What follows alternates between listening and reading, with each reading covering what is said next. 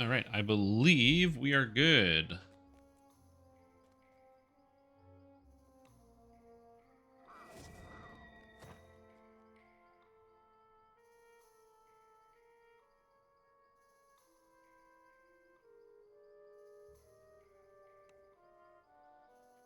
What's happening, everybody?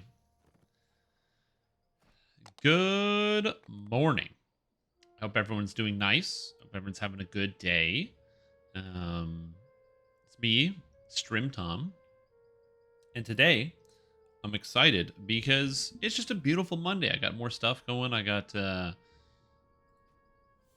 like any other day. I'm very excited for. Oh wait, oh, new things. That's kind of cool. Oh, very exciting. New things. I am very much looking forward to just, I don't know, hanging out, having a good day, playing some DDO, talking about DDO. Definitely going to be doing a lot of talking about DDO because the game's pretty good. We got some exciting news for next week, which is kind of cool. Or not next week, later this week. Apparently, there's going to be a live demonstration of quest building happening on Thursday. So if you didn't see that yet, there's going to be a demonstration of some quest building happening on Thursday, which is kind of cool. I will be definitely taking a look into that. We'll probably be watching the stream here. So we'll just like literally just sit and hang out and watch the stream and kind of see how it goes. It should be cool. I know it's not, obviously, watching somebody watch the stream is maybe not what everybody thinks of when they think of what they want to do with their afternoon, but, you know, it could be kind of cool to see some of the stuff that SSG has got going on, how they do the quests and things. I'm looking forward to seeing some of that. Other than that, I don't know. I'm just kind of hanging out today. Today's going to be a very good day. I hope so, anyway. I'm doing pretty good.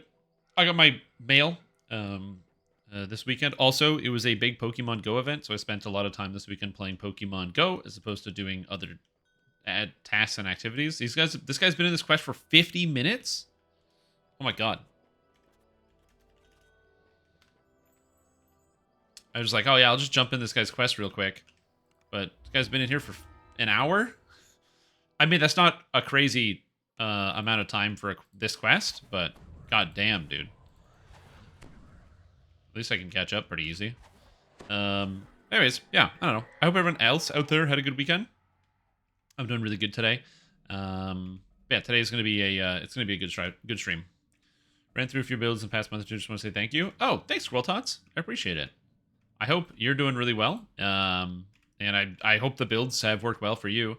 I know that some of the videos that I have that are some old ones don't have, or they have issues where like the like links don't work and stuff.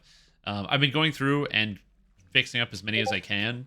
And then whenever somebody says like, hey, by the way, your link doesn't work, I'll then go and check back and fix it again. But glad to hear that things are going good for you and the builds. That's awesome. I'm glad to hear that. Must go faster. Apparently they're at the end of the quest. I forgot how insanely long this is. Even with my tumbling strategy, it's still not enough. My Discord bipped? Ah, perfect. Thank you. Yeah, my Discord did go. 1 second. It's 100% me, by the way. So if you hear more Discord bloops, that's just me. Every time my sound app decides to reset its... Or not sound. Every time I get a Logitech update, it resets everything. I shall attend to it in a trice. Few more months for 2 years, D. Isn't that crazy? Just a few more months, and then you'll be at 2 years. Thank you so much, Salvo. Appreciate the support. I've been a part of your online viewing experience for almost 2 years. Damn. Isn't that crazy? What a good way to waste time. Thanks so much for the support. Appreciate it. Hope you're doing well. Thank you so much for the resub. Also, what's up, Kevin Head? How are you now? I assume this is done. Do I have swim? Nope. Yeah, the videos help out a lot. I have a new Bard video to put out as well, so I'm excited for that. Oh snap, the quest is over. 52 minutes. Brian here. Goddamn. I got $1. You got an answer, yes sir. Yes sir. Primal. Oh yeah. Shard Storm, 2 Charisma. It's pretty good. Oh, that's about it, I think. Magus. Spell Pen. No magic circle thing. The magic circle thing's not a big deal. I think it's the immunity. Probably other stuff I have no idea. It's the immunity. It's the anti-magic shield. Maybe wait to see what new raid gear is coming in new secret chest. There's going to be a new secret chest for sure, and there's going to be a new secret raid gear. So you know, that's also a good thing to check out. But then you have the problem of, okay, now you need to get the secret raid gear and the secret raid chest. And that is a task and a half. Because then you have to, like, get it from the raid. And presumably they're going to be making the raid a lot harder, because that's pretty much the biggest feedback that people gave, was like the mechanics seemed to work, but the raid was too easy. So I have a feeling that they're going to be making the raid a lot harder. And if they make the raid a lot harder, well, it's going to make it a little bit tougher to get the things that you need. So we'll see how that goes. Oh, they didn't go this way. They went this way. All right. A task? Yeah, just send Linabella a message to appear it into my inventory. Easy. That's absolutely how that works. Yeah, yeah. I didn't even think. I don't know why I didn't think about that. Guess I'm just an idiot. Notified to probably hardcore now. Do you think picking up Blur and Magic Missile immunity can be worth it in Fade Arc? On hardcore, yes. On the regular server, I don't think it matters at all. Because one, you can just take use magic device and just whip shield on yourself, and the Blur isn't a huge deal. But the Magic Missile immunity, if you're on hardcore, it's fantastic. If you're on the regular servers, it's still good. But like on the regular servers, if you die, you die. And you can just get more damage and do damage faster. Now then. That's how I think about it. It's like, if the consequence of death is maybe it's a little bit slower, but the consequence of damage is I can kill monsters faster, which on average will make you safer. Because if those 2 points go into, let's say those 2 points go into the cleave a level sooner, well, now you have the cleave, right? And the cleave lets you hit all monsters in front of you, right? And all monsters in front of you being hit means you're doing a percentage more damage than you would otherwise be doing. So I don't know, that's the way I think about it. Do I have a buff to give to people? Not really, I don't think so. Just skills. To guard several powerful artifacts in this area. Yeah, I think it's just skills. Hasn't reported in for some time. You've been sent to find out what happened to him. To the east is a large portal with 3 dormant runes above it. An excited form. These guys are like just dodging all over the place. What's going on here? Hey, bud. How are you? The rune starts to emit a pale glow. Take the mana. Matches one of the Dumpling? Yeah, it's faster. Yeah, you need to balance that fine line, because like, if you can kill a monster and you go from like 2 hits to 1 hit, then that means that things die in 1 hit, which means they oftentimes can't react to you, and so you can kill them before they can even damage you in any capacity, which is pretty good. So, but you need to also have like the awareness of how close you are to getting to that point. Because if you increase your damage, but it doesn't actually increase your time to kill, it's still, if you, let's say you get like 10, 2% more damage or something from an effect, but 2% more damage still means you kill in 5 hits. It doesn't. The 2% damage doesn't really matter at that point. Rune can be seen in the far corner. And so, that's usually where like the offense versus defense things comes in, and it's one of the reasons why I think about it in terms of, do I need extra defense on the regular servers? I don't care too much, because you'll know if you need more defense. Because like if you die or you're struggling, then you're like, oh, okay, I guess I need more defense, and you'll go just swap it out. Maybe like, you know, if you die to Magic Missile and you find it annoying, then just take it. Problem solved. Okay.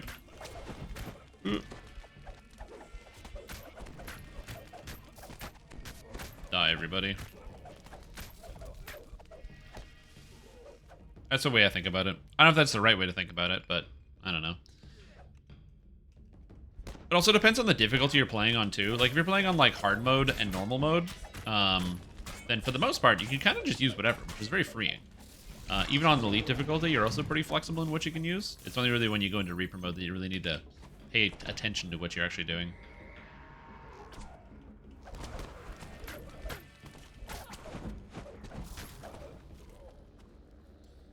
Maybe an item like gloves. Arcane Augmentation, Quality Charisma 3, Quality Spell Focus, whatever for the last. This would be very helpful. I mean, you could probably post on the forums and be like, I want these gloves. Please make them, please. Why do you want Arcane Augmentation? Aren't you already at cash level cap? Or is it just for the extra spell pen you get from having +2 cash levels?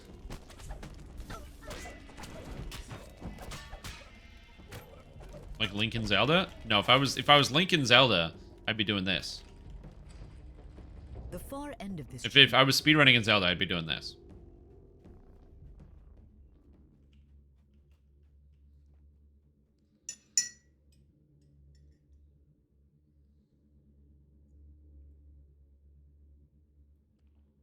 Coffee. I need to finish The off the coffee. ground rumbles and rocks shatter as Ergnonth clears the way. The crumbling stones of this ruined amphitheater are now the site of a dark ritual. The conducted by dinosaur. cultists. Or whatever this guy is. Ah, shit. Dragon. Hey, hits for 65. Oh, that was a crit. Okay.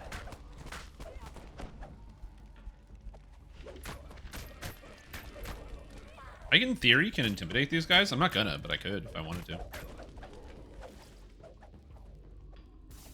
The black dragon Hopefully this flies quest off, does not take bellowing 50 for minutes. help. We'll see how it goes, though. Master, But yeah, I'm just thinking about the spell pen. It's not a... I'll secure the second artifact. if Not a you'll terrible slow change. stand intruders. Ergnonth shouts. Quickly! Can't you get the thing that's got, like, the Enchanting Death, You'll the find helmet the from second Feywild that artifact gives at the end +3 of cast several levels with the aqueducts. Necromancy and enchantment spells? Or is it Illusory Death? I think it's Illusion and Necromancy spells, actually. +3. I kind of want a shrine, so I'm gonna, because I can speed up. Arcane Soldier, Ichthyor's and sets I'm trying to make. Yeah. The Gauntlets of the Arcane Soldier from, what do you call it? Riding the Storm Out are very, very cool. A spell pen, even an important stat. If you want to use crowd control, yes. And for the new raid, you need a crowd control character. And they have very high spell resistance.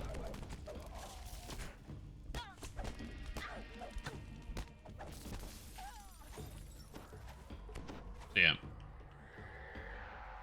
This huge aqueduct was constructed by the giants in another age.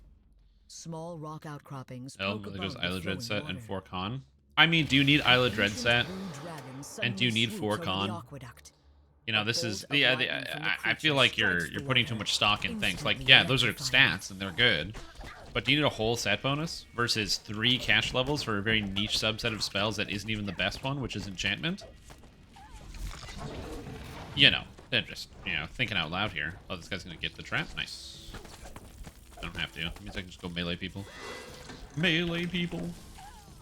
Oh, so we have an ice sorcerer? Hell yeah. I just see those ice frost lances just like shooting down. The door opens, offering refuge from Korkaza, the ancient blue dragon, and the electric. Or he's just, water. you know, not ice. He's just using those abilities because they're cool. Which is also fair. They are cool.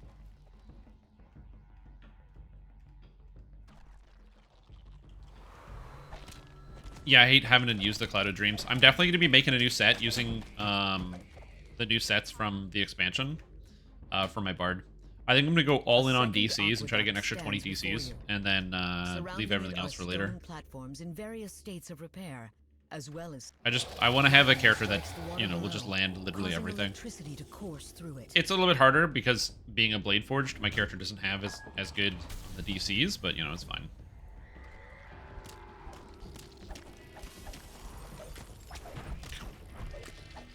Get destroyed, everybody.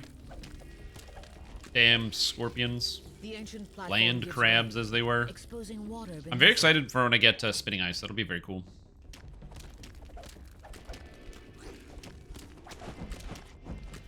Spinning Ice will be nice because it basically just allows me to freeze everything in front of me. The creature And also it's an emits extra a cleave guttural attack, so I can groan. open with Spinning Ice and then into Collapses. cleave. Sonic Bard playable without the Killing Time Land Sonic everything, necklace? like spaceships. Define playable. What does that This mean? What does the door word playable opens mean? I into don't a understand. second cavern. Do you mean playable will as in be like, free can from you the do every attentions bit of of the blue content in the game dragon. with it? If that's your question, then yes. You don't need the necklace to play a Sonic-based Bard. Good High Reaper? Well, Bards aren't good in High Reaper for damage because their damage spells aren't very good and there aren't a lot of good Sonic damage spells. So what you usually do with a Bard is you supplement with spell, what do you call it? With like crowd control, so you can easily get smell of great ozone mass and the holds, crackle and you of can get your sparks greater shout DC to over immediately tell you that 120, so you electricity just lock pulses everything through the down so water nothing ahead. can move. Plus you also Stone get free platforms healing, in various which stages makes of your character disrepair invaluable, surround the but you're never going to outdamage any of the top 3 Sorcerer, Alchemist, or Druid. So with that it being in mind, you don't really You need it. spot a set of 3 levers with when this lever is pulled. I mean, you can a try, loud but click reverberates off the yeah, walls of the it should be fine. aqueduct. Bards are always other good levers in are Hide now Reaper because as long as you have the Bard song or +1 to DCs, as well as the +1 to all ability scores, every single person will always take you to every single High Reaper event. Every person in the game. this guy's gonna get it done, I think. Like, bards are just always useful for that, so it's not really a problem. You could probably just take, like, a level 20 bard in and probably still be pretty good. I mean, obviously you'd want to do better, but... Bard buffs. Bard buffs are a hell of a drug. Like, when we do hardcore, we literally just, like, recruit a bard and tell them to stay at the beginning of the adventure. Just log in and then bard song everybody and then stay at the beginning of the adventure. They never listen. They always get murdered somewhere along the way, but... Across the water, followed by a harsh laugh from above. The every hum time. of energy Those pulses poor through the water, bards. and a signal crystal begins to emit a glow. Like, hey man, just stay at the beginning of the quest. No problem, you got it. At the beginning of the quest, no problem. I'll stay at the beginning, no problem. And then they always just start following up. I felt really bad for that one guy that died. I think it was Hardcore Season 4 or 5 in the quest The Age of Rage. And he was following behind us, and he just went into a room where there's respawns, and so he thought the room was cleared, and the room was cleared when he went into it, and then we killed the boss, which caused respawns to pop up, and insta died, but no one knew where he was, because he was supposed to be staying at the beginning, but he was just following of his own accord, and we couldn't save him in time, and he died. I felt bad, but I was like, man, I said stay at the beginning.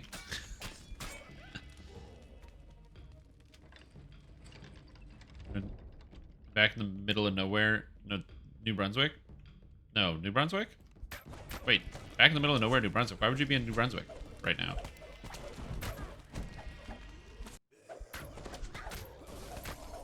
Also, I don't believe in peace or sanctity.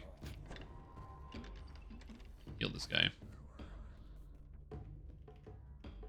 Oh, back from. Okay, got it. Back from. Okay.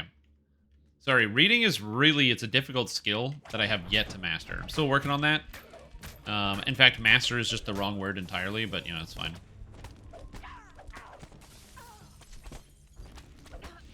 Blocks the burn in every hardcore.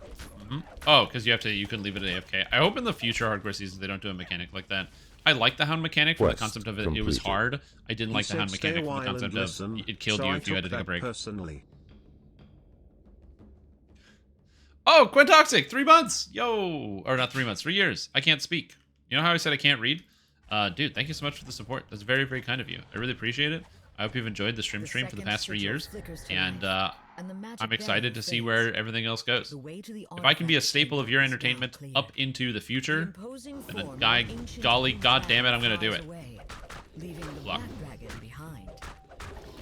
Oh, he's not even attacking me? Cool. Nice. Nice. Great job, Dragon. Sick. AI, let's go, dude. I think I got behind it too fast and it doesn't know where I am. Because I tumbled. Oh, baby, let's go. Lightning strikes the water below, causing electricity. It literally doesn't know where I am. Lightning strikes the water below, causing electricity. Well, that's the easiest thing I've ever done.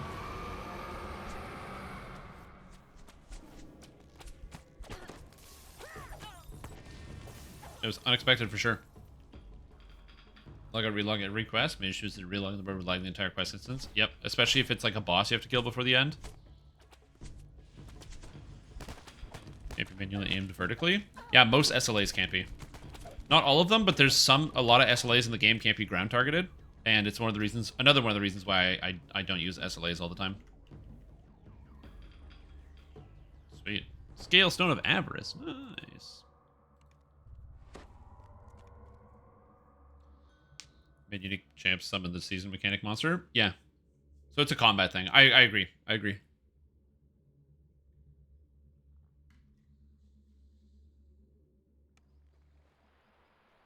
I don't even think it needs to be like counterplay to prevent them from being summoned. Like, bring on the hounds. Just make it like a part of the experience. I don't know why they couldn't have just stolen Reaper Tech and just dump the hounds inside the packs like Reapers. So you can see them and prepare for them. But I guess it's the hunt mechanic. Like, the hunt stuff makes sense. Or like a champ that when you kill it, you become hunted. And then they start coming for you. Private League, by the way, I'm debating on patching. Have we burnt out? No, I'm still going good. I'm going strong. I just haven't had a chance to play as much because this whole weekend I was very busy. Gotta clear other stuff. Thanks for the group. Take care. Oop. Oop. And we leave the party.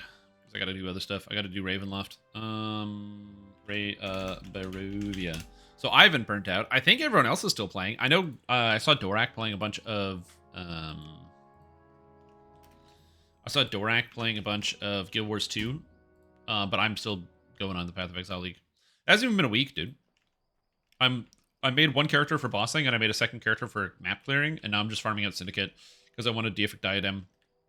I don't know how many Katarinas I have to kill. I do a Katarina every day, so it's not too bad. I just haven't had as much time to play because of other things going on.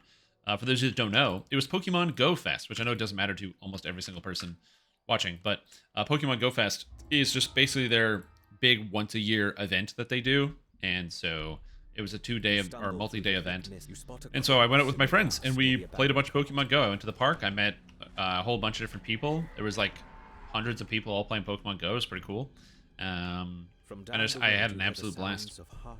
Got a bunch of extremely rare Pokemon. I got my Primal Groudon, my Primal Kyogre, my Mega Rayquaza.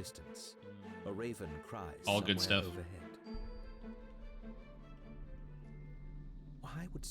New Chieftain, a whirl. Apparently, New Chieftain is crazy. I saw a build online where this guy, all he does is walk around and everything dies, because there's an effect you can get where when a monster dies, it has a 5% chance to explode for dealing 500% of its health as fire damage. And then he gets Ignite Prolif, so it does 500% of a monster's health as damage, and then you get Ignite Prolif, which then causes it to spread to other monsters. But the problem is, you might be like, okay, so how do you move it around? Apparently you get a staff that causes Ignites you deal to be reflected back onto you, and then there's a passive in Chieftain that makes it so you're unaffected by Ignite. So you kill a guy, or you just run into a couple monsters, kill some basic monster. It explodes, dealing 500% of its health as a fire damage in an AoE, which causes then a burn, which for like millions upon millions of damage per second. And that burn affects you, because any burns you inflict are reflected onto you. And because it's Prolif, it has a long duration on it, and it's killing other monsters. And so then you just start walking around, and it's this huge AoE exploding every pack, and you just walk forward as everything dies, and then more things die, causing more burns, causing more Prolif, causing more Reflect, so you can just walk through an entire thing without having to fight anything. It looks really, really cool. I don't know exactly what you need to set it up, and I don't know how expensive the unique is, but I can look it up. Let me find it.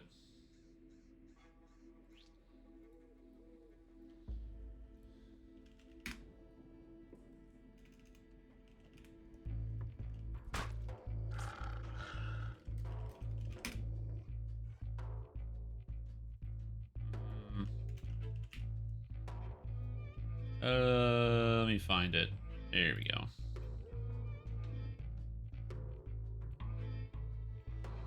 Here is the Reddit thread I saw yesterday, where somebody just explains the general concept.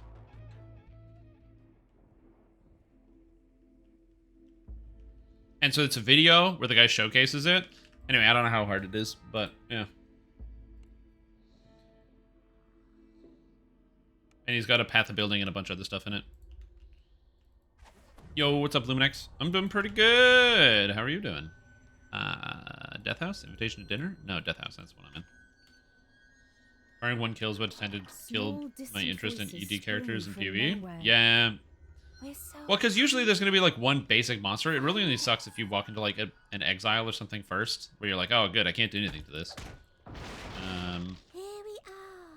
But I don't know. I don't mind it too much. That's basically how my Frostblade's Raider works, where like I need to get frenzy charges or else I can't do anything. But fortunately for me, I just kill one monster and I'm at max frenzy charges, and I can do whatever I want. Take us to a nice The place to rest. benefit, the upside and downside of having We want to rest now. minus what was it? 9 frenzy It charges. leads down to the basement, where the monster is. Beyond the secret door, a dusty stairwell leads down into darkness. You gently place the Anyway, bones it's just kind of cool. inside the It was like a coffins. neat effect, or neat build, and I don't know if that's what you should do, but it was just it uses new chieftain, and I don't know how hard it is to get the fulcrum, so Once you I'll have to get figure out the how hard that most is, in the basement. or if it comes from somewhere specific. I just didn't look up the unique, so I don't even know. Looking best laid plans and charmed from that, everything else is great. If it makes you feel any consolation, best laid plans is a wall for everybody. It's a very hard quest. The technicians are have their high force damage AoE knockdown that kills you, and they have improved evasion.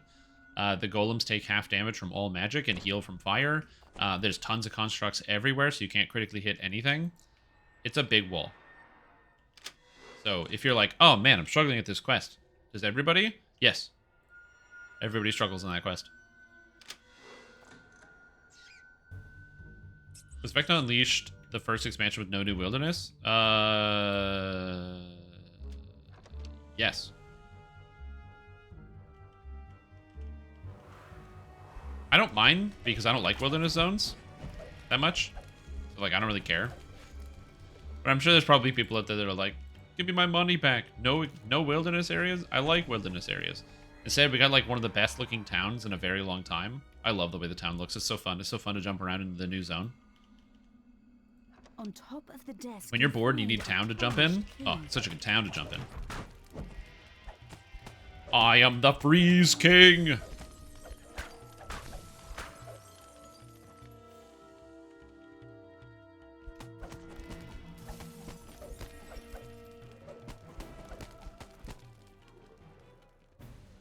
Okay, here is annoying because I'm just going to get dispelled, but it's fine. It is what it is.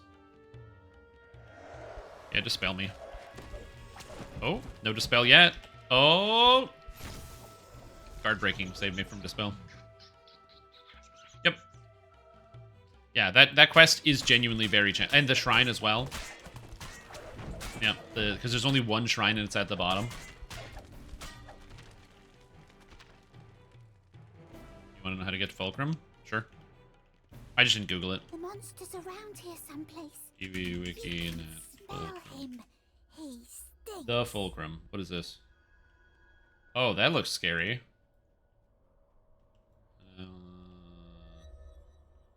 Oh, the heist? Oh, heist? Oh, heist? Oh, heist? Oh my god, not Heist League.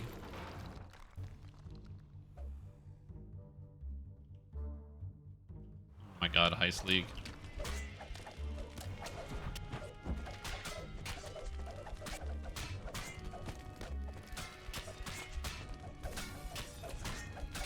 My character is insane for doing heist, so I can do heist again. Still wanna. Didn't already increase in using Ratcatcher. Anyone recommend a good upgrade? Ratcatcher's the best crossbow until level 20, which you can get Epic Storm. Is the only improvement from Ratcatcher. Robed apparitions surround. And even then, I'm the not altar, sure it's an improvement. chanting. The Ratcatcher's that good. He is the ancient. He is the land. The Juggernaut was better. Yeah. So the idea is that if you're not playing, if you're playing on Trade League, then you can trade for the gems that you get from Searing Exarch and Eater of Worlds. That if you have two, or jewels, or if you have two of the jewels, you can get a Keystone passive from another Ascendancy. So you just trade for the Keystone passive to Salio Cleansing Water. Or sorry, not Salio Cleansing Water, the Explosive Keystone passive. And then you find some other way to mitigate the ignite damage. There's a sudden gust of air, as if the Yeah, entire they are building unbelievably lets rare. loose. They have like a less than 1% drop chance from, Eater and Searing Exarch, so they're not easy to get. And if you get one, it could be any Keystone passive from any I shall attend to it in a trice. Ascendancy, which means that the odds of getting the one you want are basically 0. Also, what's up, Ritz? How you doing? Also, not all Keystone passives are made equal. A lot of them are not good. So, yeah. Like, if I'm playing a Raider and I got 2 of them that gave me, like, Tailwind, that'd be sick. I'm not going to get 2 Tailwind, but if I did, holy moly. But so on Trade League, it's one of those things that you can do on Trade League and you can't do off Trade League. Flex on chat? Yeah, several people have. Voices ragged and carping, come from the other side of the windmill. Also, Ritz, welcome back to the stream team. Appreciate the support. You've had a fantastic day. Thanks for tuning in, bud. Appreciate it. It's been a long time. 27 months. God damn. And the rest of these peasants are unlikely to leave. And the old woman's voice grows cold. What does unlock VIP for a month do? It gives you a little symbol next to your name. That's it. Howls in the distance. And then you can feel morally superior to your fellow chatters. Then there, the wind whispers treachery. This is not unlock VIP for a month in DDO, because, one, I can't offer... It's against Twitch terms of service to be able to offer things that actually have monetary value as part of the, like, the bits or whatever. Not the bits, the channel points. Because that way they can say it's not technically gambling, and they can do it in all sorts of different countries, because it's not technically gambling because there's no money associated with it. This is a valueless currency. But yeah. Let's see. Stream Hearthstone. Stream when? I don't plan on ever streaming Hearthstone. But thank you for asking. So when? Never. But, you know, great question. Hearthstone's a fine game. I haven't played in a very long time, so I would not really know how to do anything in standard. And when I do play Hearthstone, it's always just to play Battlegrounds, which is the game mode I enjoy the most. Because it's fun. The only issue I have with Battlegrounds is I feel like it's like longer than it used to be. So the rounds just take more, or take a longer amount of time. I guess unless you lose quick, but that's a different story. You get worse, so you lose faster, so you get kicked out. Actually played a round of Battlegrounds with my brother today. And I came in third because I got some mechs first. I got some Anoyatrons, and then I got some, what do you call them? The Deflectobots. And then I proceeded to get nothing for the rest of the game. No other mechs. Even though I had like 14 gold every turn, I was rolling just for mechs. Like, I just went to 6 and rolled for mechs. Got nothing every single turn. And then lost eventually. Classic move. Is that why I can't bribe you to do a build review? That is correct. That, and also I just don't like the idea of people paying to skip the queue. I just don't like it. Look, the universe is not fair, and life isn't fair, and people will pay to skip the queue all over the place, but not here, goddammit. You play less, and then go ahead and learn how to do it. It's not that hard. It's just a video game, dude. Just go read the patch notes or look at the cards and then put them together. Video games. Seems shorter to you, yeah. That's the way I think about it. It's like hard at first, then you like spend 10 minutes reading it over and you're like, okay, now I got them all. We're good. What do the Famine Reapers do? So Famine Reapers have a whole list of spells they can cast depending on the level of the Reaper.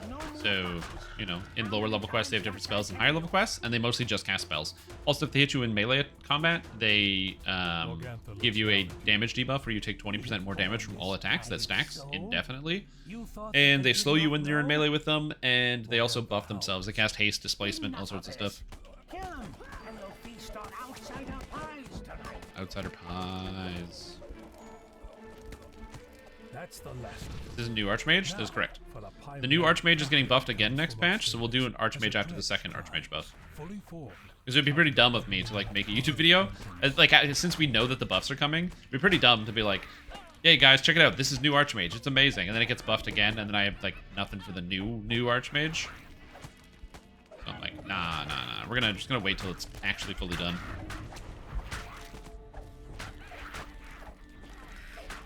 Vampire Reapers would be interesting. A Reaper that heals itself upon damaging you. I don't think we'll ever get that, but I think it would be kind of interesting. I'd screw with that. Be a good mechanic. The hags are dead, leaving behind them only the bitter taste of dreams. Line of people are waiting. I don't think we actually have a long queue. Oh, whoops. Don't recall that. 2 times the views. Yeah. I don't know. I care about concise information. To me, that's more important. Like, I'd rather get good information than milk views. It's one of the reasons why I'm not a great YouTuber. I don't want to make 2 videos. I'd rather get all the information than make 1 video. Because then that way you don't have to look at 2 videos. Like, Like, you, the consumer, can just go, oh, look, there's one video, and then look at the one thing, and you're done. You know what I mean? No HP relative to monsters. Reaper does about nothing. What? I don't think so. I mean, you can just scale it. Whatever. You just put a number multiplier in whatever you want.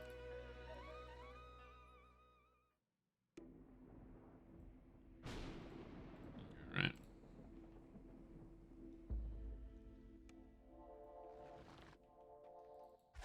Let's do this one. Surprised I haven't had a single bite on my quest pack, but yeah.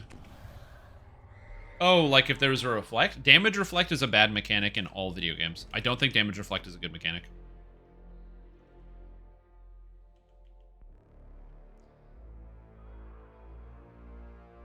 Any type of damage reflect, I think, is just bad. Because the problem, unless damage reflect is really well telegraphed, where it's like, you know there's going to be a reflect at an exact time, it's a bad mechanic. RNG damage reflect is just, you just die sometimes, and that sucks. So, like, as an example, in the Lord of the Rings Online, in the most recent raid that they added to the game, the second boss is a damage reflect, but only against magic damage. And so what happens is, it's not at random, there's like a timer on it, but he doesn't always do it on the timer, so you just know at some point he might put the reflect up, maybe, but again, you're not 100% sure. And so what happens is you're just kind of banking he doesn't put the reflect up, because if he puts the reflect up, you insta-die, which is, again, just not a very fun mechanic. And then to remove it, you need 3 separate people to hit the boss with the debuff that then removes the reflect. So even if the reflect comes up and you notice and you hit with one of the debuffs, you still need 2 other people to do it, and if nobody else reacts, you die anyway. It's just bad all around. It's just not a good, fun mechanic. I don't like damage reflection in games like this. If the damage reflection is so bad that you don't instantly die, then I think it's fine. Or is like such a small amount that you don't instant die, I think it's okay. But a lot of game designers will just put in like 100% or 50% or 25% damage reflection. And it's like, yeah, you just die in one hit. Who cares? Hey, what's up, Belanian? How are you doing? What's going on? Welcome back to the stream team. Appreciate the support for 8 months. Thank you. Glad to have you here. I hope you're enjoying the stream and you're having just a fantastic day today. Glittering in the light. As you draw near, a chill passes over you. This treasure is not put in place where the reflect its own damage cap as a percentage of your health. That'd be an interesting idea.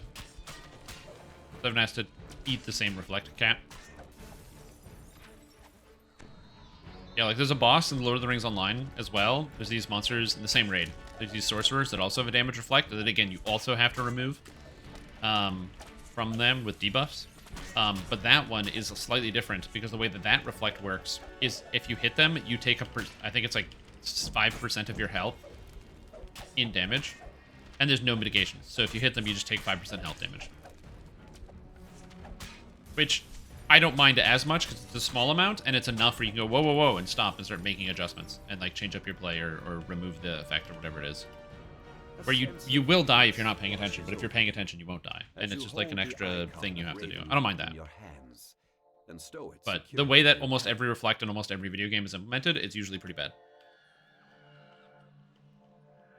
Like, for example, in Path of Exile, damage reflect sucks because if something has reflect on it and you just don't see it, for whatever reason, say you're just not paying attention, you don't notice the reflect is there, you just die instantly. You hit a monster and you're dead. And then it's like, oh, right, there's a reflect. This was reflect. I got it. Dusty scrolls and tomes line the walls. No damage cap percent to your health. Yeah. It'd be fun if hardcore reflect all enemies in DDO. No, you'd still die in one hit. Damage reflect would be easier to balance monsters and HP to our characters. No, you still die in one hit. He ignores you, completely absorbed in his work. I can prove it too. See these monsters? Check this out. 5% damage reflect. And AoE, boom, I just died. Each one has 5% damage reflect, so therefore I used a double hit AoE, so then I pressed that key and I just died. I hit twice and I hit you know, 16, 17 times.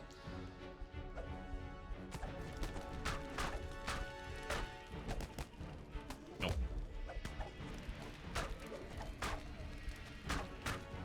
Be a bit tankier. You can't tank it. You just take the damage. So it doesn't matter. You die.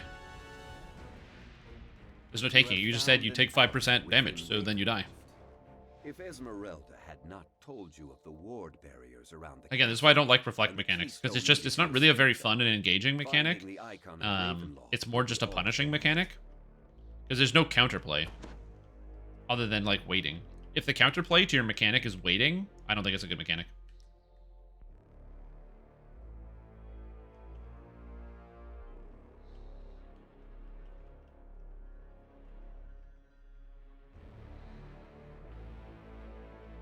Stumble faster than running? Yeah, it is.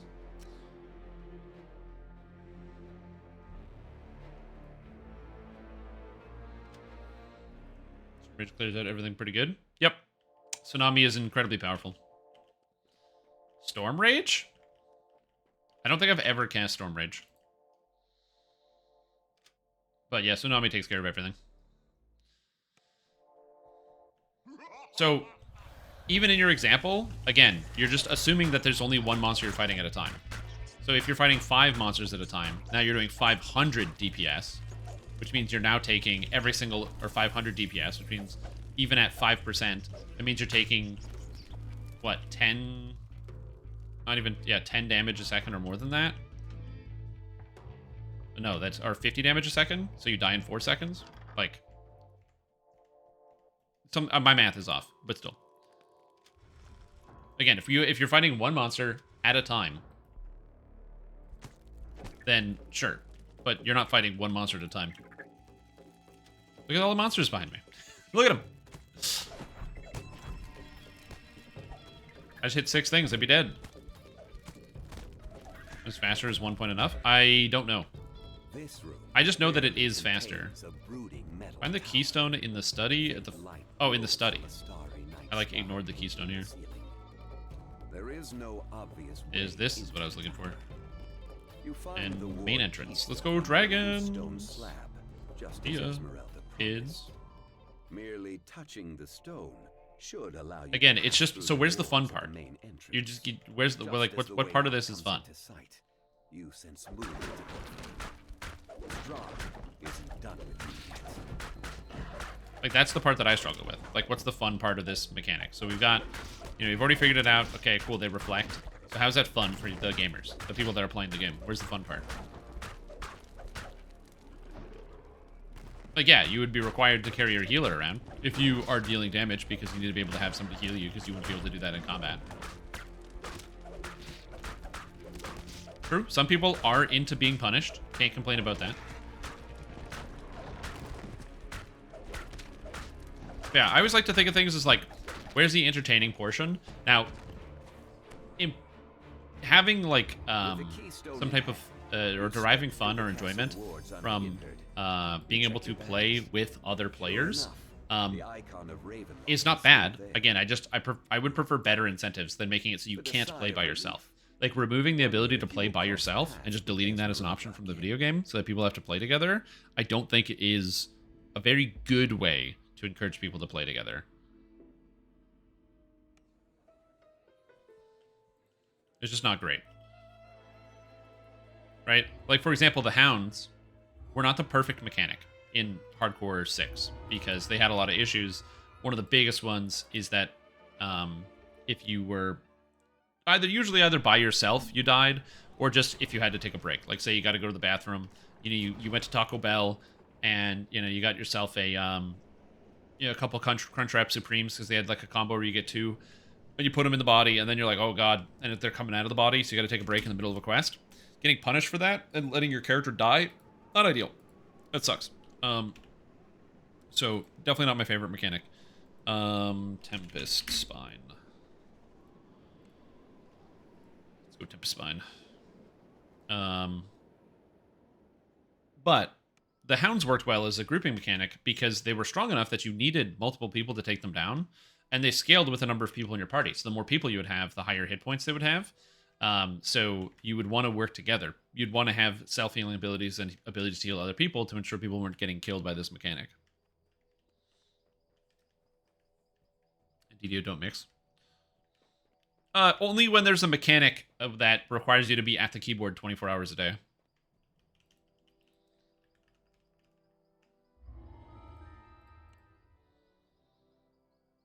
But yeah.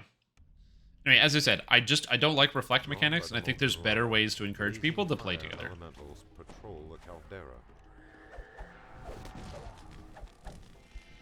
I'm not a huge fan of that.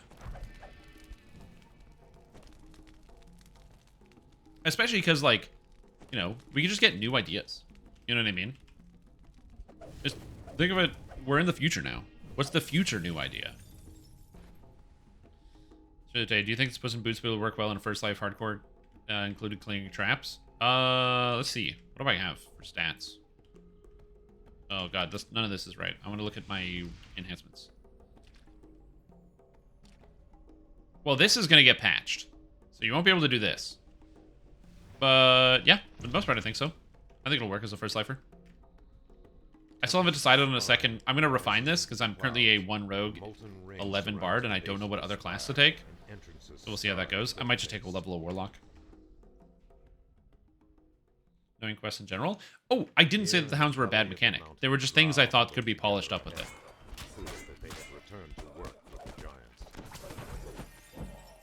There are reasons why it didn't work for a lot of people. Like I said, the interaction with the hounds I thought was very cool.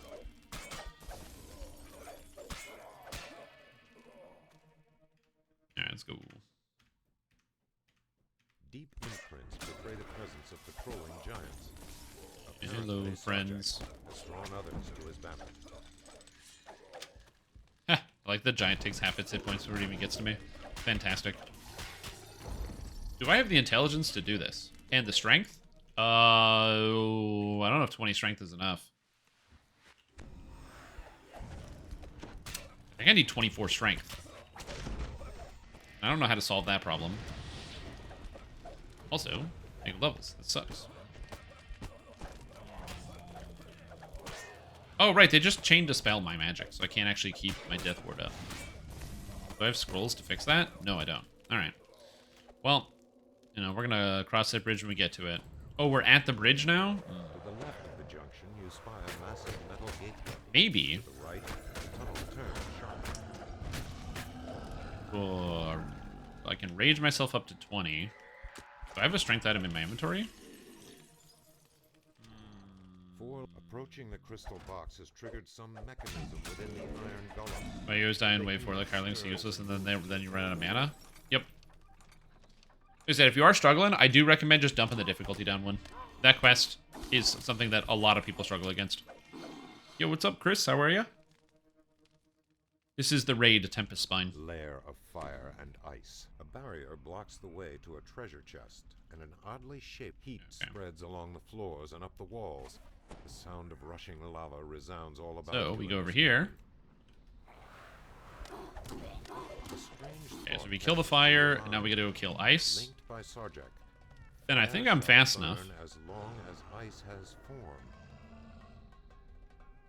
In your main of bow tune for some reason. I see, and this is exactly why I did bow and then crossbow, and I realized I was an idiot and I had to fix it.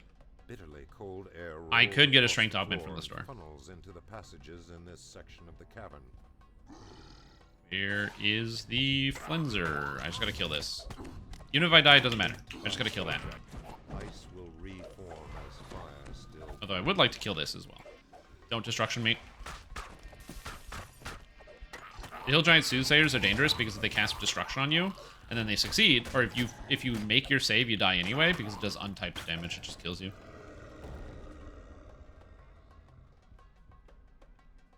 Oh, damn, dude, that sucks. That's a brutal experience. Hope you're doing okay now.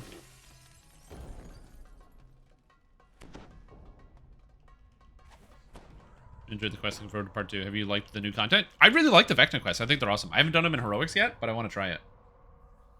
Yeah, Crossbow doesn't get that. It doesn't. Forge race simultaneously and losing a 50v1 fight in that quest? Weird.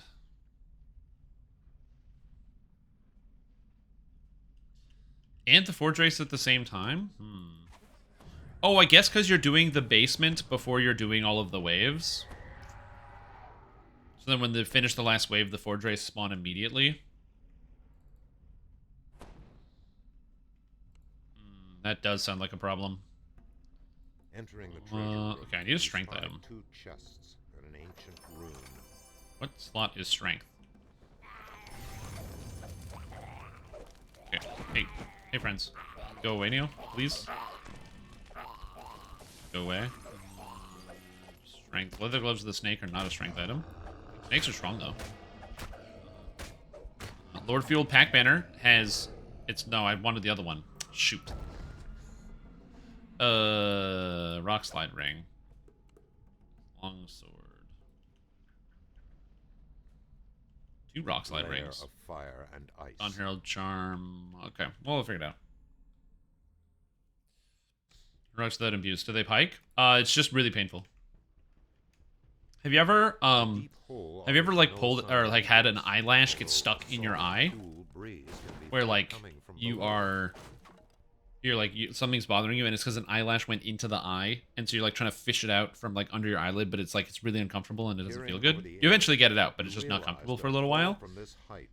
Okay, that's what it's like to level as a bow character.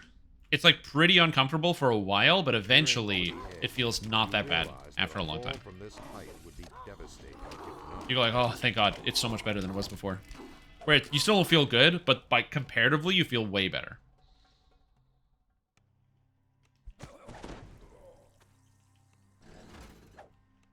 A blast of cold air funnels through the opening in the cavern. The crisp air is laden with water crystals. Fighters flower stuff content. They do chain 2 solo as well. Yeah. None of the quests are terribly hard. And also, the quests have extra mechanics to make them easier. So if you are struggling, you can do like extra things to make the quest easier on you as well. Drow scorpions and rust monsters guard this room. A sealed door across from the entrance. Oh, wait. Recently used 20? Oh, 20 is enough. Let's go. I don't need anybody else. Yeah, buddy. Whoa.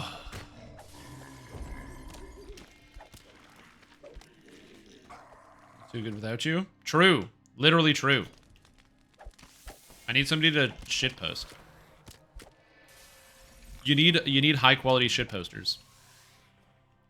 True. So yeah, I'm sorry to hear that you have not been feeling good, Ludacris. I hope you begin to feel better, and then continue to feel better, and then you improve, and then you heal 10 times stronger than you were before. And you become human antibiotic, destroying bacteria with a touch. I don't think that's how that works, but it could be. Offensive Feywild Collar, good for anything on the Sentient XP. Offensive Collar. Oh, like for pets and stuff? All pet collars are pretty bad. Because they're pet collars.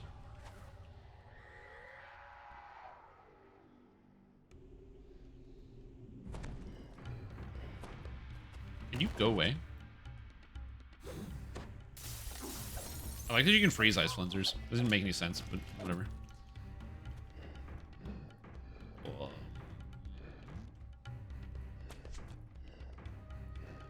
Oh, this goes here.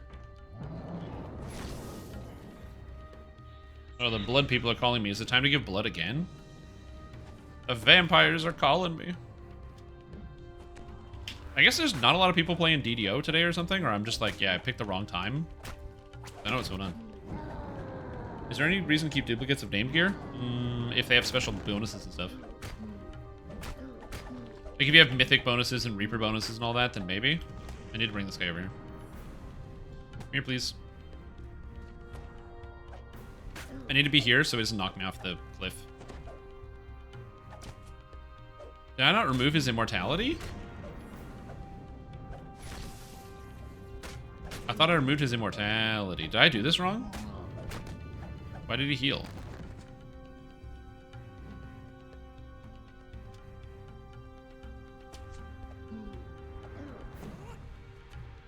Uh-oh. Missing the rune? No, I put the rune in. What?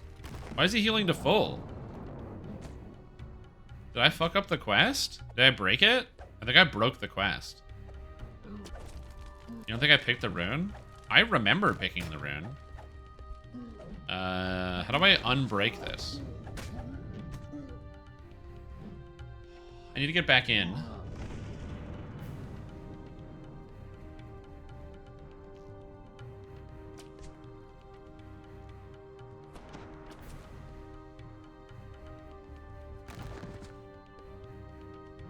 Okay. I need to go here. One false step on this edge could lead to a disastrous plummet and death.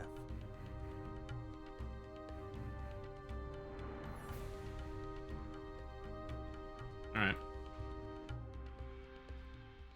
We'll go get him again. I guess it's fine. I got tumble speed, so we're okay.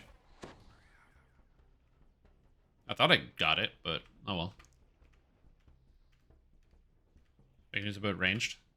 But yeah, how does it compare to trying to level as a thrower non-Vistani? I don't know. That's one of the reasons I've never leveled as a thrower, because I'm very confident it's going to be the worst experience yet created by mankind.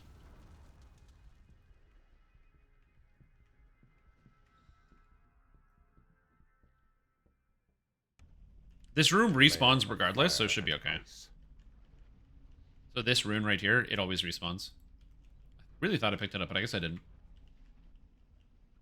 Lair of fire and ice. Yeah, that sounds about right. I probably did.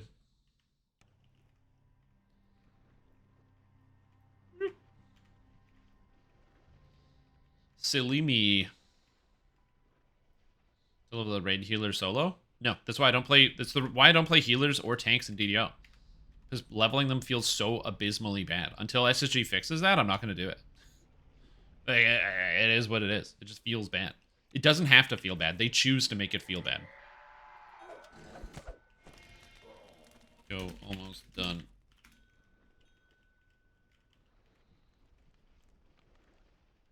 So yeah. I don't like it when games make it hard to level like support characters. Because support characters are really powerful. So you want to have support characters in your groups. You want to have people play support characters. And they also don't get like this the you know, they don't get the accolades that, you know, your more DPS characters and other things like that usually get. Okay. Thank you. So yeah. Come over here, dude. I need you to come here, please.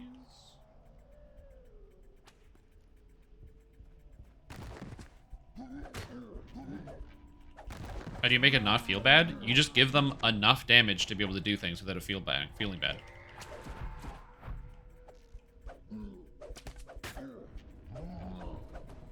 They don't need to have a lot of damage. You just need to give them, make it so they don't get no damage. That's how you do it.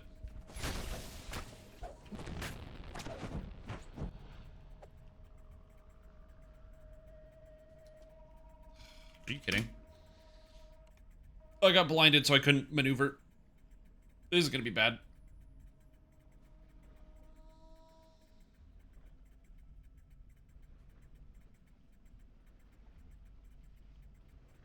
Hey, you just give them enough damage that they don't feel terrible. Like, there's no reason for the tank tree to avoid having actual offensive stats in them. In it. Like, you're not going to be doing as much damage as other classes, but having no offensive stats is just kind of silly. Yeah. I just need this guy to come over here and not stand where he is. He just refuses to come over to me. This is why, whenever I do this quest, I almost always do it on a ranged character. I haven't done this on a melee in a while, so it explains why this is brutal. Get to me, please. I'm gonna take a risk.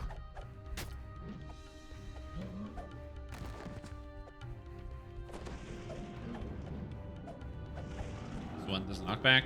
Okay, we're good. Just gotta time the knockback, that's all.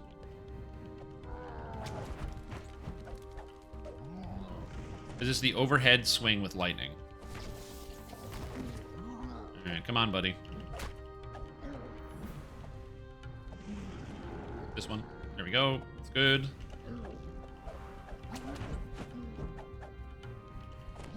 Okay, almost there.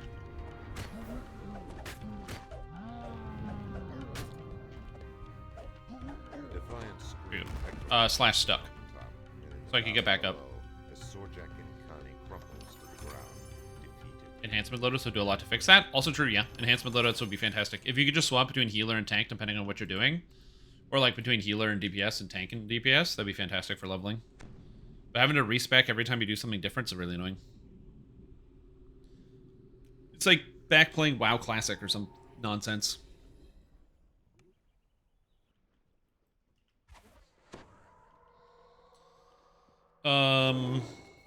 Last quest I have is the one in the harbor with the traps. Why did I do that? So, Sorjek Akani is the worst raid boss designed I think I've ever seen ever in any video game. He has a mechanic where he knocks you off of the... You basically climb a mountain and you get to the top of it, and then he knocks you off of the mountain when he gets under half health. So when he gets under half, he has like an electric attack, and he slams down and he knocks you off the mountain. So the reason why he's the worst designed raid boss ever in any video game yet created is because this doesn't mean that the boss is necessarily hard. It can be annoying if maybe a key character gets knocked off. The problem is, if you do it on a higher difficulty, then that means one person is going to get knocked into an area full of raid monsters that they probably can't deal with by themselves, and then they're going to die. And people aren't going to go rescue them because it's going to take you 20 minutes to go get them because you have to climb the entire mountain again and clear the area and clear the surrounding sections. So the problem with that is... what it means is he has a raid mechanic that just says some players in the raid don't get loot this time. That's just what the raid... It does. It's not a knockoff. It doesn't knock out the tower. It's some players in the raid don't get treasure. That's the mechanic. Just at random, he just chooses some players just don't get treasure, and that is what it is. I think that's a bad mechanic. I still don't know why they haven't removed it. At the very least, one thing they have done is that when the boss is dead, there's now a dimension door at the beginning of the quest that teleports you up to the top, which is nice. Because it gives XP.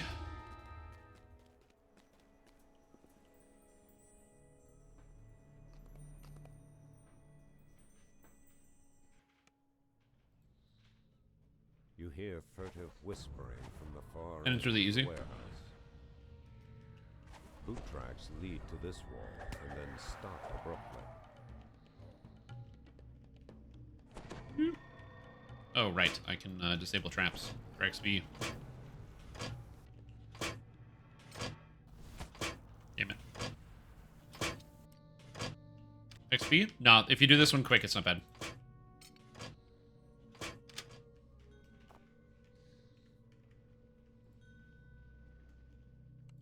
Oh, whoops. Hello, welcome. Oh, hello, welcome.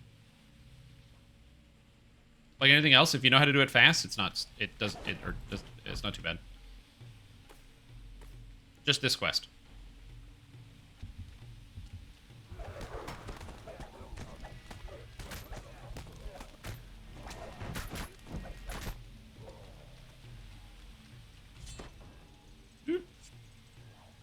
Yeah, especially if you don't do the traps. It goes even faster if you don't do the traps. But I'm going fast. With the traps. Oh, this guy gave me good bard buffs? Nice. Red-robed agents of the Aura block your progress. Oh, yeah, absolutely. People don't run the raid, not just because it feels bad, but it also takes like 100 million years to run. Oh god. Okay, I'm not doing all the traps.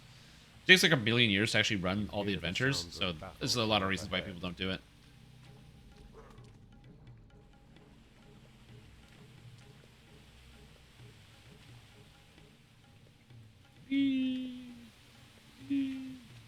Wet footprints lead up the steps to the northern wall. I thought there was a trap here. I guess there is not. Oh, the trap is there. Judging from the thick cobwebs in the hallway beyond. Well, I'm already walking past most of the traps. I guess we're walking past the traps. They only fire once, so it's not like it's actually dangerous. The sounds of scurrying rats are gone. Yeah, this character can handle the trap maze and Golafan. Replaced by an eerie silence.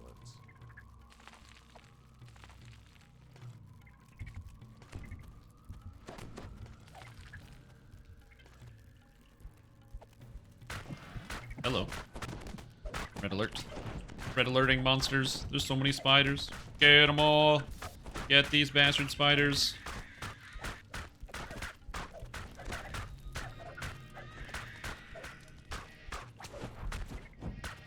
Here we go. I'm not running Titan. There's still some unique items that have Titan, so it's one of the reasons why I would run it, is because I want that stupid, the sickle that counts as a quarterstaff. The Shining Crescents. If I had those, I would do some weird stuff, but no, I don't want to do it. Cold water below looks uninviting, but it's the only way through. Oh, it's already done? Nice.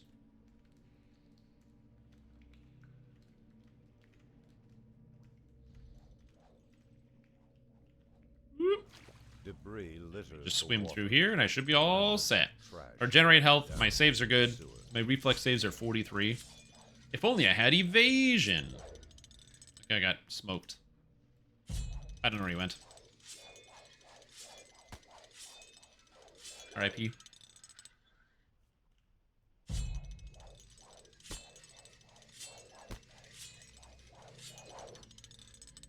Talked to that for that very reason? Yeah, These I should blades have. are powerful enough to cut you to ribbons. That's right, I should have done that, but I didn't.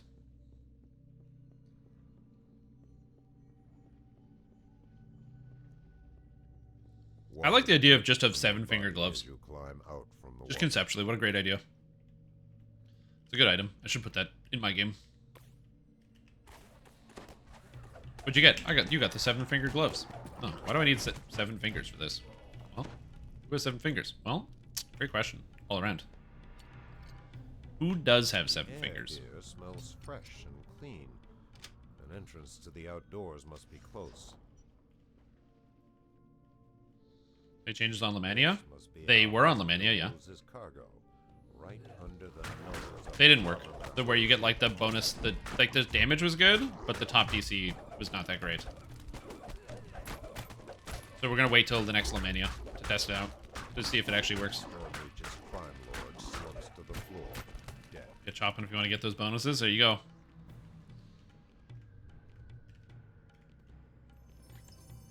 Why I always do that. Return Every this time. book to Borg. Yeah, so this quest isn't bad. When you get it done in 5 minutes, it's not too bad. On its This own. is not a 5-minute quest. So there's that. Okay, done with 10s onto 11s. Starting with Ravenloft 11s. Max number of filigrees, 10. 10 sounds right.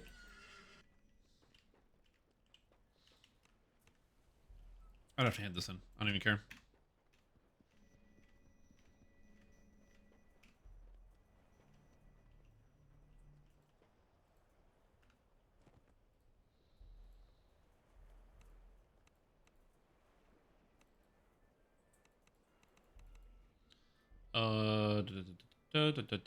Swim? Yeah, swim's good. Then I swim faster. Swim fast. By the edge of the storm. Okay, so now I'm actually a level 12 bard, so I can take Fighting Spirit. So now I get Inspired Greatness is 10 HP equal to my Charisma, which is not that much better, but it's fine. Extra Imbue dice, and extra Inspire Courage damage, and 3 points to spend wherever I want. I kind of like the idea of being immune to fatigue entirely. That is very convenient. And then extra hit chance seems like it's going to be good, considering my trance is not going to give me hit chance. So I do want to take that. I could get positive spell power, but I think it's probably not as good as just getting extra hit chance. And extra bard songs are just nice. Okay, let's go. Can't find a functioning prototype. The final boss guy has one next to him. No matter what, you can always get one. As long as you kill the final boss, he has one next to him. Or not the final boss, but like whoever, what's his name? The guy that betrays you. Barovia.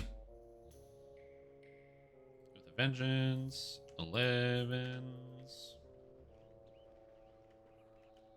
Yeah, so if you haven't done that, then you still have to figure that out. Victor Debonair, that's it.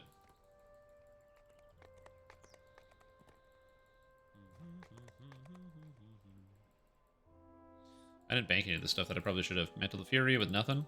Okay.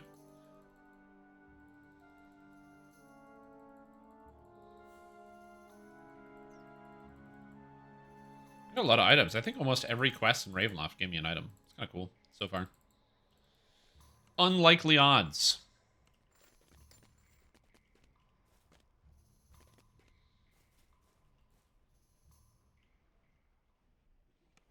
I can't wait till next level when I actually have the full spinning ice so I can just freeze people like crazy. AoE freeze. And it's a cleave, which is good. All of this is good. Did I load this menu? I think I did. Water. Let's go. Honestly, it's mostly just for the damage, but the freeze is nice too. Alright. Argon lost.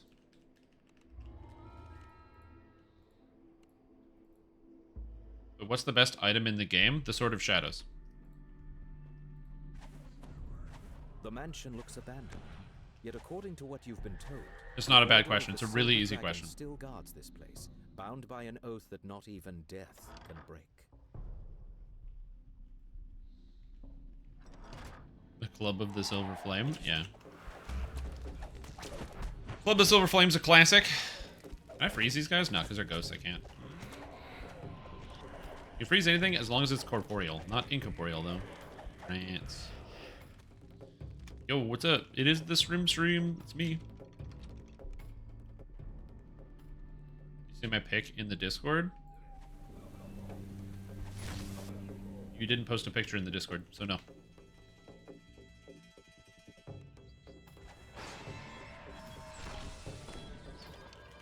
We got buffs. Let's go. Still give you strike through. The cosmetic is not supposed to still give you strike through. If it is, that's kind of funny, but yeah. 2 days ago? I don't remember. What was it?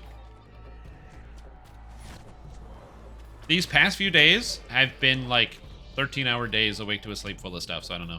Oh, you pulling Lindell's belt? Yeah, I did see that. I'm pretty sure I replied to you. Oh, video games are hard. Tucked behind the mansion is a fog. But yes, I did see that. Isn't it exciting? All it takes is 100 runs. And think of how many runes you've got in the meantime. You can get any attuned Dino Bone weapon you want. Want to change a build? Attuned Dino Bone weapon? Boom, you're all set. Also, I like the fact that you got Lindell's belt and then decided, you know what, I'm going to make a ranged build. I'm going to play a bow character.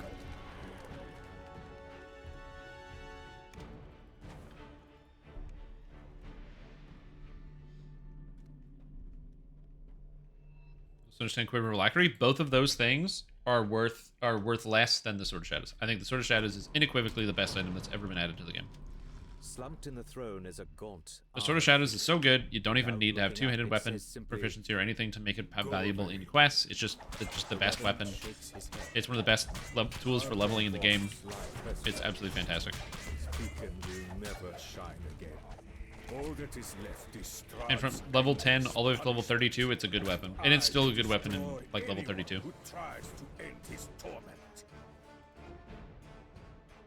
14 Paladin, 6 Ranger. Ah, Bow Paladin. Classic move. On the commander's body, you find a large the main problem with Bow Paladin is that Smite Evil doesn't work, but hopefully they'll patch that eventually. Speed or XP? Yeah.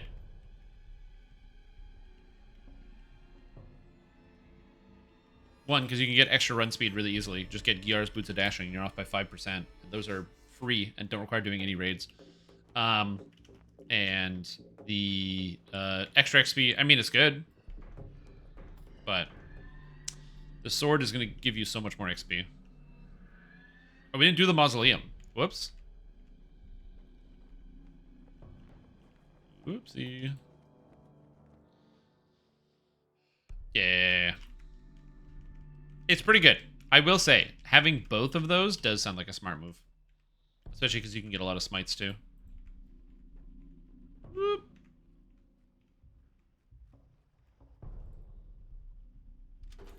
You use the silver key you found on the command. Yeah, I would probably do Dark Hunter as opposed to regular Ranger. Argynvost's mausoleum opens. You place Argynvost's skull inside the mausoleum, and a right, brilliant nice. light fills Raven the room. at the door. Now, if there were only some way to direct the light to the beacon atop the mansion. Rager's blocked because the SOS is easier required than the Quiver? Yeah. Hard worse. than the Blightcaster class. Maybe.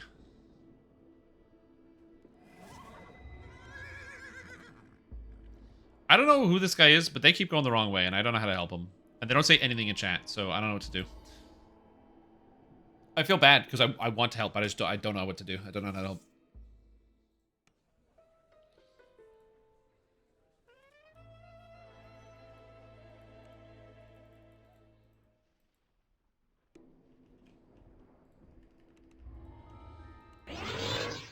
Was that person's I unicorn do really not get small, why or are you everyone big? has such a hard-on for the Sword of Shadows. It generally underperforms through heroic leveling to the Ravenloft and Shan great weapons. I mean, I'm a Tabaxi, I'm not that creep big. profile is the big thing, but if that's Kitty all cat's it's regular really size, I think. doing, it is pretty far from the best in the game. Also true. Anything that depends on crits to make it worthwhile just aren't that great. True. Fact.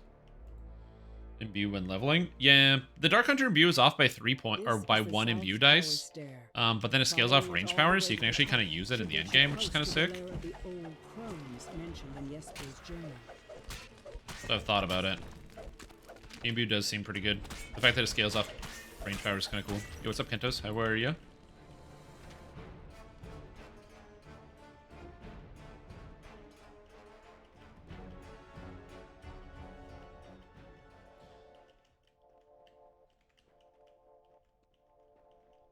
Oh, tier 5 Arcane Archer, that makes sense, yeah. Because then you also get the Arrow of Slaying, which lets you instantly kill people, which is very convenient.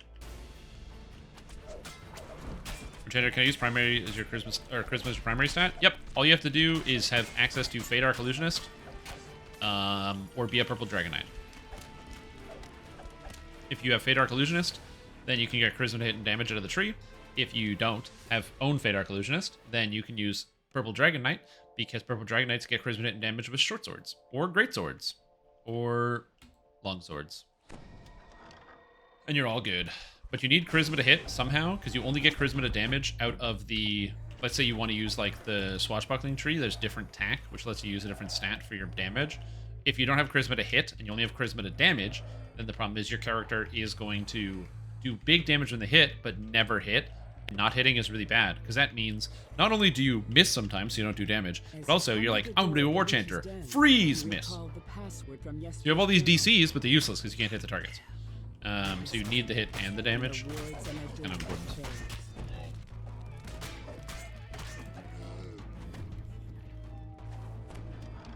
Many sets of green eyes shine out at you from the darkness. They regard you It's with a 250. haughty aloofness that only one creature across the many planes has truly mastered. The cat. The withered forms of two So like for me on this character, so like different tack here you can get, so you can get dexterity to damage, so if you, or charisma to damage, so you can do Fade Arc Illusionist and get charisma to hit here, and then get charisma to damage here, or get charisma to hit and damage here, or something else. But yeah, you gotta do something. Or alternatively, you can just go Fade Arc Illusionist and grab the illusory weapon. Remember that to get access to Fade Arc Illusionist, you require the magical training feat, which Bard does not get. However, Stormsinger does get it, so if you play as a Stormsinger, you won't have to worry about it. Because again, Stormsinger just gets it, which is cool. But then, so then you can just put points in at level 1. Or alternatively, if you're a regular bard, you can use the Spellsinger tree and put 3 points into the studies, which gives you magical training. And then, that because you have magical training, now you can use Fade Arc Illusionist, and then you can do it that way. So you have a bunch of different ways to get magical training. You definitely shouldn't take the feat, but there's different ways to do it. And if you're not going to be swashbuckling, then Stormsinger is a perfect alternative to being a good War Chanter, because you can just be a War Chanter and use like two-handed swords and stuff, and get charisma hit and damage, or long swords, or something like that. Something that you can't swashbuckle with. Like, you could just be a single weapon fighter, longsword build or something. Broken furnishings lie scattered about the room. At the center of the destruction is the smashed remains of a moldering cake. It's with mayonnaise? No, you can't. And PDK. Something large but unseen suddenly moves through the air. Oh, this guy's got AoE, man. He's got the AoE. Let's go. It is circling you. You quaff the witch's Did I do Heroic Vecna yet? No, but I'm doing it this life. I will be doing the Heroic Vecna. Of will alone, you push yourself through the tiny tower window. and take solid form again on the inside. The tower seems to be bigger on the inside somehow. And as promised, it is filled with treasure. The thud of heavy footsteps coming from above serves as a warning that it does not lack for guards. Extra tactics. Yeah, you get 1/3 of your charisma as extra tactics DCs, which are good. Are brittle with age, and much of it is illegible. Phase cloak, okay. What you can make out suggests the author is none other than Strahd himself. We have a Perhaps guy. Here you your go. allies Have back it. in town can make sense of it. My game is like freezing. What's happening? All right. Mad Tea Party.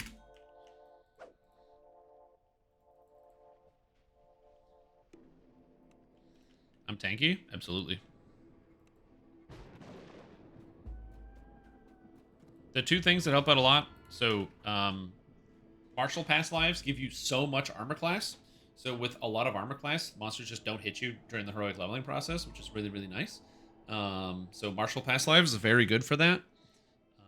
And then Divine Pass Lives give you a bunch of physical resistance rating. So my character's like crazy tanky, even though I don't really have a lot of things that make me tanky.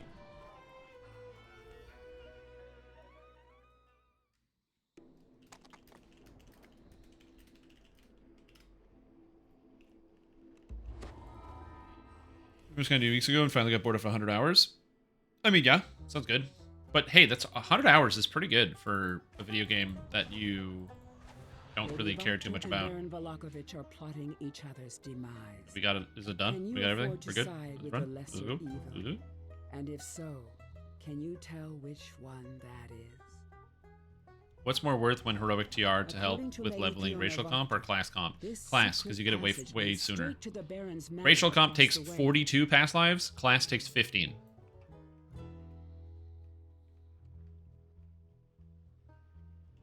So just the math alone dictates that class is better. They give you the same bonus. Well, not the same bonus, but the completionist section of it is the same bonus, but the actual amount of time invested is very, very, very different.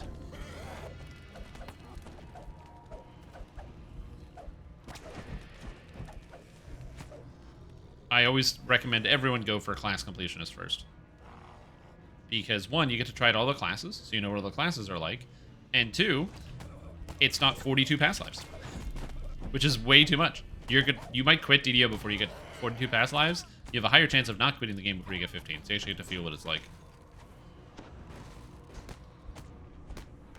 So there's that. Also, last shot kill, or last shot's kill, KL, K2.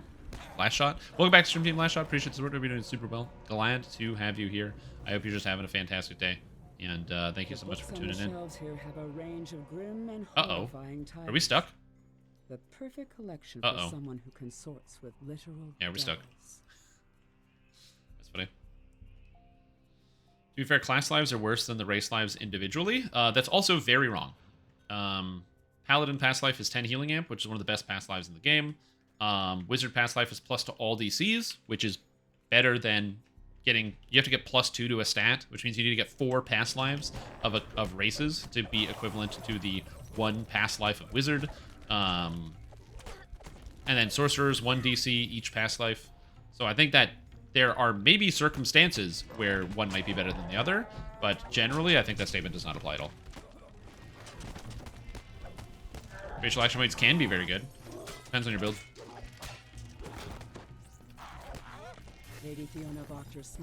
I'm not saying it's not powerful. I'm just saying that you're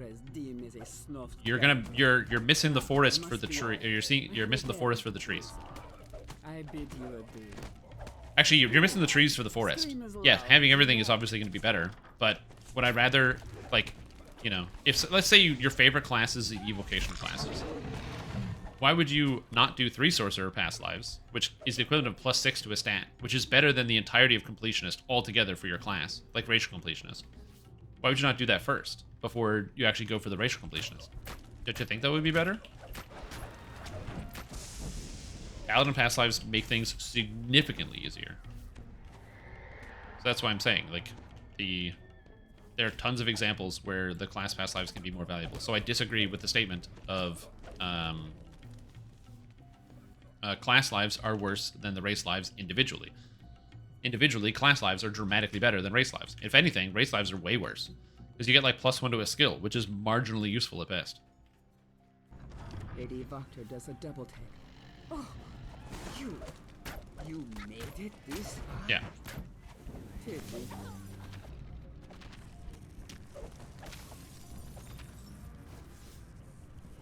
You said, obviously, if we're talking about all of them, and then that's a different story. But you never even need 3 Bard pass lives. Yep.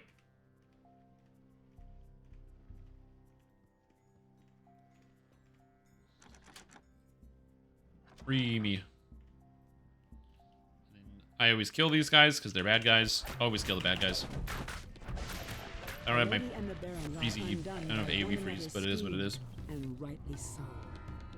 Yeah, and then also, it takes so long to get your racial completionist that most people quit before they get there. Lunatic will come forth to rule Vallaki now.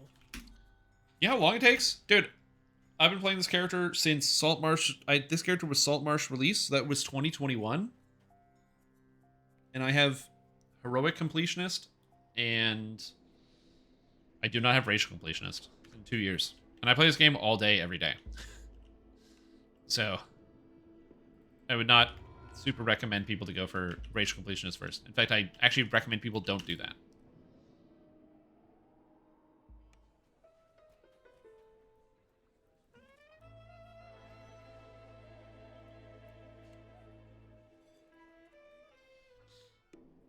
Most are bad? I actually also don't agree with that either.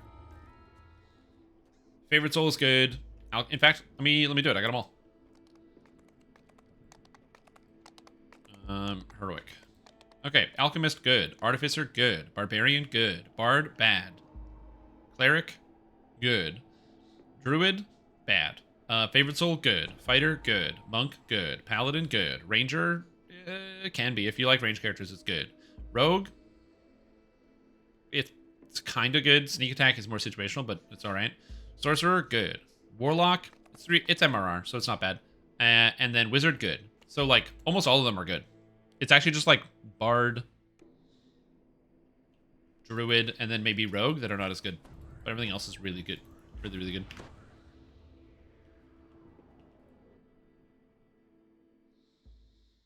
Can you say good compared to a stat point and an action point? Why would I do that?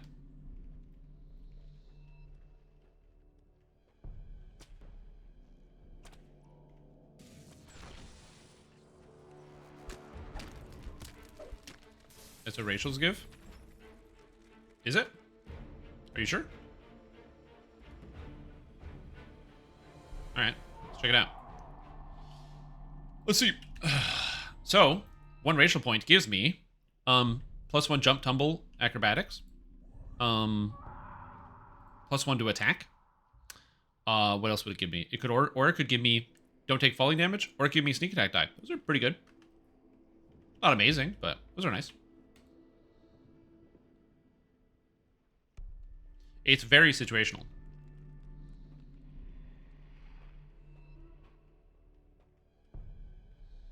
Again, you can tell yourself and say to yourself, you can say, I think that that racial lives are unequivocally better in all cases, with no exceptions, than class pass lives 100% of the time, always. I'm just telling you that's not the reality that most people live in, and most people are also never going to get there. But it's okay to have that opinion. Like, I'm not saying you're wrong, that you're, like, not allowed to have it. It just doesn't work for most people. Most people are going to find that class pass lives because they give you stuff up front. It doesn't take you, like, 3 years to uncover, like, the bonuses. You get it right away. When you get 1 wizard pass life is really good when you get it. Like, instantly. There's no waiting time. There's no time delay. There's no patience. You just get it instantaneously. The second you take that pass life, it's fantastic. If you do 1 Tabaxi pass life, you get nothing. You do 2 Tabaxi pass lives, you get +1 dex, which is very close to nothing. So then you get 1 racial point, which could be worth something. But in a lot of cases, is probably going to be worth nothing. So when you get lots of them, they end up building over time. But for the majority of players, they're not going to have that experience. Oh snap, we're done so fast. So surely it will be useful in the struggle against Strahd. Right? I just, like, if you're going to tell... It's like when you watch a TV show, right? So you recommend a TV show to a friend. And you know, you have two different TV shows that, you know, you're recommending something like, I'm trying to think. TV shows that are good and bad. Like one show that is like pretty good, or it's like okay at the start, but you gotta get like 2 or 3 seasons in before it like really gets good. Or another show that's just good like right away. Right? The second TV show might become better overall, but you still have to put in the time and investment, and a lot of people might not be willing to do that, versus the other way around, where the really good show is like good out of the gate, and maybe it's not as long. It's maybe there's only like 1 season of it. Maybe the show gets worse as it goes on. But, you know, a lot of people will go for the thing that's like really good right away.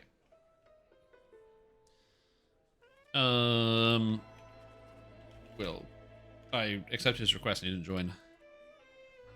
I need another 11. You have... what do I want to do?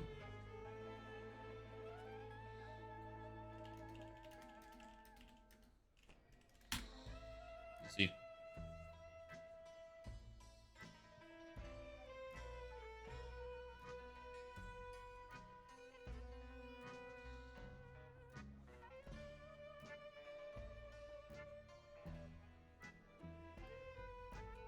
But anyways, as I said, I think that I don't need to make the comparison of 3 past lives to 3 past lives of a class to 3 past lives of a race to make the point that one requires significantly more investment to get something out of.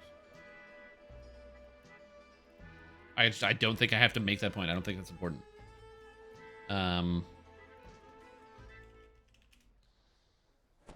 Let's do enemy within. Enemy within.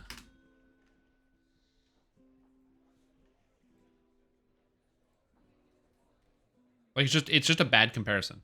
Is mostly my point. Like it doesn't seem relevant to say to make that comparison. Because again, you're just missing out on a lot of good data points.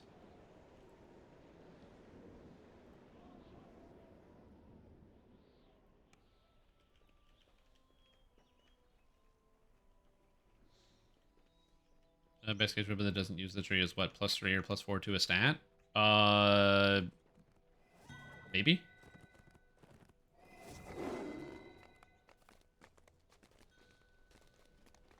Yo, welcome. I accepted you, but it didn't take you in. If you're going through like a door transition, when you get accepted, it doesn't actually add you to the groups. You just have to reapply when that happens.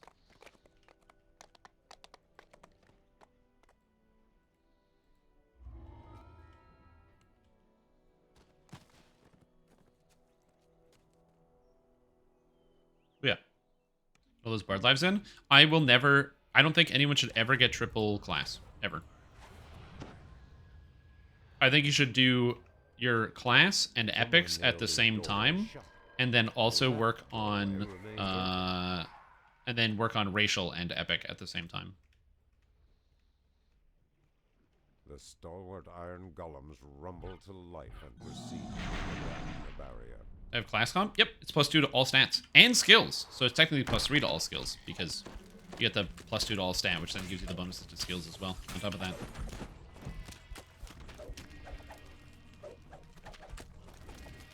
Yep. Means you gotta get the dreaded bard past life.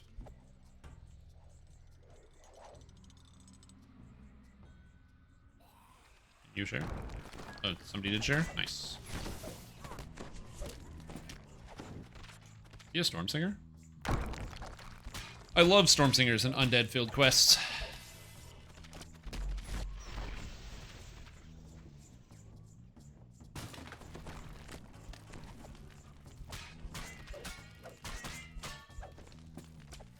I think I might play a robot Archmage next life, if the Archmage patch comes out.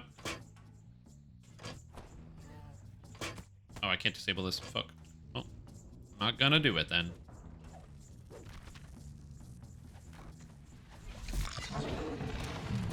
More shouts. Yeah.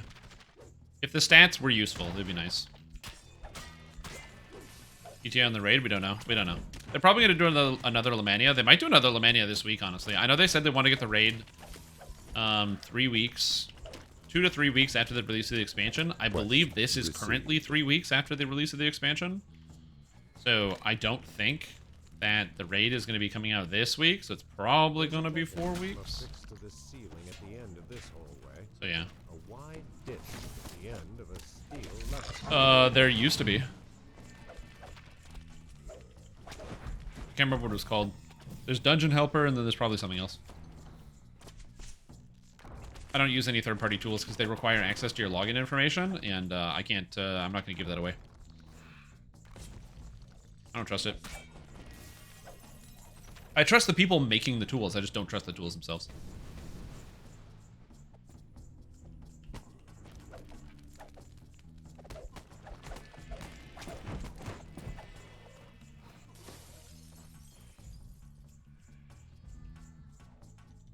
Pretty useful iconics. Scourge, because it gives you 2% double strike for each one you get, which is super good. And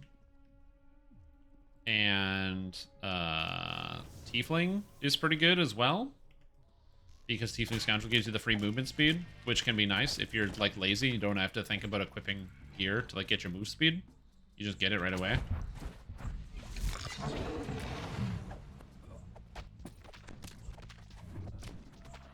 Plus 12 stats? No. You're confused. Scrim, if you have pus in your boots, isn't that a sign of infection? How is that pretty good?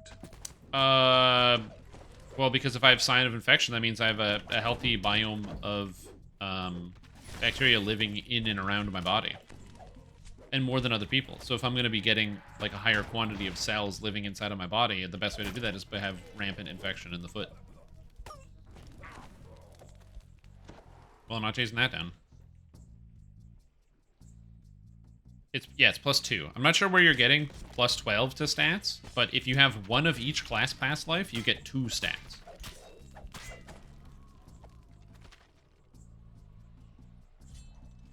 And then 42, yeah, it's around plus 6 to all stats. Like I said, racial completionist is better if you have it than the minimum for class completionist. But the difference is one is almost 3 times as long. And like 3 times as long is not a small number.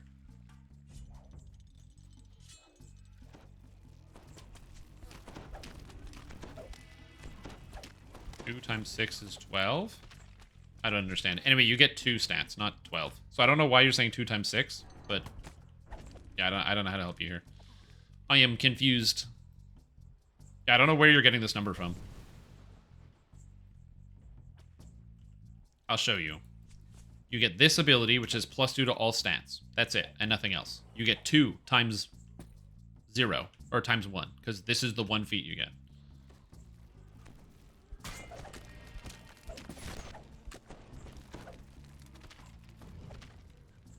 Oh. Okay, I gotcha. Oh, well then you should include the times 6 in your calculation of the other one, which is like 36 to stats and not 6. Actually, it's more than 36 to stats, but anyway. It's like almost 40 stats.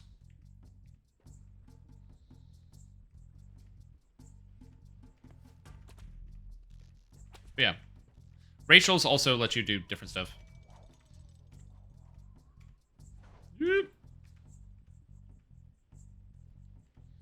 Get this one.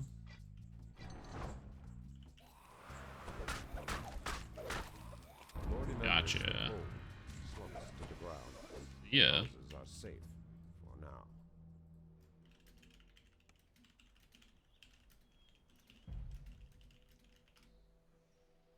It's higher than 26. You said it's like almost 40 stats then. If you look at it like that. Dreams of Insanity. Dreams of Insanity. And yeah, racial completionist is really crazy because racial action points are incredibly strong some of the time.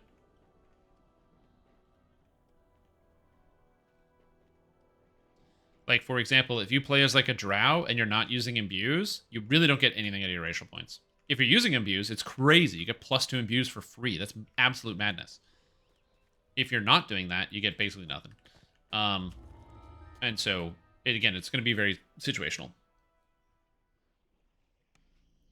And then you might say, yeah, but why would you play a drow? It's not going to be like good for your character class. Like, wouldn't you always be playing a class that's very good for your thing? The answer is no, because sometimes you just like want to play a thing. Like, is Tabaxi Bard the best type of dex-based swashbuckler you can make? No, what else probably better, but I'm Puss in Boots. That's why I'm playing this build. Puss in Boots good.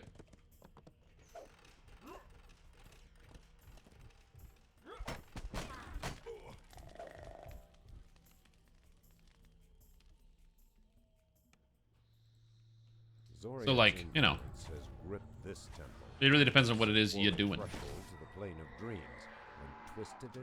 Nice stuff, but aren't required. Yeah. And for some builds, it is absolutely required, depending on the build. I have a few, like, racial completionist required builds on my channel, just because, like, they don't work without it.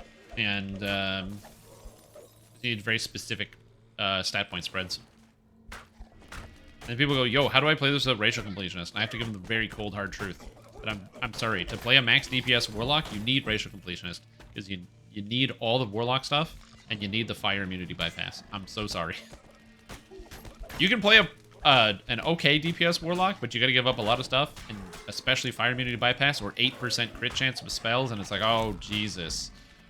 Yeah, you have to give up 8% crit chance with spells, like 60% crit multi, or fire immunity bypass. None of those options are good. Replay acid? Yeah, and give up good itemization. You always have to make a big sacrifice.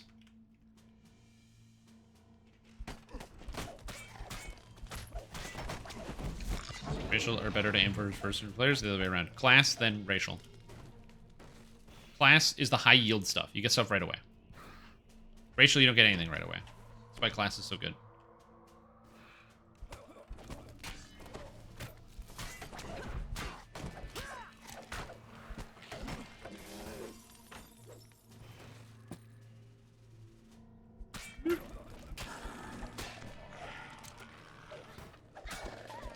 I opened my LFM. I have no idea. Yep. Also, what's up, Thrums? How you doing today? How is your day going? Hope everyone's doing well. It's a beautiful Monday, at least here in sunny Ottawa. Nice, warm, sunny outside. Ooh, I went for a long walk this morning because I had to go to the post office. I had to go to the post office so I could fight with the postal workers over an issue with a package that I had. Anyways, I was just reveling in righteous fury on my way walking to the post office. I didn't really want to walk to the post office. It's not terribly far away, but, you know, I just didn't really want to walk there. I did a lot of walking this weekend. So I was like, oh, I'll just take the bus. So I go out to where the bus stop is, and I'm like, you know what? It's not that far away, so I'll just start walking, and I'll walk along the bus route, and I can just pick up the bus, like, anywhere along the route, you know? Because it's like, if I get it along the route, then it just saves me a little bit of time. So it's no problem. So I walk all the way there, and I get there without seeing the bus a single time. It's like a 20-minute walk, and the bus comes every 10 minutes. No buses. Well, oh well. It is what it is. So then I leave, and I'm like, you know what? I'll do the same thing. I'll just walk along the route and catch the bus if I can. 20-minute walk, no buses. All right. I like the transit system in my city. It's not the worst transit system ever because you can get to pretty much any part of the city to any other part of the city. However, there is no such thing as a bus schedule. That's all you got to know about the city of Ottawa. There is no bus schedule. There's one that's printed. It's posted. You can read it. But they just drive around. The buses just drive around, and they show up when they show up. How do I have more than the Barbarian? Well, the Barbarian's 3 levels lower than me, which is one part of it. Also, I have a lot of past lives. And Reaper points, which help a lot.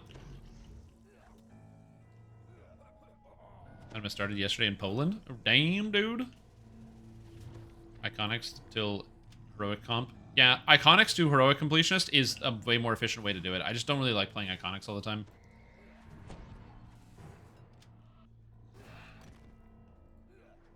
So I got the past lives, I got the Reaper points. I have pretty efficient gear on, I'm assuming, at this point.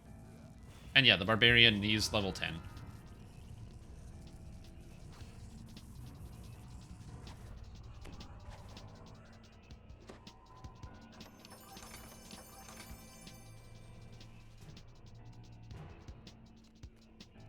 less, making the racial pass lives faster. There's 14 races, and you need 3 of each to get racial completionist. So it's 42 pass lives. 1 of each doesn't get you anything. In fact, 1 of each racial pass life is the worst thing to do. Because 1 of each means you get plus 14 to a bunch of different skills. Or like plus 1 to a bunch of different skills. 14 times. Which is not efficient at all. Oh, man. The graveyard ones.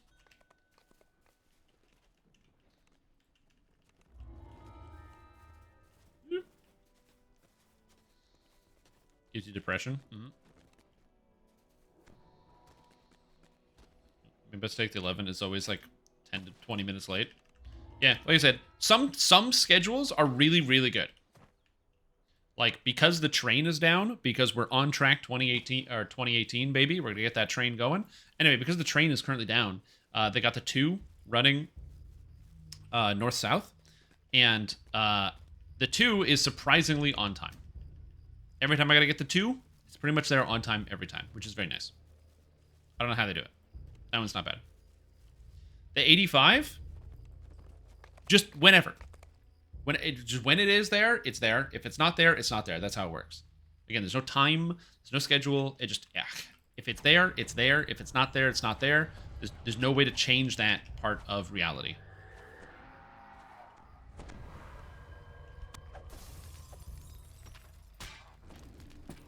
Pro tip for this quest, if you don't touch the little sandboxes, then you don't summon any undead. Or you touch them as I'm describing it. That's cool.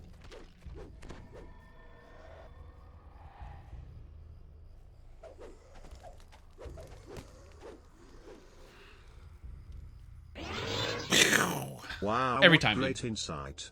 If something is, it is. If it isn't, it isn't. Very wow.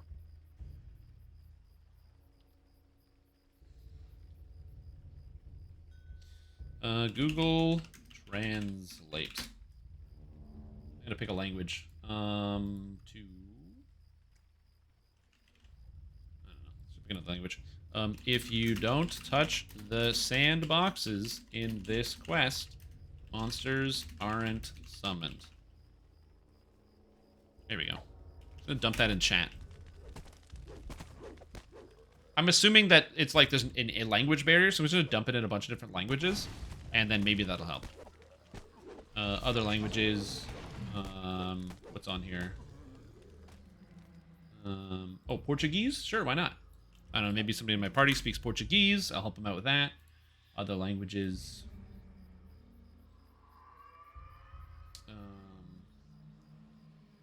Oh, is Polish a language? Polish is a language. Look at that. I'll just toss that in here in case there's somebody that speaks Polish. I'll just toss that.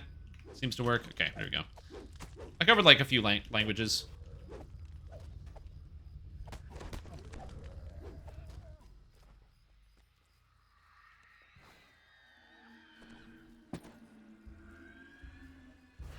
Oh, you want to see it? This is what it gave me.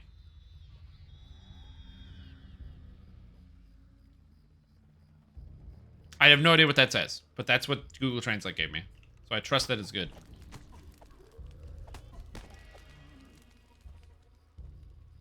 To be fair, that guy seems to have no voice chat on. Oh, true. I always forget that some people do because you have to manually turn it off. Which is waiting at the bus stop, which may result in you catching a bus. Maybe, yeah. Exactly. It's waiting at the bus stop has a chance to have you catch a bus. It's like getting a rare Pokemon. You go to the bus stop and you're like hoping for the rare bus to spawn. You're waiting for the rare spawn.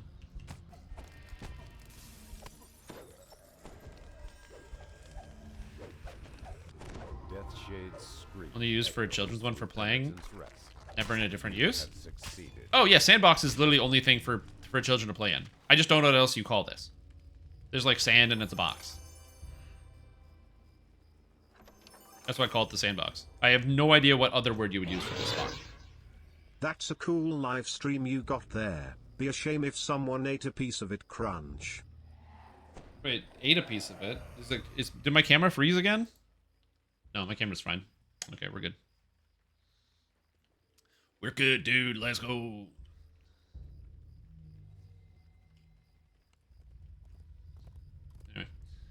Speaking of camera, I gotta zoom in my camera, I think. I'm gonna go to the camera thing and zoom it, just so you can see my face a little bit better. There we go. Now I'm a little bit more central. Now I'm in the middle of the camera. Oh, look at that. It's me, Big Shrimp Tom.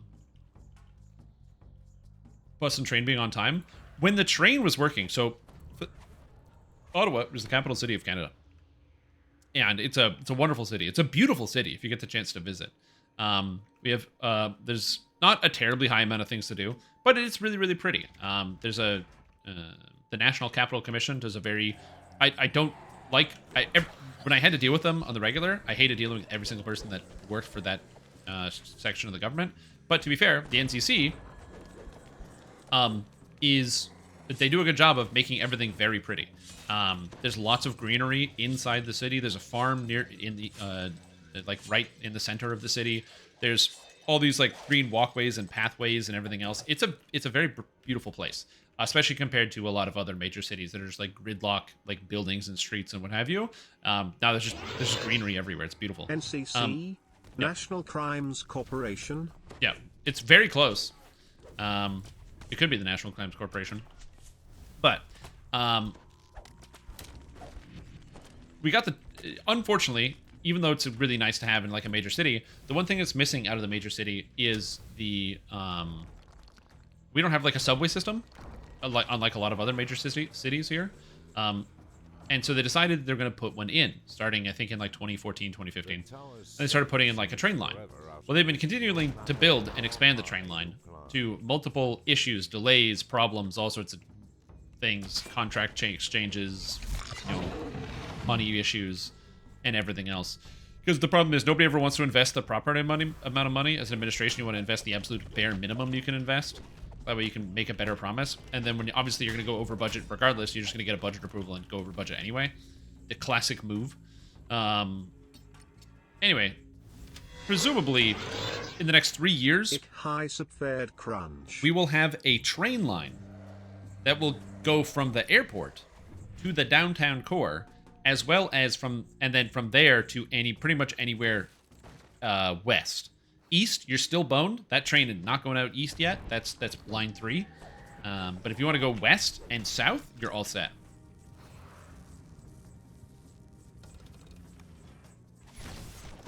If I'm planning to take a trip to the Ottawa, which bus do I take to get to the beautiful food bank? To get to the food bank, of course. Yeah, good question.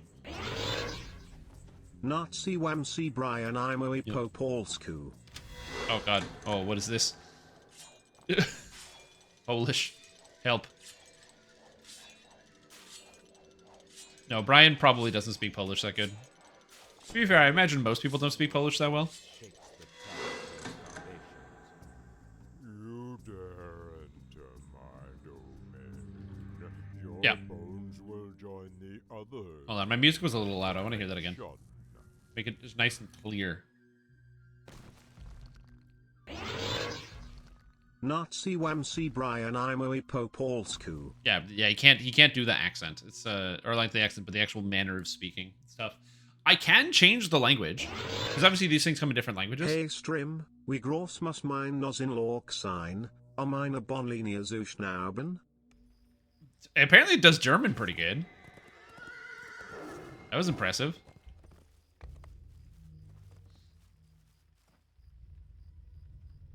Yeah. It sounded good. As somebody who doesn't like talk to or listen to German people, it sounded pretty good.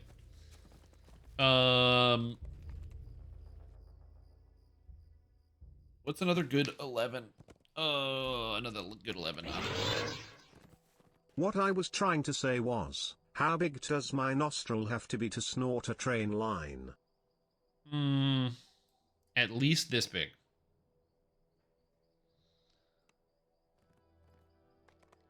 I don't want to do a lot of these quests. Spawn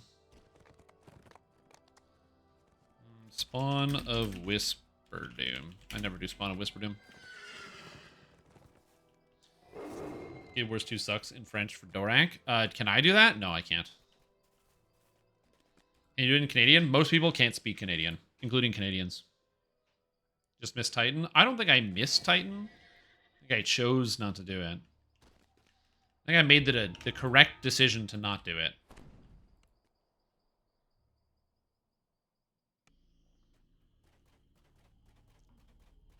Yeah, it's because some people, like, some languages are just harder than others, you know? Some languages are just more difficult to speak.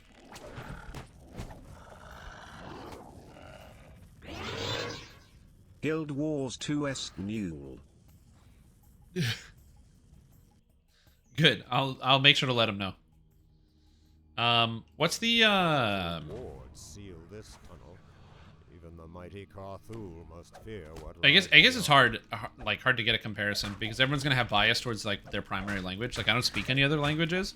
I have to imagine that the English language is hard to learn because there are almost as many exceptions as rules in the English language to everything.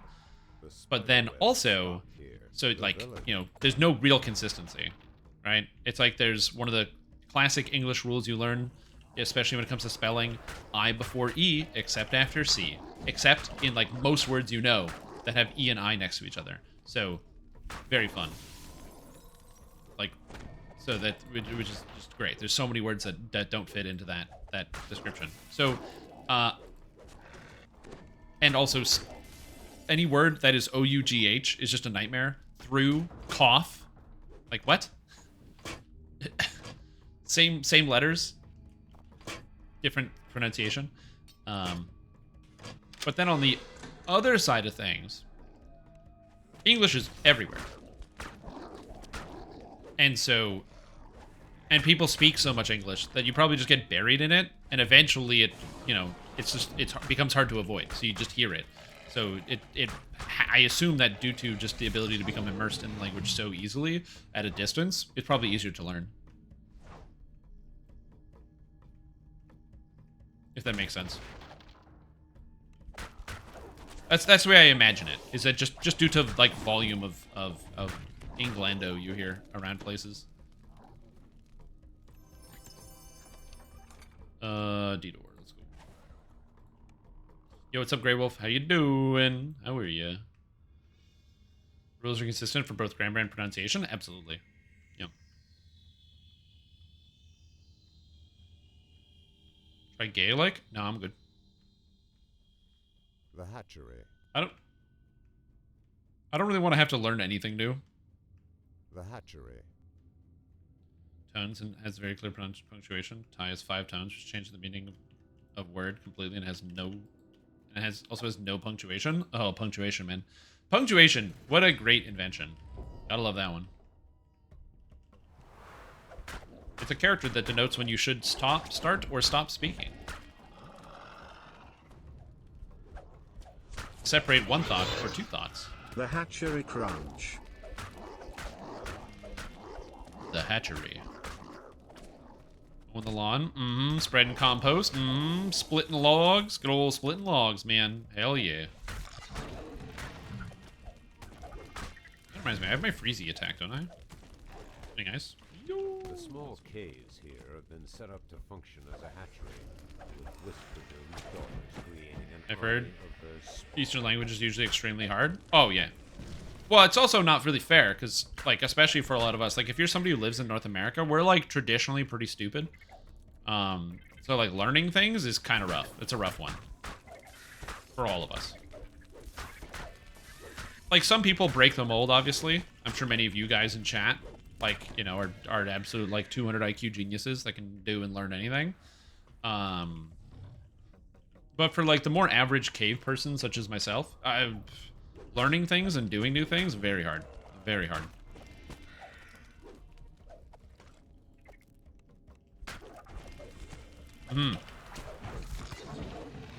Dude, we didn't win no war against the British to have to learn European languages. Okay, I'll just say that. I'll just say that. You know. And you ain't came to face me to learn no nothing. You hear a rumbling, followed by a piercing screech from deep within the caverns. Yep. As Whisperdoom lies dead. Is it East America? No. It's United States of America. U.S. of America. The hatchery. Did we already do this? I think we did this. Where am I? Oh, I'm so lost. Oh, I'm so lost. Do I look like I know what a JPEG is? This show is so good. King of the Hill was ahead of its time. BRB need to get something to drink. Getting a drink. Why is everyone in my party getting drinks? What are these guys? They need sody pop? Actually, good idea. And drop the U in words like color. Yeah, we keep the U. Their bodies marked by superating spider bites. So here's what I will say about that. I do think that in a lot of cases, the American dropping of U in a lot of places makes sense because there's a lot of stupid like Britishisms and spelling that can be made better phonetically. That being said, I still think that some of the new spellings end up becoming worse. I feel like there's probably better spellings for a lot of things, but I don't know. Yeah, using something like favor, F-A-V-O-R, makes total sense, and you do not need a U in favor.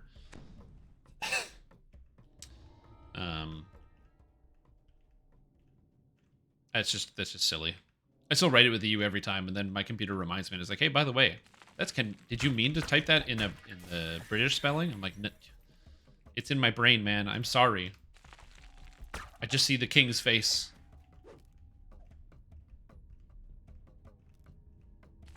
Armor every time? Yep. Armor every time. Armor.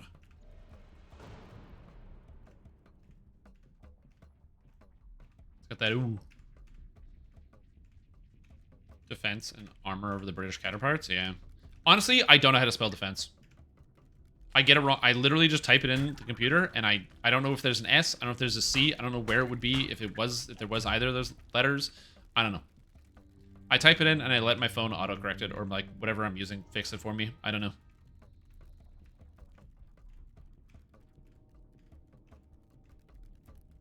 Defense? Because, like, I don't know. I think I put a C in defense, but I'm honestly not sure if I do that. Wait, I found my way out. That's not where I wanted to go. Shit. Well, how do you say the word? It's lieutenant, man. It's not lieutenant. There's no F. It's lieutenant. Exactly. You know how I know it's lieutenant? Okay? Because, foolishly, when I was a child, I got to interact with that word. Does anyone know where I would have interacted with the word lieutenant as a child? You're young on this one. There's one place. And when you read it as a kid, you don't know how to pronounce it, and then it's lieutenant, because no one would say lieutenant. The police? No. No. Warhammer? Pfft. You think we had Warhammer money growing up? Are you kidding me? No. Classic Lieutenant Surge, the Pokemon gym leader in Pokemon Red and Blue.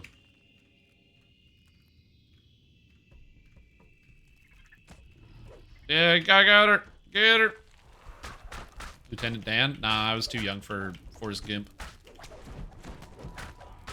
But Lieutenant Surge was like the third gym leader in Pokemon.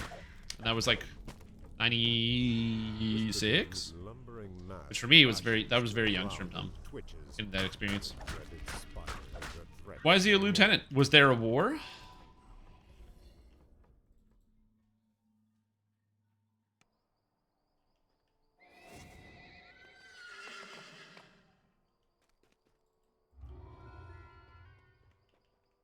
To protect his flank? Why don't you put some armor on your flank? Then it's already protected. Just get like a piece of plate or something.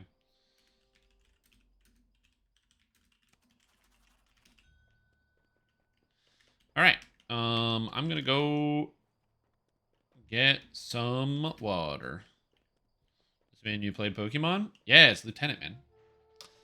I think it was also because the cartoon, because they encounter Surge in the cartoon, and it was a big deal because Surge evolved his Pikachu into a Raichu, and then Ash was like, should I evolve mine? And then they have this whole episode about where he decides not to evolve his Pikachu, so it was a big deal. And then Lieutenant Surge makes fun of him. He's like, ha ha ha, 10-year-old child. I am better than you because I'm a grown-up. I'm a 35-year-old war veteran. I'm gonna beat the crap out of you because I'm better than you. And then Ash wins anyway, which is great.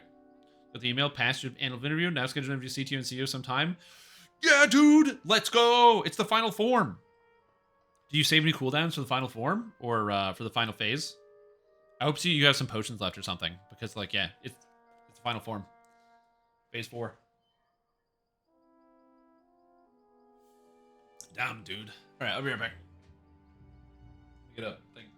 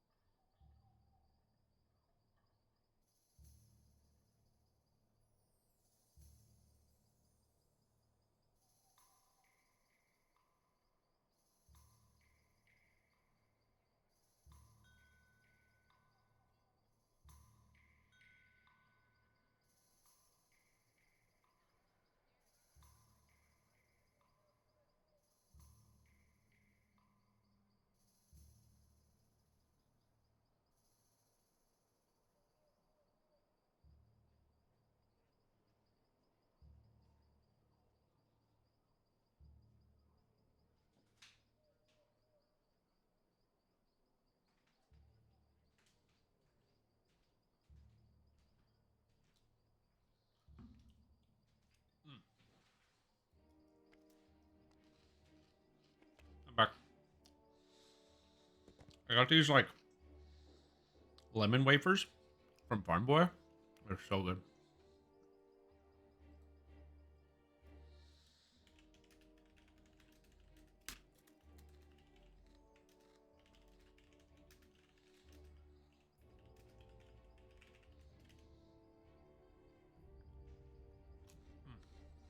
So good.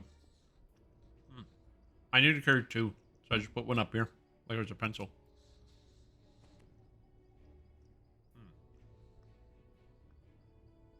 The lightest you've been? Shit.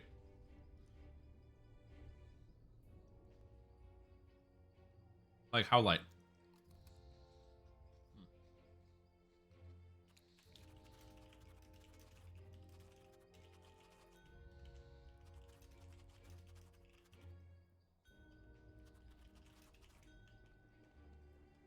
Damn, man.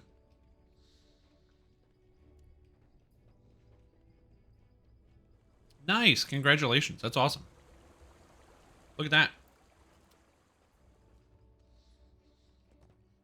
You just friggin' lifted yourself up. Well, the thing is, if you're going to actually go lift weights at the gym, you're not going to lose weight. Like, you'll lose some weight for sure. Because, you know, you're just, like, leaning up a little bit. But, like, muscle's heavy, man. You're going to keep it. You're going to keep that weight. But now it's, like, power weight, you know? It's like the punch the wall and break the concrete sort of weight. Where you're not, like, heavy. But you're just, like, strong as hell.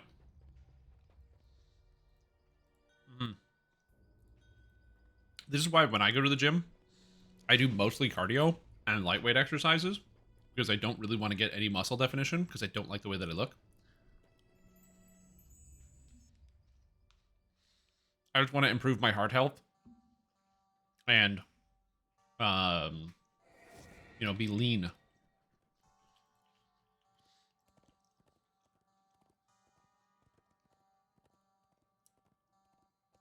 But good on you, man. Most people are too fragile and incapable, like myself, of acquiring or accomplishing any type of goal in any capacity. So I'm very happy to hear that you've been working on some goals and you feel good about yourself. And yeah, you're crushing it. That's awesome, dude. Like I said, most people have no ability to do any type of like regulation or like monitor their own behavior, myself included. So yeah, I'm proud of you. I'm proud of you, son.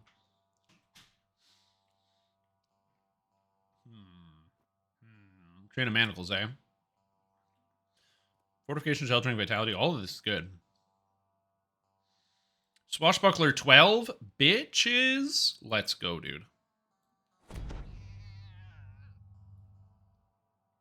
I have a Swashbuckler 16 as well. Insightful Dexterity 3. Bitch. Oh, nice. Yeah, I'm just going over my inventory right now.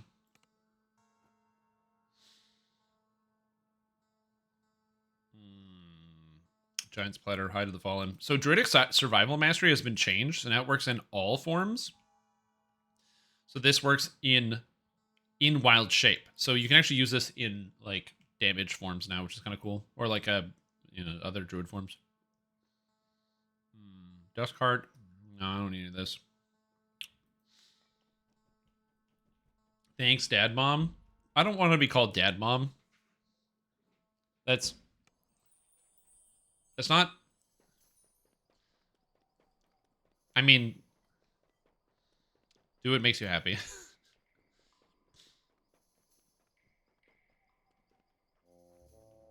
Aunt Tom. Thanks, Mum, Dad. Yeah, you know, that... I'll take Dad Mom over that. I'll take Dad Mom over Mom Dad. I assume I don't have a choice in any of this, so I'm just gonna deal. Alright, what are we doing? What are you guys arguing about in chat? I haven't been reading it. I just see a lot of chat going back and forth.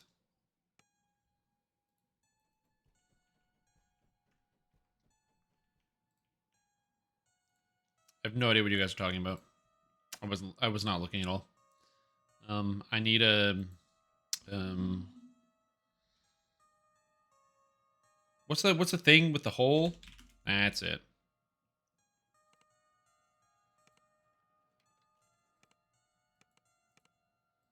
Wait, do I have any portable holes? What? Oh my god, I have no portable holes. Okay, everything is pinned.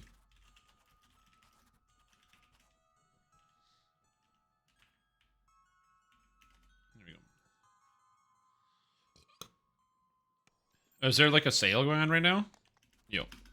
Heading to finish Raven Lift 14. Or 12. Just gonna do Ravenloft real quick.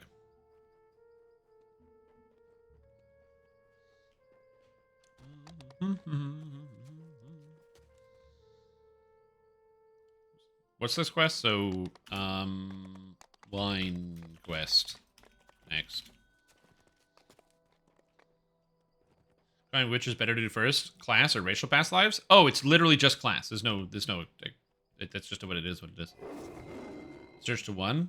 Oh, you're saying because I limited my search so I couldn't see it that I couldn't see it. Interesting.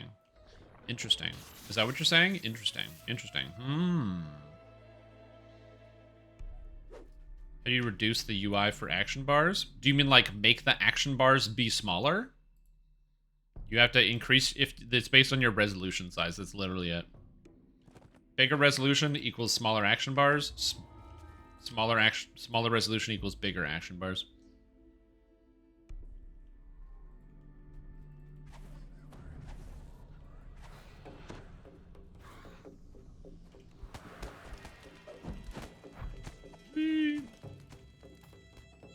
A druid kneels. There's ways better for them to do the racials first. Protected by mystic wards, she is completely absorbed by her task. I mean, sure. Poisoning the wine inside the vat. The Martikov family makes its home Can't argue with that. in this part of the winery. Yeah. Sounds good. That's why everybody's different. Everybody is going to do things differently. Everybody is unique. Not me. I'm just a generic, regular sort of feller. Being unique's too hard. It's a waste of time. Just be like everybody else, which is something I've learned. If you just be like everyone else, everything's easier. Just blend in. Be a sheep. Wake up, sheeple. Pfft, are you kidding? No way, dude. I'm going unconscious, please. A cave leads down into the dark and the damp. Go to sleep, sheeple. That's me. It's hip to be square. Dex to hit and damage in this build. Tabaxi gets Dex to hit at the beginning of the tree. It's not for free, but it's the first point. So I get Dex to hit here. And then I get Dex to damage from Swashbuckler from Swift Strikes. Could have gotten all of it from Tabaxi, but I didn't wanna. Oh god. Oh god. It's fine. Everything's good. I'm a tank. I'm beefy. Beefcake, boy. Let's go.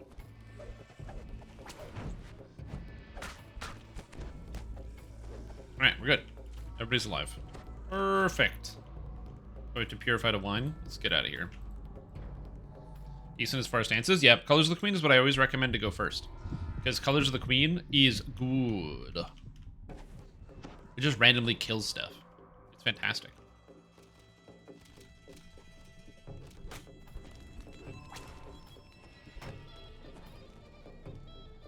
Oh, my Barovian weapon is breaking? Did I use it against the oozes? I don't think I did, but I might have. Whoa.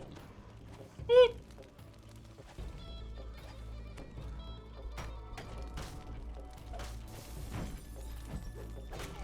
Alright, let's go to Wrath of Earth. Bake them away, toys.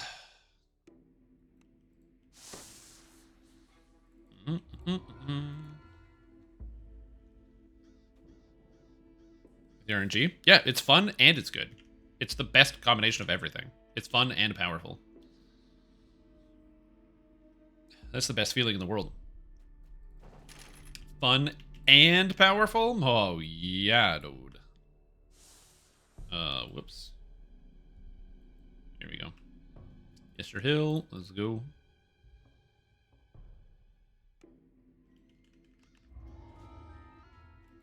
There's just, God knows where I left mine. Yeah, I've been there.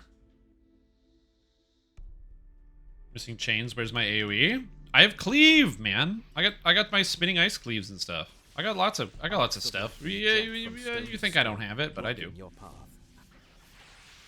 Also, I now have best. Put that there. I don't remember what's going on here. Greater heroism. Forms emerge from the mists and attack. Okay, hold on. What did I delete? On point. Oh, I'm pressing the wrong buttons today. They're still going on. There's no discussion. With the destruction of the last foe, the lightning dancing between some of the nearby stones flickers and dies. Maybe it's real, but I'd really like to see you explain how rage completion is more efficient than heroic in any circumstance. Okay, this conversation topic is exhausting.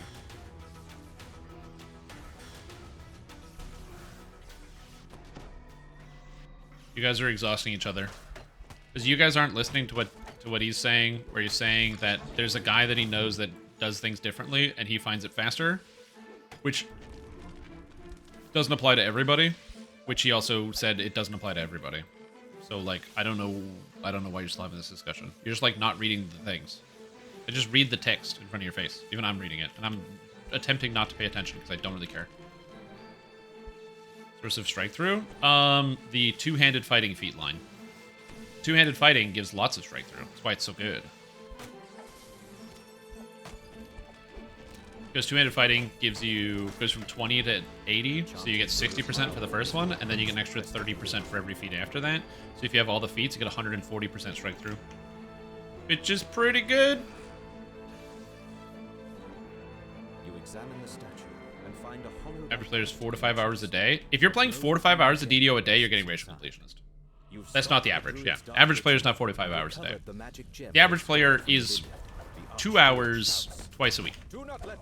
I would probably guess. Attack! Stop them! Stop them! That guy got smoked. Just like insta-died. If you're playing 4 to 5 hours of any video game, you're not in the average. Yeah. You're not in the average if you're playing 4 to 5 hours a day. It's so above average, it's crazy. There's probably Steam information that tells you that. Have you checked your other pants? Yo, straight up, I have definitely done that. Where, like, I can't find a belt, and then I'm like, where is it? And then I just check an old pair of pants, and there's the belt. That actually happens to me all the time. There's a day, but don't even play for a month. Yep. 102 hours the past 2 weeks. I don't want to know. Mm-hmm. Yeah, try not to think about it.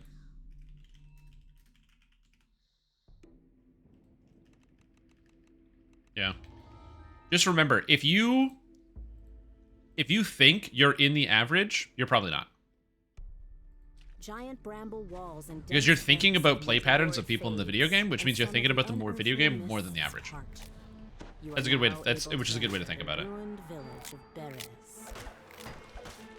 Like, in terms of, like, player skill and other things, you could be like, oh, am I the average in terms of player skill, or am I the average in terms of, you know, something else?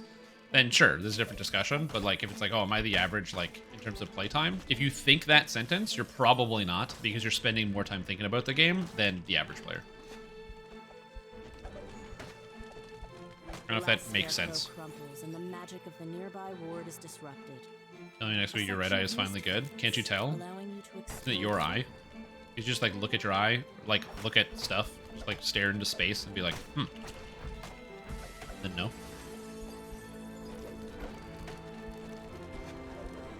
With the magic of the ward gone, the nearby mists part. A piece of well, just look at your own eye then. Why are you paying optometrists? Just get a mirror, dude. Look into your own eyeball. Way easier that way. You trust some eye doctor? Doctors. Current year? Yeah, probably. Honestly, I don't know anything about the eyes at all. I literally don't know anything about eyes. So I would absolutely implicitly trust eye doctors. The ward's magic fades, allowing you to explore further into the village. Oh, sorcerer power.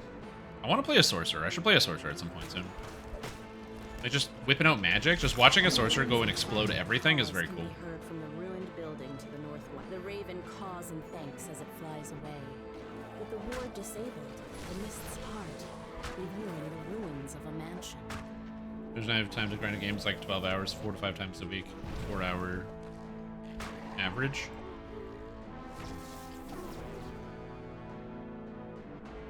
"12 hours, 4 to 5 times a week? My god. I don't know how much time I have in my Path of Exile characters, but it's been a little over a week since the league started. I don't think I've put in that much time. I have a 92 or 93 and a 86. The farming character. The farming character. Heard from a large clearing past the ruins of the mansion. I don't remember to repair when I go to town. I will say, constantly tapping tumble all the time is not the most fun thing to do, but it does make you faster, so I'm going to keep doing it.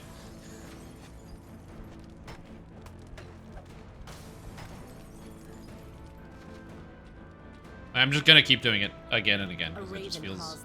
The speed, man. The speed. Several scarecrows guard the area.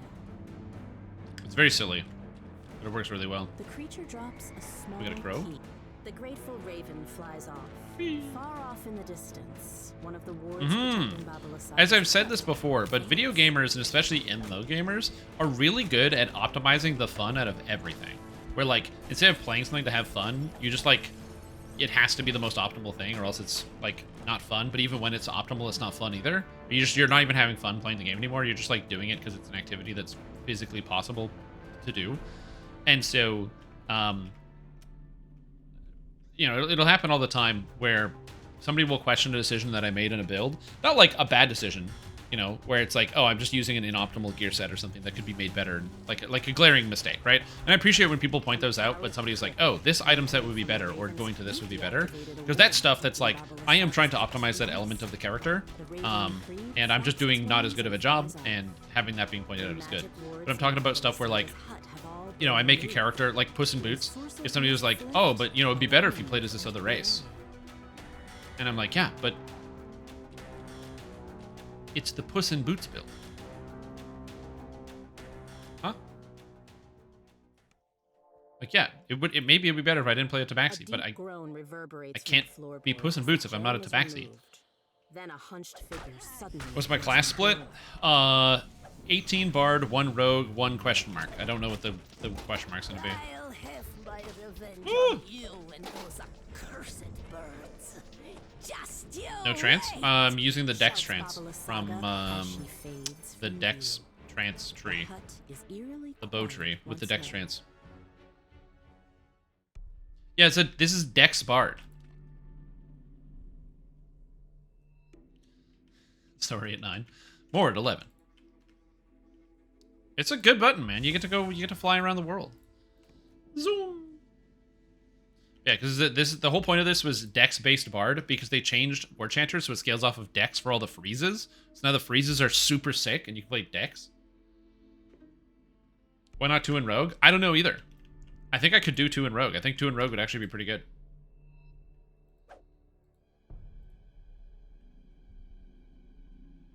That's the thing is, I could do 2 Rogue. I don't know what I want to do, so I'm just going to leave it till the end. And then I'll figure that out later. Dude, I cannot close the bank. It keeps opening. Go away, bank. Abby, I just need to repair. No, I thought about Whirlwind Attack, but between the Tabaxi Claw, On Point, the Freeze, and Epic abilities, I don't need more AoE. Because I can already just do that anyway. To a place of kindness and not Dix? Yeah, it's a Dix build. To the main hall of the abbey. They watch you curiously as you approach. Hey, I got the Sun Sword. You found the Sun Sword. Though something seems to be wrong with it. Yeah, I'm not going to do that either. Legends say it blazed with a blinding light. But this I got is just a Quicken, lifeless hilt. and then it's like, that's cool. Perhaps Arena knows how to make it shine again. Taking each class with the trance and itemize that stat? Maybe. But I already have one. Like, I already have a trance, so I don't need to take another class that has a trance. And then take it for, like, a worse stat. Because, like, I could take the max out Charisma, but I'm going to take the Dex trance from my Dex, which seems more impactful anyway. It's my main stat, so I'd rather do that. And then I should, yeah, everything should fall into place. I don't know. I'm just not sure. 2 Rogue is good because it gets me more Imbue dice, and my Imbue isn't bad. And it gives me evasion already, which means I can get improved evasion. But I don't need improved evasion, because I'm just going to take the thing where I don't fail evasion on a 1. So that way I don't fail evasion on a 1. Which makes more sense. So it's like... Man, I don't know. Oh god, there's a Fear Reaper somewhere? Where is it? Plague. There's 4 stacks of Fear. There it is. Like, oh, there's 2 Fear Reapers. That's why there's 4 stacks of Fear. Because I don't need more skills? Yeah, exactly. I don't need more skills either. So, like, that's the hard part, is if I don't take a second level of Rogue, then what am I taking? And it's like... I was thinking Warlock. I feel like Warlock is the way to go about it. God.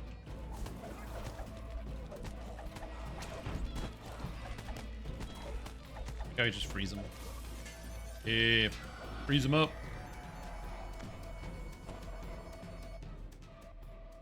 The spikes scale off of alchemist level, not character level. On my Dazing Reapers, my shield has an effect called guard breaking, where when I critically strike, they become dazed, and I crit on a 15 to 20. Beep boop, I hate ads. Yep, me too. I hate ads too. Arson! Welcome back to the stream team. Appreciate the support. Hope you're doing well. I'm glad to have you here, and I hope you're doing good.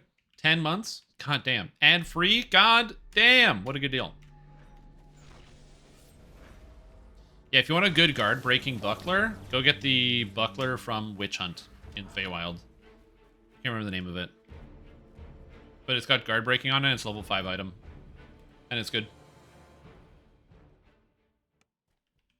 I have fighting style feats because I'm a swashbuckler, I'm a melee. A small, tranquil pool. It would give, technically, it would give me favored enemies, which is like, okay. There you are. I thought about maybe Sorcerer just for some extra mana, which is not terrible. Did you bring the sun sword? Tumbling is faster than running.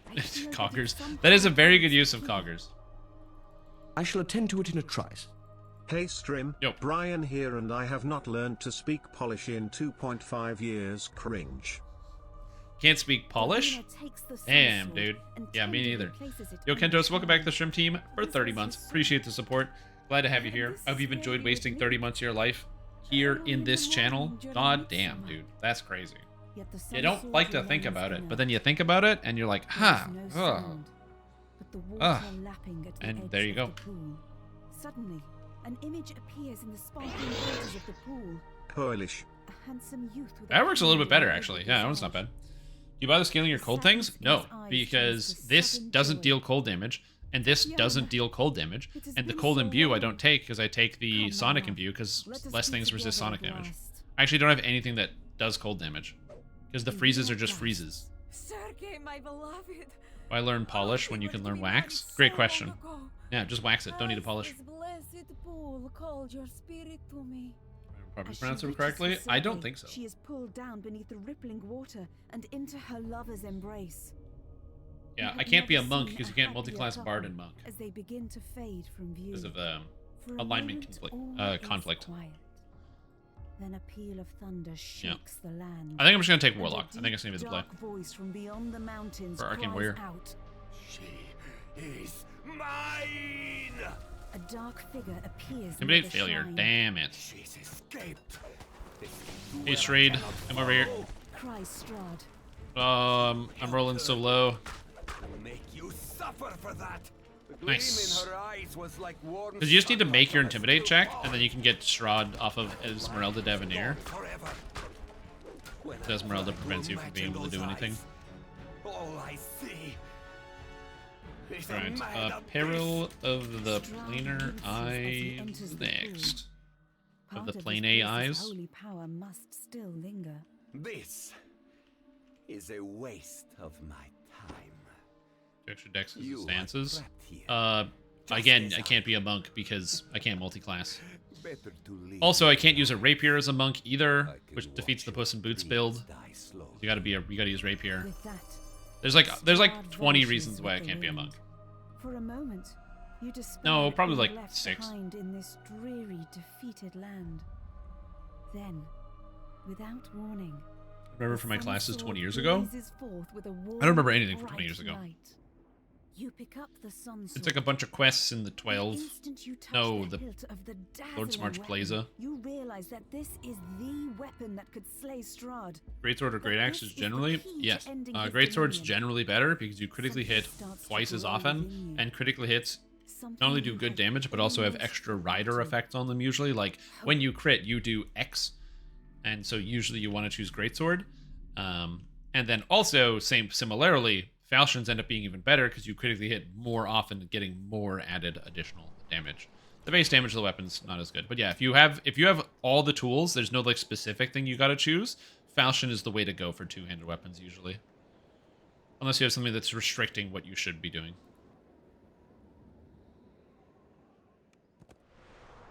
So that's why you wanna consider that.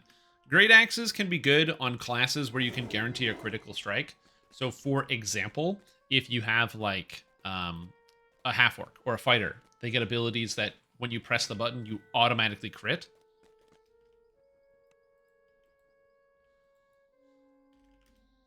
I mean, new as in 2021. Quest completed. And Horse gifted out a bunch of subs. Dude, thank you so much for the support. I hope you're doing super well. Thank you so much. Man, I really appreciate that. That's very, very kind. Welcome to the stream team, so many people. Welcome, Dan Torg, Destin to Warlock, Imox, Topherman, Nippy, LNDFX, Bala, the real one, Volak23, Julian of Macedon, and Rince. Dude, thank you so much. That's very, very kind. I hope you're doing super well, and I'm very, very grateful for the support. Thanks, dude. Again, just that is super, super kind of you. I just realized I could be here.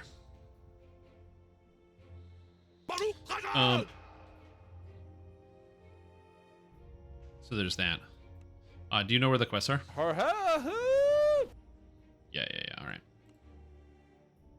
But thanks for the 10 subs. Dude, that's crazy. Quest completed. Falchion then? Yeah, if you're a War Chanter, go with the Falchion. Then you get more crits more often, and crits feel good.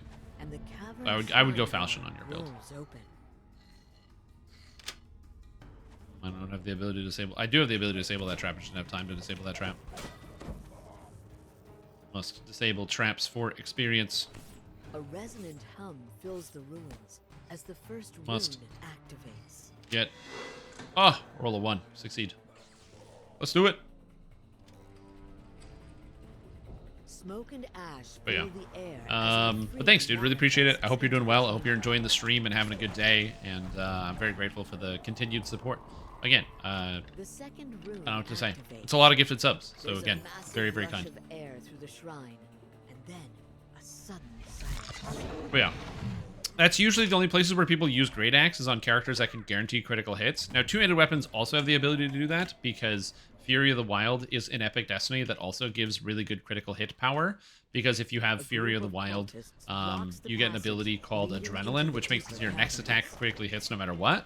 And so that's really good because then if you have a... it's really good because then if you have, say, like Fury of the Wild, you can guarantee a crit. And then slam somebody for multiple times damage. Everything suddenly shifts, and the ice sheet that makes up the That's floor all good. collapses. Axes can also be good for dwarves. Nope, they can't be. But that's a... It would be cool if they were. They need to add some type of like specialty or prowess or something, which would be nice. But yeah, axes are generally not very good weapons. There are a few exceptions where axes can be good, but for the most part, axes is bad. Elemental chaos. Best watch your step. As you travel deeper into the caverns, you can feel everything slowly. Just a little lightning. It's still good. It's still good. A menacing voice seems to echo from everywhere at once. Kensai 2? I would not use Falchion on a Fury Kensai. The voice croaked. Just one you used to say that the crit multi-edged out crit chance generally. Yeah, for a very long time. Come, children. Time to feast. And that's still largely true. But now that SSG has stopped making weapons that have weird crit multipliers, the weapons are more comparable than they were before. Chaos within the Eye of Kithri as you put it into your pack. Better get the unstable artifact into the hands of Moorgrave University researchers as soon as possible. Because back in the day, it was like every effect in the game or crit multi. So you'd be like, oh, I can use the Sword of Shadows. Or I could use any other greatsword with any other effect. And the Sword of Shadows is always going to be better because it is crit multi. Does that make sense? Whereas, like, between comparable weapon types that have similar powers, it's not the same. Yeah, Staff of Shadow, exactly, is another example of this. Stolen last night. Talk to the guy. Your employer We didn't talk to the suspects guy. that this is an inside What about job. Great Club? Great Clubs are It's up bad to you because to find they the missing are... artifact. Are they ×3? They might be ×3 weapons. But they're basically just worse. They're worse than Mauls. Like, a Great Club and a Maul are the same, except a Maul is better than a Great Club. It just does more damage and has the same proficiencies. Yeah, so yeah. A Great Club is just a worse Maul. Because Mauls hit harder and have higher critical multipliers. There's no reason to use anything other than a Maul.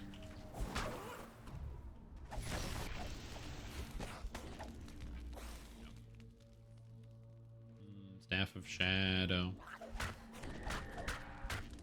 Dude, there's nothing in here. What in the heck? It's not this guy? He's not the bad guy? What?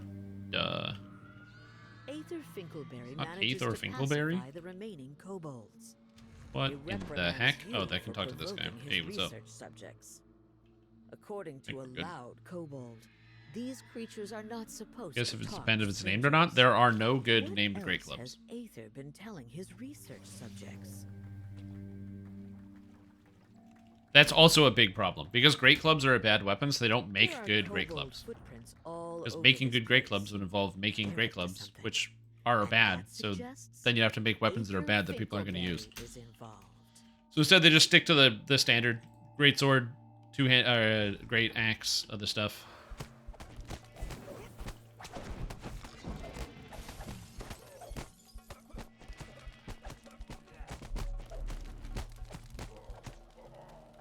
This feather may D10, but Great belong to Club is Dennis ×2, yeah. Derpinshire. Also, Maul has access to He's the Sylvanas, only which gives an extra idol +2 you've critical seen threat around. range, Is someone which is pretty hurting good. This poor soul? Or is he not so innocent after all? Enhancement tree. Hey man, Linabelle and I came up with the Oakheart tree. That was a Great Club oriented tree. And I ain't seen no Great Club change yet, so we'll see. Great Club tree. Hello, angry worker. The worker's testimony reveals that only Danis, the foreman, knew how to It is disable the Danis. security It's mechanisms Danis. Get around him. the Eye of Sirania. This ledger shows that Danis has been skimming funds from the construction project. It's got to be Danis. Instead Can't be of anybody else. tools, he's been buying arms and armor for his crew, whoever they are. Oh my god, all this skin Why is does peeling he off of need my foot an because I walk too army? much and my It may be a blisters good burst. time to question Danis. Perhaps he'll let slip It's not good. something Not good for the old after bones. The veteran's The organs. diary describes Danis Derpinshire Oh yeah, it's super as grass. a compassionate and tireless volunteer. Like, I need new who can shoes do no for my wrong feet. And whose every word captivates the congregation. As opposed to new shoes a for my little hands, too of much. course. Danis has a lot of fans who never question But yeah. him. According to Caleb, So it would depend. Boromar Cleric made Mall is her actually fortune decent. It as is. a burglar and an antiques collector. Hey, you the That is bad a raptor. conveniently I can't do anything to this. specific set It's of the killer skills. attack It raptor. turns out So Danis rude. Derpinshire, the radiant idol, I can't is even hurt it. gathering a cult of armed What a jerk. fanatics around himself. The Eye of Sirania must play some part in his plan. I'll just hang out here, I The guess. conversation with a workers' union member Ouchies. casts Stop doubt biting me, on jerk. Bernadotte's interest in helping the workers. I'm gonna get out of here. I You need a detour hear away from the dulcet raptor. Chime is the binding enchantment Yeah, my foot organs. unravels from the Mhm, Eye of mhm. Sirania. Well, I mean, skin's an The organ. portal blasts open to a painfully bright Do a parody of Lice place. training. Do you get that going then? Angels I don't think they offer you a wanted to do reward that. for returning Honestly, the when Eye we of got Knight's Sirania training, to I thought they wanted to do that. They And then insist since Knight's taking training, they away have done from nothing everyone else for to the do best. that. I guess no, and Swords to For Plowshares. all. And I was like, oh, it's going to be all of them. And then that is not the case. So I don't know what to do about that.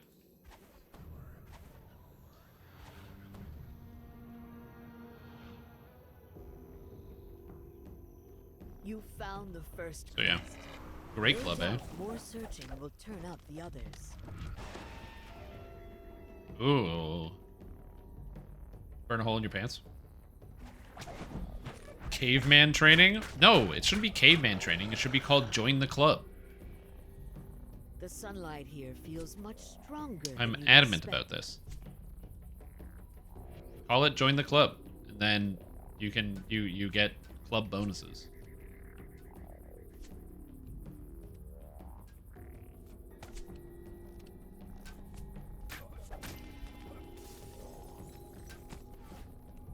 The Ad time? surface You of the got it. underground pool begins to ripple as you approach. Then the pool churns as an elemental flows up and attacks. You feel Are maces more good? than fear, If you play as a a Asmar tunnel Scourge, yes. sensation coming If from you're the not an Asmar device in Scourge, its no. chamber. The elemental But if you're an Asmar dissipates Scourge, and yes. the magical barrier protecting the pool fades. Got them all? Nice. Let's go. A terrified scream. Take your echoes pick for through the picks. canyons. Again, these are just great feat names. Let's go. Break the rule of the club. It's club, not fight club.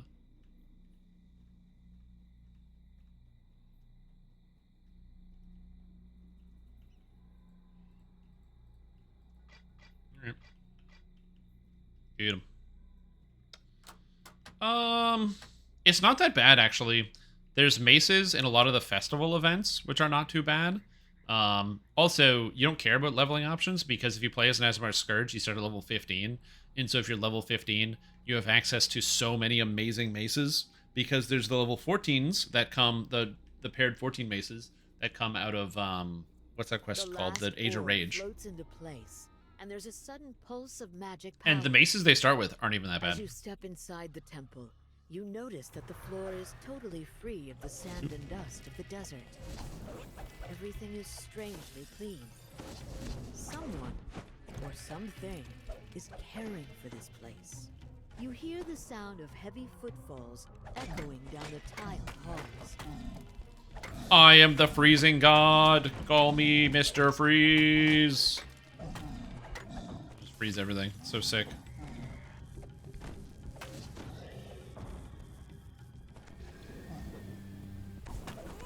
Damn it, I couldn't get that guy. He's too fast. For many long Freeze! years, this place relied satisfying. upon secrecy to protect the eye.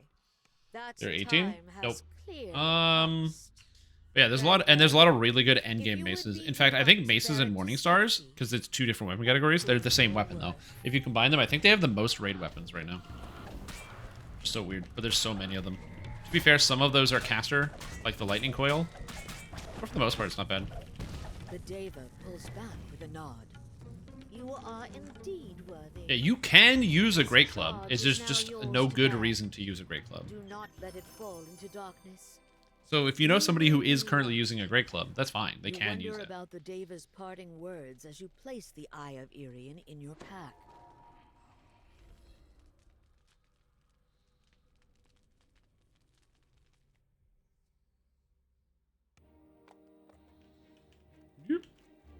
Ooh, a Scarab spell absorption. That's going on the auction house. Are you able to take 50? What rank are you? You marvel at the beauty of the courtyard.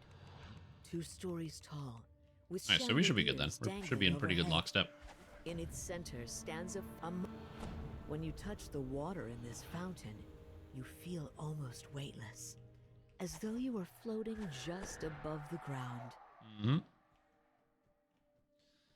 Bastard swords, You scimitars, warhammers are instinctively better let out so a far. sigh as at first you feel a The sense best of weapons in the calm game relief. are longsword, Kopesh, That warhammer, relief quickly turns to falchion. dread as you notice that something is wrong. You steel your mind as you're plunged into dark. You blink awake. You Dagger. realize with a jolt that you. Oh, you're awake already? I had hoped. And then in my specific hypnosis instances, would have Kukri and a hand axe. lasting effect. And quarterstaff. I suppose I shouldn't be surprised. You did. And then pretty much everything else falls resist behind. your initial compulsion to send you away, after all.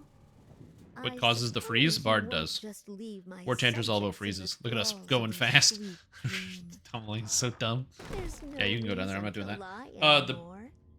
War I Chanter, am Frozen what you Fury. seek. So you go I here, am which is an the attack that eye freezes stuff, and of then you go Doubt here, which is an attack Wolf. that freezes stuff. The magic I have Oh, yeah, and used hand to wrap sometimes. lull these mortals to sleep. The age, do they I've sell? kept I don't know. them fed I just don't want it, all but these it's rare and it's years. useful. You managed to defeat them? How exciting! Well then, come find me if you must. If you're able to reach the Twilight Chapel, you might be able to save the monks. Or you might sink into eternal sleep. You can sell mine? Yours? I'm not going to sell in the actual short auction house. I'm just going to dump it on the regular auction house for like 50,000 platinum or something. You hear the eye's cloying voice echo Don't want it. around you. I just don't want it. Pity to watch you fall so far. Bastard swords are good, they just don't do as much damage. I'll Right? send So my that's the thing, is dear bastard swords don't do as much damage, but they're powerful. So they're powerful because you get to hit multiple creatures while still having a shield, or while single weapon fighting. So you get higher attack speed, and there's a lot of very good, powerful, unique bastard swords. So, like, bastard swords are not a bad weapon by any stretch of the imagination. They just don't do as much damage. You notice dead bodies on the floor. It appears that the Get the fire scepter for your cultists sword. again Did you get it? tried and failed to infiltrate the monastery and retrieve the eye. Oh, I think I see where you guys went. Turn around.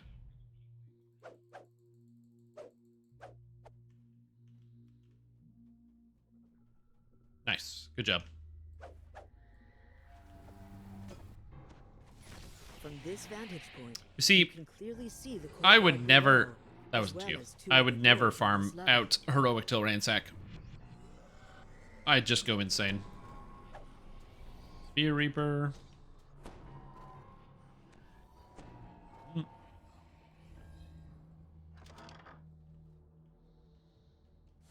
More feats, so if you want to strike through and shield. No, what you do is you take all the strike through feats, and then at level 31 you take the shield specialization, which gives you all the shield feats. But pre-epics, yeah, obviously. Yeah, Legendary Wild Flame is also the same as well. So if you want the legendary version, Madness of the Crowns, is exactly the same weapon. Madness of the Crowds. Crowns? Crowds? What did I say?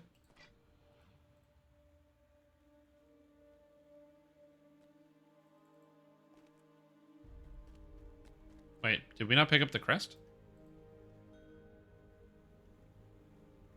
Alright, stay here. Consider from here for future alts. Oh, that's a great idea, 100%. Really good.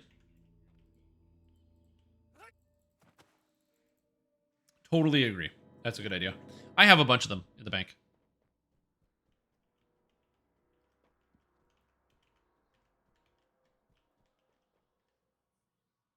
It's not here, so someone in the quest has it.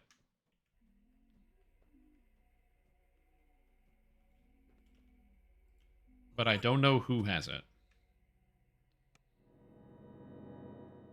I guess we just wait till everybody shows up, and then somebody's going to have the thing.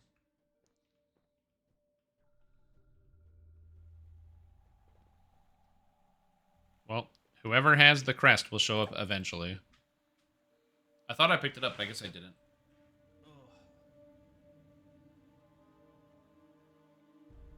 Okay, I'm gonna...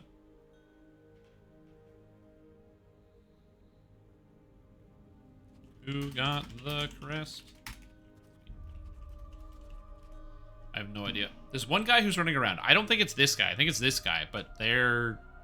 like AFK, so I don't know. Anyway, I'll be right back. Did I pick it up? There's no way, did I? I don't have a crest that fits the socket. Huh.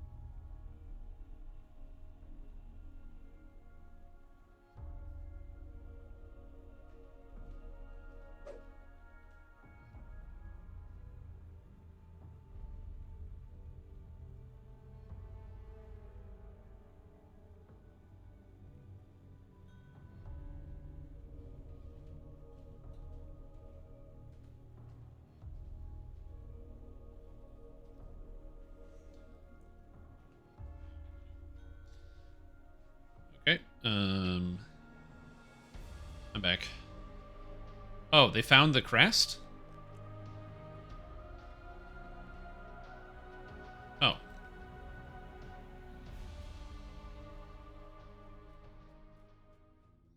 I don't know how we got it, but yeah. Got to get going. Yo, take care, Luminex. Enjoy the rest of your entire day. have to reset my phone. Oh, shit.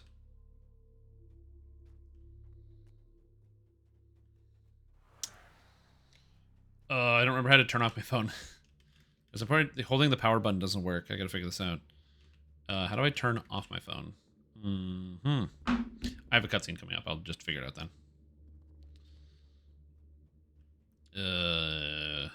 Oh. It is literally a skill issue. I do not know how to turn it off. So wait for this guy to come over here. There we go. Restart. Okay, that guy's going somewhere else. I don't know where he's going. All right.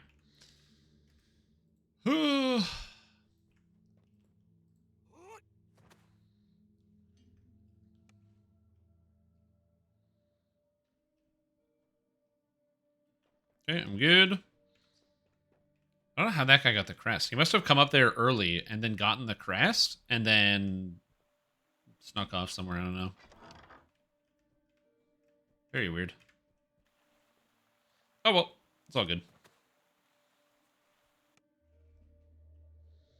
Took and fell. Yeah, that's okay. People fall. It's not a big deal. It's not the end of the world. You found your way to a corridor overlooking the Yeah, exactly. Twilight People Chapel. fall.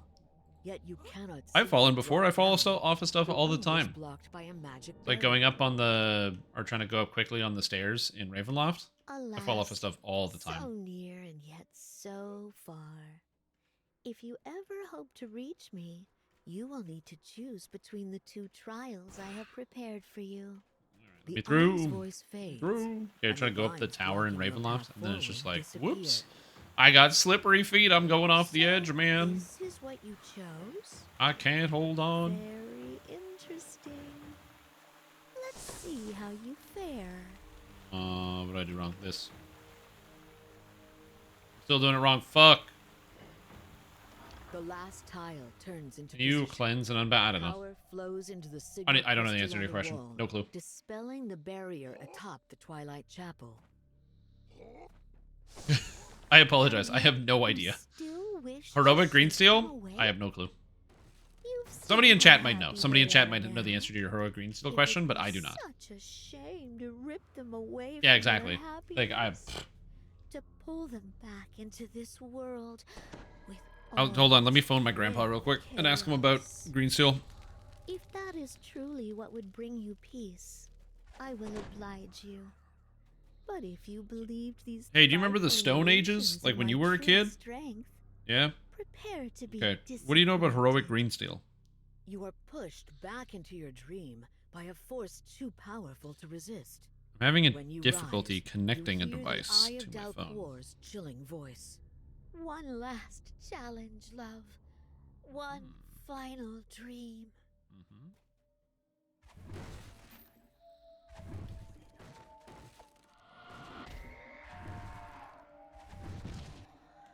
Hey, let's get this guy. Fire elementals Fortunately, I had rise enough time up to stare at my phone before the boss spawned.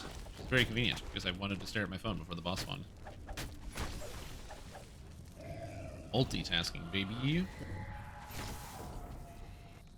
5 or 6 years? Yep, that As is you correct. blink awake, the Eye of Dalquor sighs. Well, The thing is, if you have green steel existing, like green steel weapons can be quite good. the challenges I have thrown at you, But yeah, here you stand. okay, I'll have to look it up. Apparently, there's a new event coming up in Pokemon Go called Adventures Abound. Drained of power One yet need. again. For the moment, at Adventures least, Abound. you have kinda fun. managed to break the spell Okay. and cure these monks of Yeah. their peaceful sleep. Okay. Yet I still live, and I still dare to dream. Now that the Eye of Dalquor's magic has been disrupted, the monks will slowly begin to rise from their long, I don't know, dude. reluctant Can't get this to work. slumber. You can have this. I don't have any other 12s I want to do. So, invaders. Then taking level. I have this device where you're supposed to hook it up to your phone. And I've been trying for like weeks to get it connected and I can't do it. And I keep trying and trying and trying. For Pokemon Go, it's called the Pokemon Go Plus. And I've tried every troubleshooting method and I just cannot get it to work. I can pair it to my device, but I just cannot get it to work with the app. I think it might be broken. Yeah, I've been trying for weeks.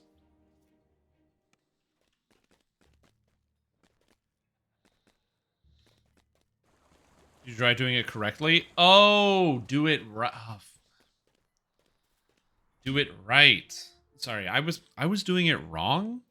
Shit, man. This is why I gotta talk to you guys first before I do stuff, you know?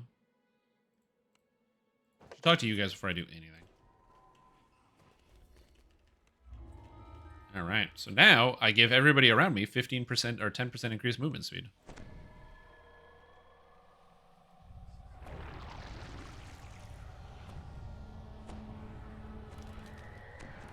You hear sounds of activity beyond this door. Oh. Strange characters. Listening at the app just won't recognize them? Yeah, it's really weird. Like, the app just doesn't care. Maybe I have to reinstall the app? That might work. There's like an update I need. I'm sure I can't be the only person. Because I tried to get it set up initially and it wasn't working. Then I tried to get it set up again for the big Pokemon event yesterday. Or no, over the weekend. That didn't work. And then, I got it, you know, just like sitting here at the thing. I restarted my phone and did a couple other things, tried to get it to function. I got nothing, so. Touch of idiocy. Oh, no. At least I can cast Dimension Door still. If you out your phone in the microwave for 30 seconds, it resets the electrons. If I put the phone in the... Okay, the microwave the phone. Okay. That also charges it too, right? Like, I'm pretty sure. The guards are nowhere to be seen. Hope I work in IT. Okay, thanks. Trapped inside. Did you try shaking or power bombing the phone into the concrete? I didn't try power bombing it into the concrete as well. See, again, this is why I'm glad I get to talk to you guys, because you guys have good ideas and suggestions as to how to fix some of these problems. Yeah, I never thought to just like spike it into the concrete. That might fix it. I don't know. It's as good as anything else I've tried so far. Try washing the brokenness off. Yeah, the problem is I already have my motherboard in the drying rack right now, so yeah.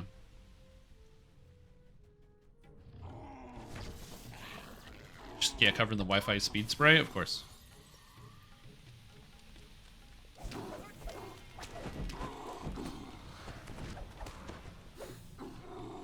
Ouchies.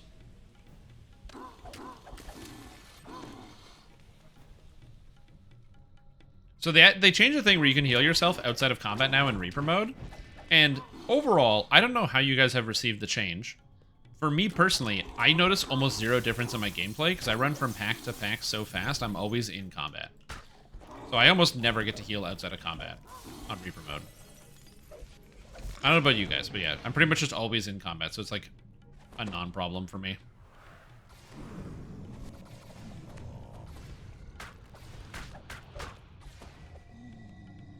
Hey, get out of here, beholder.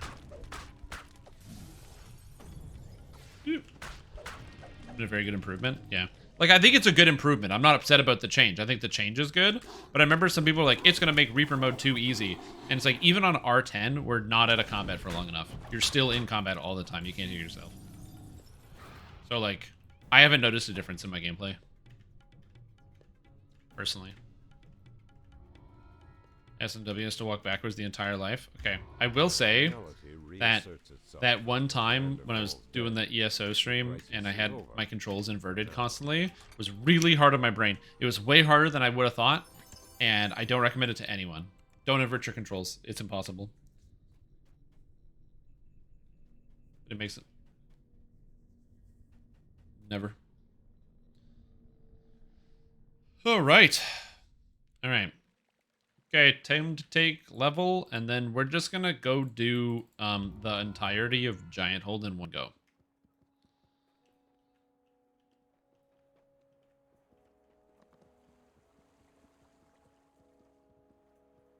Oh god.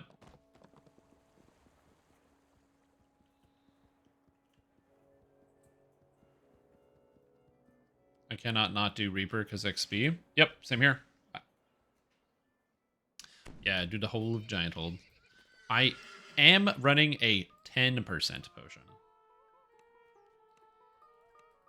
Because 10% potions are like pretty cheap. They're like, I think you can buy like 60 hours of it for like 600 points or something. Like it's really inexpensive. And then you get the benefit of like just every once in a while you just get to skip a couple of quests you don't want to do. It's like the perfect solution. I love 10% pot. Okay. I'm not taking offhand versatility because I'm going to use a buckler. I don't need shield mastery because I don't need shield mastery. I don't need first personality because it's stupid and dumb. I have improved critical slashing. Oh, I have greater... I don't have greater single weapon fighting, but I can't take greater single weapon fighting.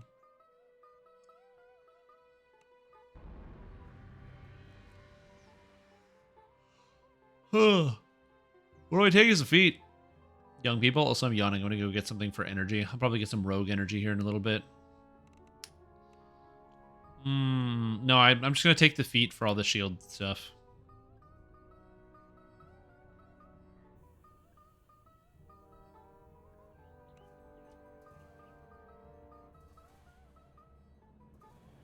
Because I don't have base attack bonus.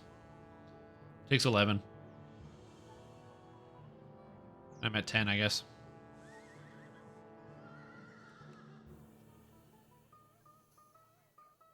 Improved bardic music?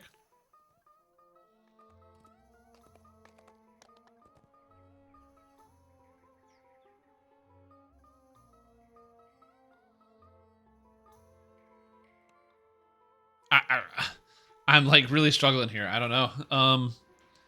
Because I already get improved inspire courage.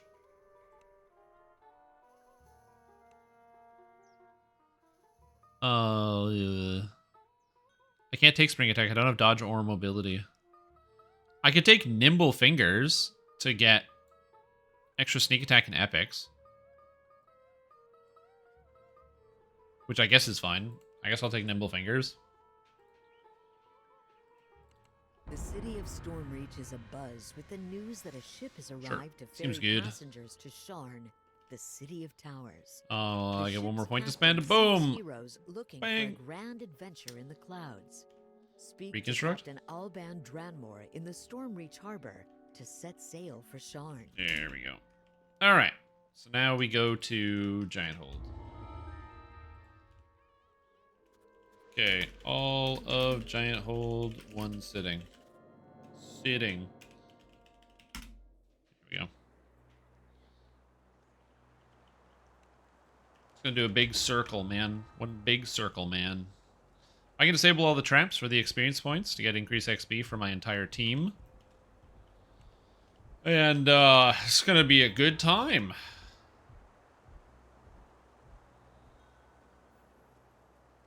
That guy's already in Feast? God damn, I'm slow. Check Conquest on Crucible. It's sick. You kill so many monsters, you get so much extra XP. You missed it by 5. Did you skip anything? I got it the last time I did it. I got Conquest, so I'm not sure. Oh, I'm not there yet. Yeah, like it's like you're playing Zelda, running around. Ha ho ha he ha he ho ha he ha ho ha he ha he ho.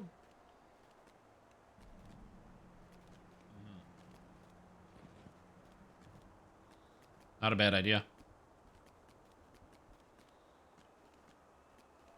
All right. Just at the end, don't kill hobgoblins, banging on the bell, but kill everything else. Yeah, I think we usually like kill the stuff on top of the maze because people don't pay attention. They attack the stuff on top of the maze. Before the hunting party returns. Yeah, freeze board, let's go. Gotta say, this is very cool. I mean, you could just play as an elf. You know, like, because Link, he's a he's not a Hylian. He's a, no, he's a Hylian. Wait, is he an elf? Wait, he's got pointy elf ears. Do the Hylians have pointy ears? Because he grows up in Kokiri because he's a child, but he's not a Kokiri. I'm thinking of Ocarina of Time. So wait, are they elves? Do they have wait, all the Hylians have pointy ears? Man, I never even realized that. That's crazy. The orcs have fashioned this wing into a makeshift living quarters. All that pointy ears. Man. All the things I don't remember about the video game The Legend of Zelda. Then all of a sudden somebody goes, well, this guy fucking says he doesn't even like Breath of the Wild. Clearly a fake Zelda fan. And like, yeah, I don't really like Breath of the Wild. What are you going to do? Eat me. Yeah, it'd be a different experience, yeah. Never played any of the games? Why look at their pointy ears when you can look at their pointy polygon faces? Yeah, like when you're playing on Nintendo 64 and everything is just pointy because it's Nintendo 64. True. Okay, so here's the thing, though. You want so you're saying good music, Kentos? You want some good Zelda music? The Dancing Dragon Dungeon from The Legend of Zelda: Oracle of Seasons. Oh, that one's so good. Ankle deep water? It is. Tumble is actually a great way to get through everything in the whole game. This is what I've learned. That guy crit me for 200? Yeah, whatever. What did I do to you?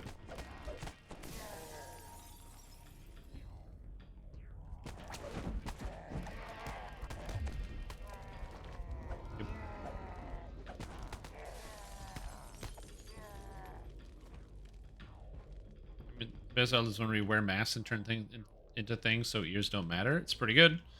Damn, the quest is over? I was not even looking. The Wild is too country for Strim, and we know he wouldn't survive without McDonald's across the street. Yep, literally true. Yeah, without McDonald's across the street, I'm dead. What am I supposed to do? Fend for myself?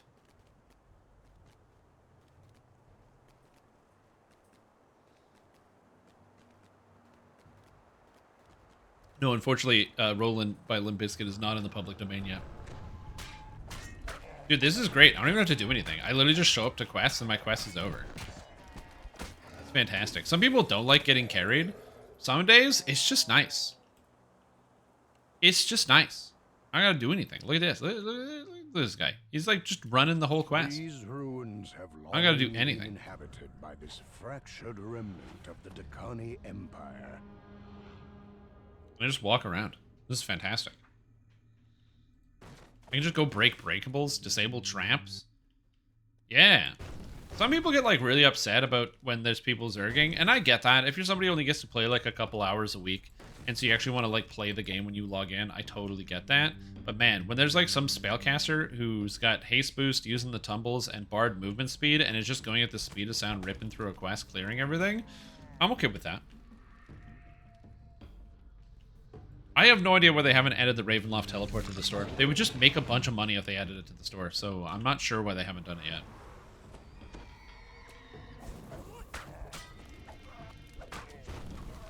Like, so many people would buy it, and it can't take that much extra work. It's just take item ID, add to store, and then make it so it gives you the flag on your account that you can do the teleport. Look, I don't get it. Honestly, I do get that feeling. But yeah, sometimes they have an allergy to making those types of sound decisions. Or it's apathy of some kind. I don't know. It could be spaghetti code. Spaghetti! Spaghettum code. Spaghettum code. Getting carried is my specialty? Yeah. I did some R10s on the weekend. It was pretty good. I died a few times, but for the most part, I was good. R10 Island Reed. Lots of damage and crowd control. Like, I'm a melee. I can't match the killing power of, like, caster, but I can just, like, have a little killing power, you know? A cry issues from beyond. Oh my god, I'm already past. What the hell?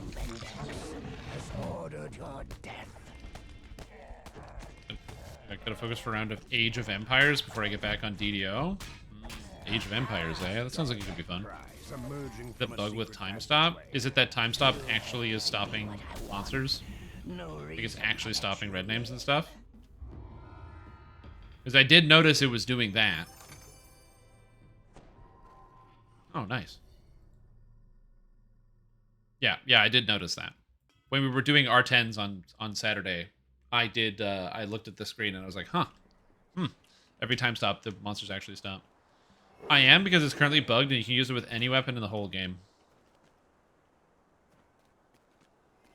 Actually, all the Vistani weapon attacks can be.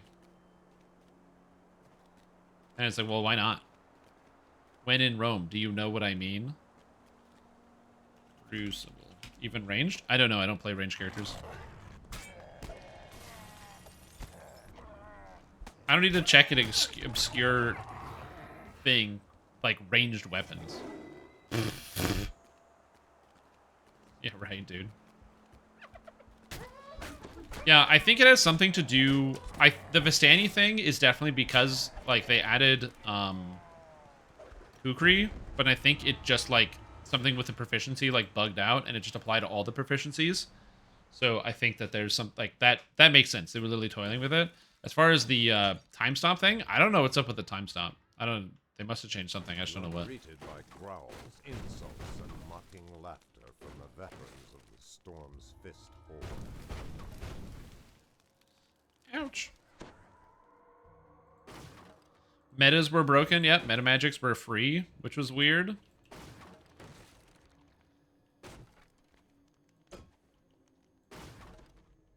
Lag patches the cause? Honestly, I have no idea.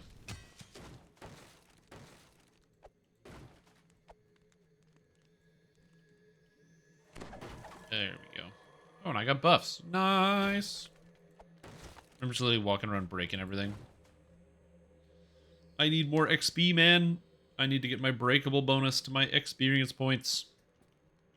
Especially in this quest. Zorothon's Nelvana is always nice. And kind of always has since it was implemented. They won't attack for the duration? Interesting. Yeah, I know that time stop, currently, you can time stop anything and it actually gets stopped. It basically makes red names and purple names helpless. It could be a mechanical change under the hood, you know. Maybe somebody upstairs at SSG was like, yeah, we actually want time stop to actually stop time and stop monsters in their tracks. Oh. Bam. The sign reads, Maze of Cunning. You haven't played since the update at all? Yeah, I've been playing. I've been leveling. I've been doing new things.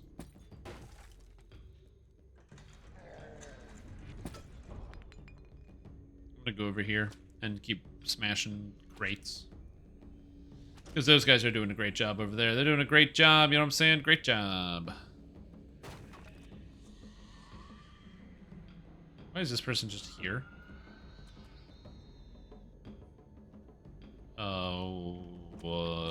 I please? Okay.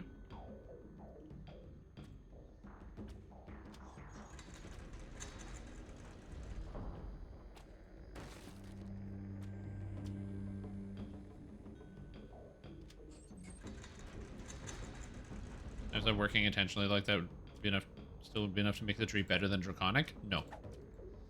That's just because Draconic Incarnation Epic Strike does 4 times the damage of every other Epic Strike. If the damage was like kind of comparable, then maybe it would be a different story, but it's literally 4 times the damage. What's the point? Yeah, and also pull from Wellspring is pretty good.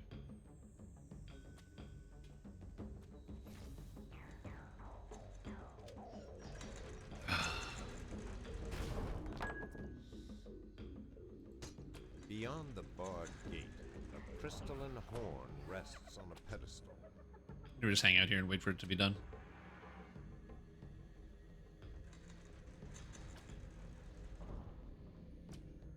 "16 times the detail." Okay, Todd Howard, calm down. Calm down. You're not running DDO today. Although I can see the tumbling zoop across.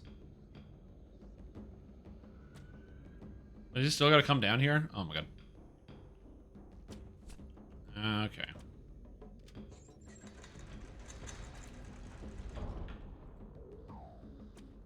All right.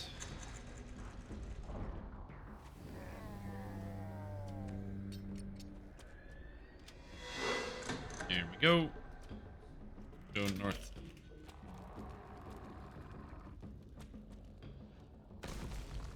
I think the guy's AFK. Which is fine. This does work these days. Yeah. I can understand why a lot of people got giga mad at the game when it released in the state that it released in.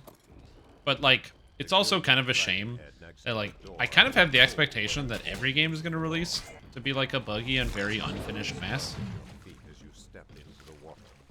Very few games come out without major bugs and major problems. It's why waiting a month to play a game is usually the good idea, because then you get, like, through the emergency patches. The sign reads, Chamber of Agility.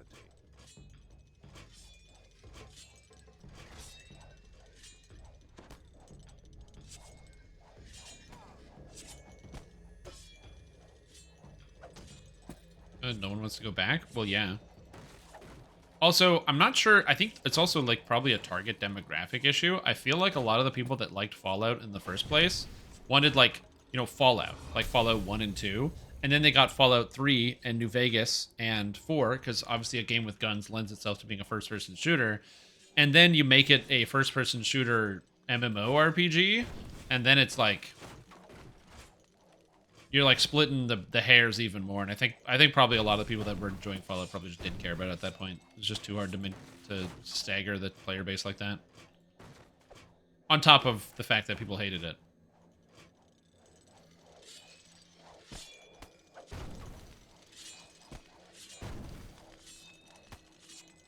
Yeah. Plus, also looking at No Man's Sky, there's like a million features in that game now. Starfield's released and someone mods a feature. One of the plans is just Skyrim game and Todd Howard wins yet again. They just mod Skyrim into one of the planets. Actually a good idea. The broken bodies of several orcs lie below. They can just mod every Bethesda game as a different planet.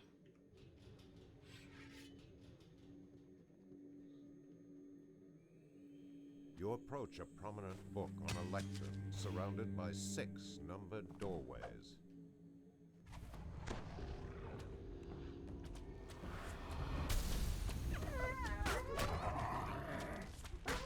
No, don't fall off the edge. Hear more? Oh, absolutely.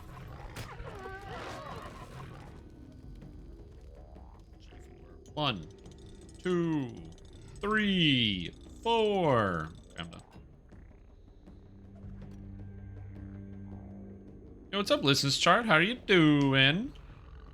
I'm good. I hope you're doing okay today. You know, I hope you're feeling good. I hope all things are going well for you and your family. Yeah, I'm doing great. It's like Monday. Kind of want something caffeinated, so I'll probably after we finish Giant Hold, I'll probably go get something like that. But other than that, I guess I finally got my Rogue Energy delivery, which is nice. No issues with the delivery from the actual company Rogue. Issues with Canada Post, and I just scream at them a lot. It's the nature of ordering something for delivery. The rush of swift. And he's doing the swim. I don't even have to do the swim. Oh yeah. I'll just kick back. There we go. That's good. Blizzard versus Epic Sword of Shadow versus Woodlord Greatsword. Probably depends. I would say it depends. What are you playing? Senior Glow's a very strange combination of effects. Yep. Also, no one's ever going to use them. They're just going to use them as a clicky. Swap, click, off. But it's cool.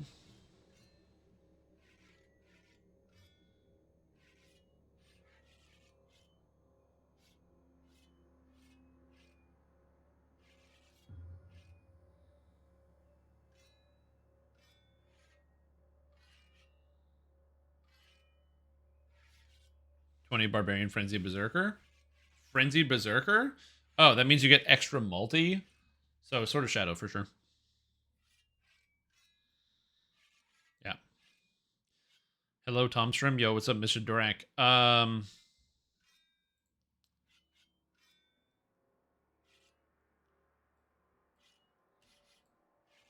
There we you go. Horse told me to say that to you.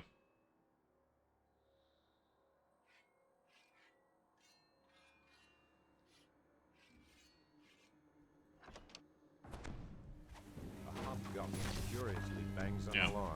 Oh, yeah, absolutely. Copium for days. 100%.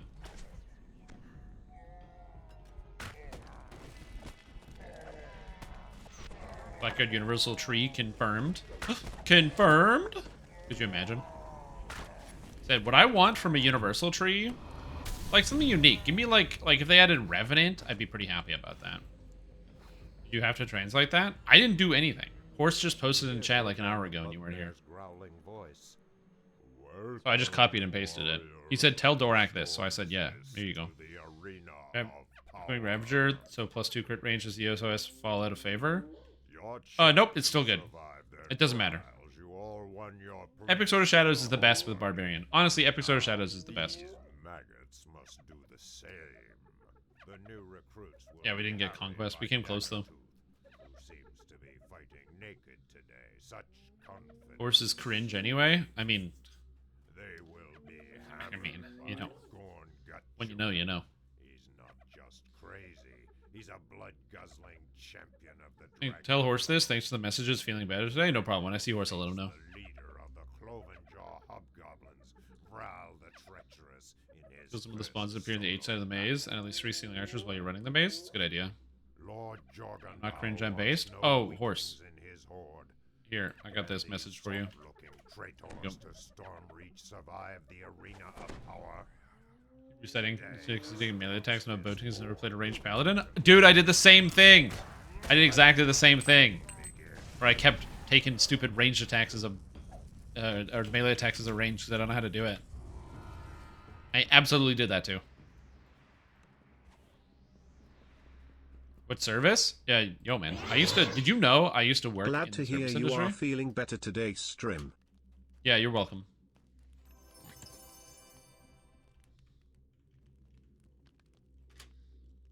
Yeah, I used to work in customer service. That's why I give great service.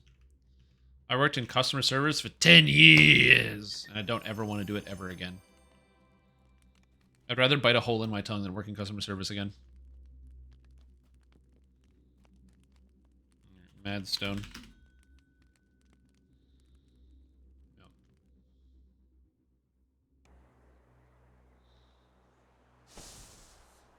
How do we get there? I don't know, I'm just gonna walk.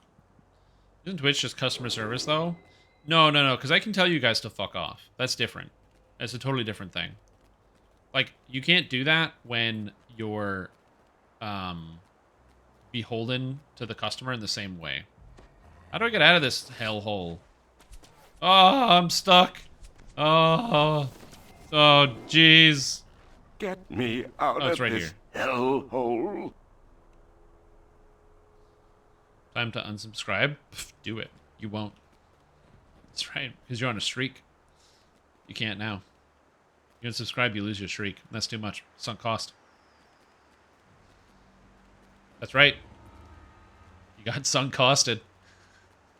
Because you're like, as a joke, I'm going to unsubscribe. Ooh, but the streak, though? 30 months? You know, I do want to do it, but nah. Madstone? Oh, that's a good idea. It should be called Madstone Crater. That's funny.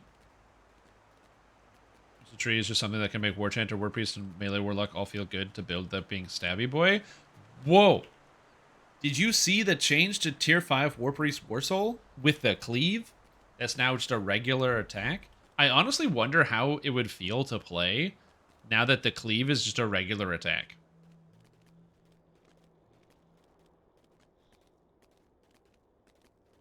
Also, Tier 5, you know, War Priest? Okay, I got an idea. It's not stupid. You're stupid. War Priest, Tier 5 Exalted Angel, because Exalted Angel gets, like the damage or whatever, Holy Fireball, and Holy Fireball has no save and scales off Light and Fire spell power, which you get out of that tree, and you can get 30 extra spell power out of Divine Disciple from like the lefty-righty, and then it has no saving throw because it's broken, so you can just Holy Fireball people back in time. And then you're scaling light and fire spell power for everything. And so you still like have some melee tree, but you go tier 5 Holy Fireball. The madness overcame me, says the seer. Better now. Be aggressive. I have high HP. I can afford to be aggressive. Yeah, isn't it so good? Yeah, you're like, oh, low on hit points, gotta fight. Oh, high on hit points. Good, like, looks like it's time to fight. A gateway slides open, and beyond, a living giant bellows in rage. Yep.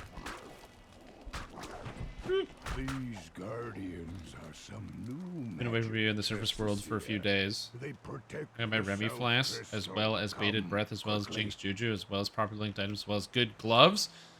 Wow, that's crazy. You have items that you equip to your character that have stats? Damn, man. And also, I was away from Path of Exile, but that's because there was a Pokemon Go event, dude. I caught 4 Kyogres, 6 Groudons, and 11 Rayquazas. And I got 1 good one. I got 1 good Rayquaza out of all of that. Everything else was bad.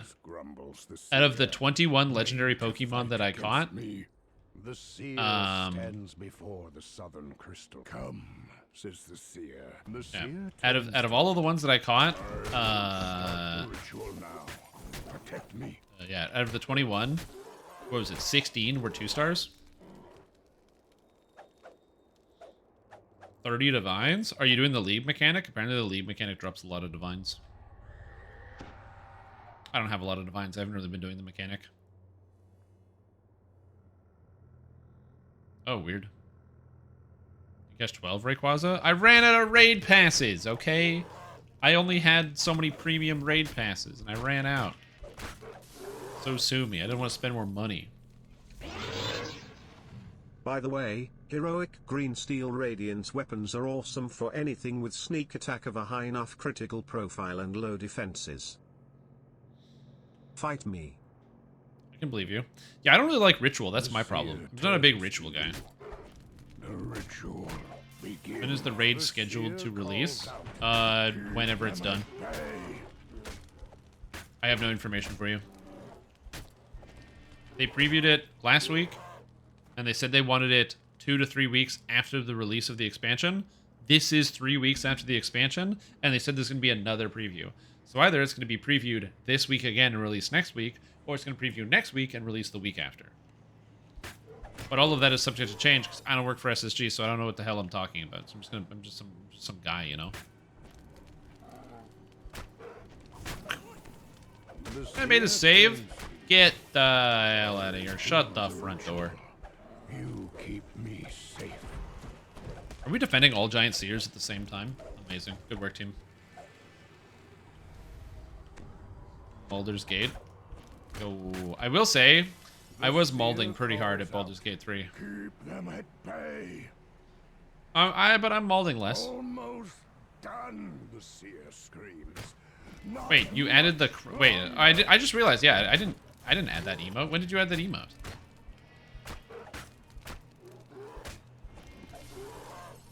Also, Sad Cat Jam is a fantastic emote. Big fan.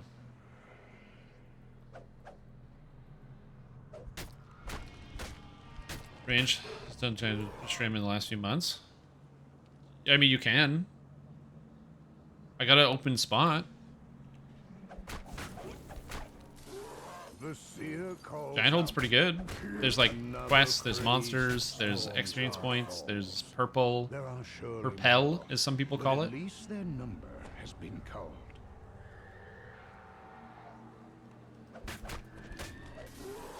I will say, I think you don't like Baldur's Gate 3 that much, Cruiser. Not much longer. And here's my assertion as to why I think you don't like it that much. It's not that you don't like it, right? I'm not saying you don't like the game. I'm saying you just don't like it that much. And I think I'm right about this, because when Pathfinder Wrath of the Righteous came out, you were like, oh, Lich? And just crushed the game in a week.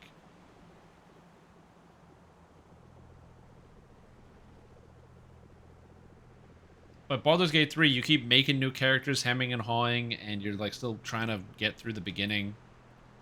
Yeah,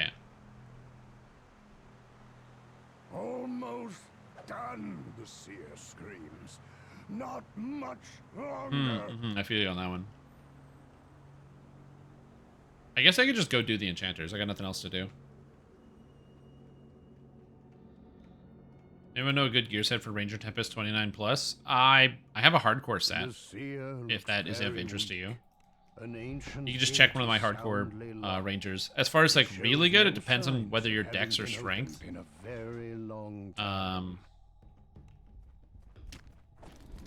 Honestly, you could probably just, if you're like a strength-based build, you could probably just take any strength-based Kensai build and go from there. I have a Charisma Tempest gear set as well, because I'm stupid, and I made a Charisma-based Tempest.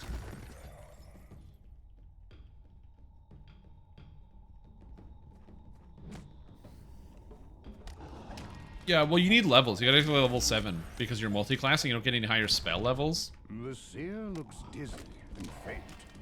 Or you get higher level spells. So you get like, you have 4th level spells you can cast probably, or like 3rd level spells, but you can't actually cast like 3rd level spells. But first, the crystal. 3 ancient enchantments. Chromatic Orb is very good. From their just in time, says Blaze. It's insane in Baldur's Gate 1 and 2 as well. It's weird that Chromatic Orb was absent from 3.5, and then it made a resurgence in 5. I don't know what's up with that. Shatter is Thunder, yeah. Though these skeletal enchanters Thunder is Sonic. It's the same thing. Like, yeah, maybe it's like a something, but yes. Received. Now that they are gone, yeah, Shatter and Thunderwave, very good. But it's basically the same thing. Good, good. Good. Good. Skeletons were dragon Trial by fire. Ancestors' bones used to hide. Who's that Thunderwave on the stupid hag? You wait, you Thunderwaved her into a pit? That's awesome. On the one hand, you don't get the permanent stat. She basically gives you a stat tome, so you don't get a stat tome from her. But on the other hand, it's pretty good, right? To the drow, yeah. Launching people into pits is pretty sick. See the terror of our history. I don't think I've knocked that many people into pits. I did throw people into lava. When I was fighting the Duergar, I did throw them into lava, which was pretty satisfying. I feel it in my gut. Oh, totally, yeah. I fear we will do. Well, it's just one of those feel-good moments where you see the opportunity that presents itself, and you're like, well, I have to go. Is this spoiler o'clock? You can talk about anything in Act 1, I don't care.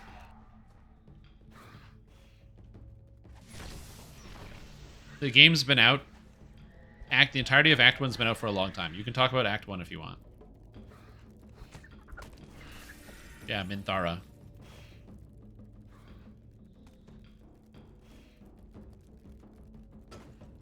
I don't consider anything in Act 1 to really be a spoiler, because it's Act 1.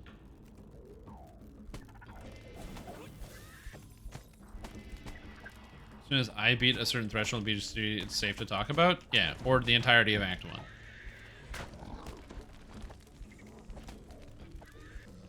Yeah, because you get 2 of them. Because if you're like a Warlock at level 5, you get 2 Eldritch Blasts, so you're like, boom, boom, and you just pulse out Eldritch Blasts like crazy. Dude, I don't even know where we're going. I'm barely paying attention. I don't even have to do anything. This guy's zerging so fast. Even a pen and paper? Yeah.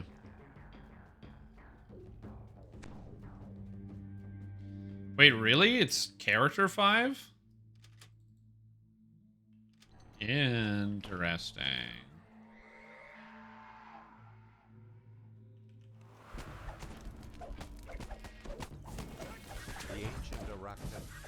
I'm gonna get extra XP doing the Arachnid Queen, baby.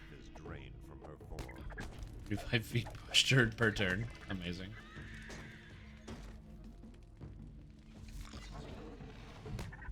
Yeah, but I thought getting a second Eldritch Blast was, like, not based off of the Eldritch Blast. I thought it was based off of, like a Warlock ability, getting to shoot 2. The troll hurled hurls a large, bulky object into the cabin, then turns the knob.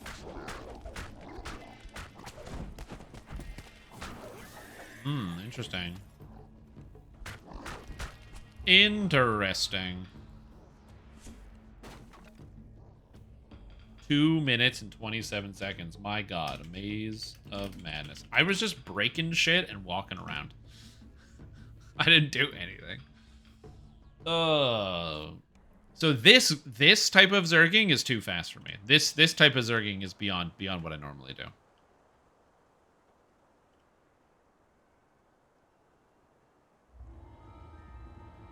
Yeah.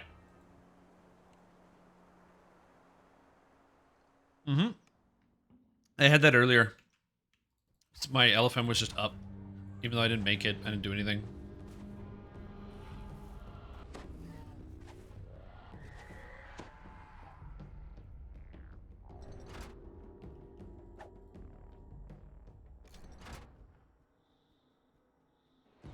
Where's the LFM?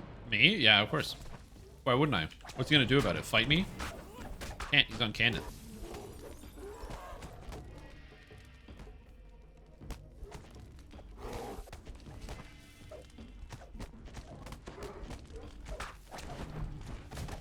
There we go. What the heck? Thought I killed everything. How do I play this game? First Sonic Blast, then XP, now Horses LFM. Holy fuck. Yep. Yeah, dude. I'm just out here slaying everybody. That's why I played Slayer in Halo. Horse knows where you work. That's true. Kick your grass? No, if you're gonna kick anybody's grass, probably kick my neighbor's grass. I got a neighbor that's one of those people that goes out and makes sure their grass looks good with with a pair of scissors. Which, to be fair, the guy's lawn is immaculate, but that's a lot of work, my guy. That's a lot of work. Here you go. I got you. You go. You're going.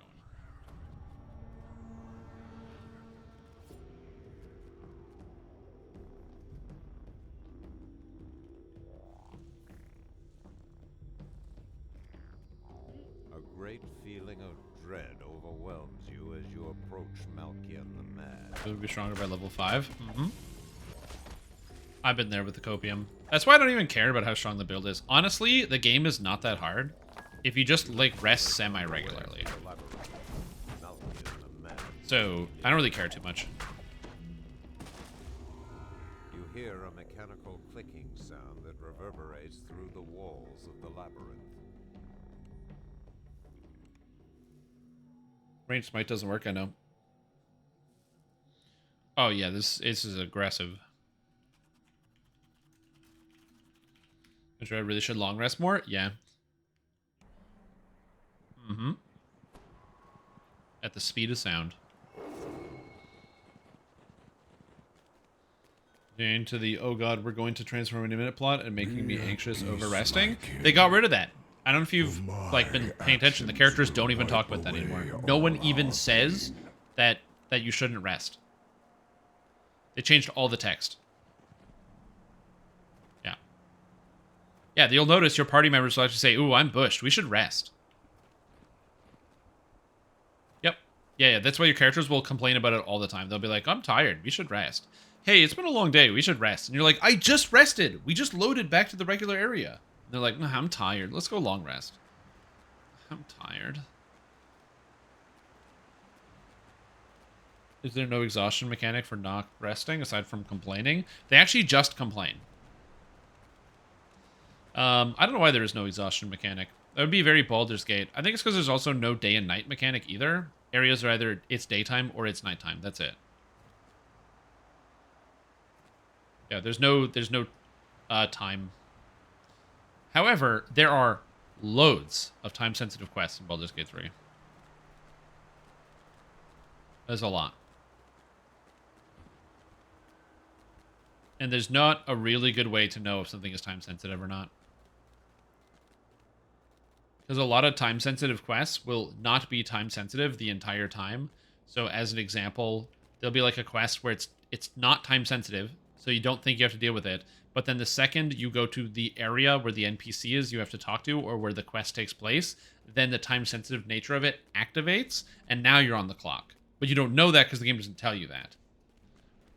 So, like, let's imagine that you're supposed to rescue some people that are, like... Or you're supposed to talk to a guy who's at a ruin, okay? There's, like, some dude, he's at a ruin. You're supposed to go talk to him. If you don't go to the ruin, then the timer never starts because the guy is always going to be there because you haven't been to the ruin. But if you go to the ruin and don't find the guy and then rest, because you went to the ruin, it activated the clock, so the countdown is now started on your quest. And now, if you don't find him within that clock, then you lose. Then you fail the quest. Which I don't really like. I wish time-sensitive quests would just tell you that you're time-sensitive. I don't think that's a big ask, and I'm sure there's probably going to be a mod at some point that either makes it so time-sensitive quests don't exist, or they will tell you if they're time-sensitive or not. And you might say, yeah, but Strimtom, shouldn't you just pay attention to that? Like, duh, use your sense in real life to go, well, this quest would or wouldn't be time sensitive. Yeah, you know what? If we're gonna go off of real life, I don't usually get asked very often to go save like 6 different people at the same time because real life is less stressful than that, and most things can be delayed or pushed off. There are very few life or death situations. So no. Also, if something's time sensitive, you know if it's time sensitive or not because you understand your world and not the world of the video game. So the reason why I got mad at the oath for breaking, my problem is that the game doesn't warn you if you're going to break your oath. You say, yeah, you should know. No, I shouldn't. My character has been a paladin for 20 years. They should know whether I'm going to break my oath or not. I got 3 lines of text. Whatever was imprisoned within this chamber must have been right? So that's usually where the dungeon master says, hey, by the way, your character would know this thing because they have the experience, even though you, the player, don't know that.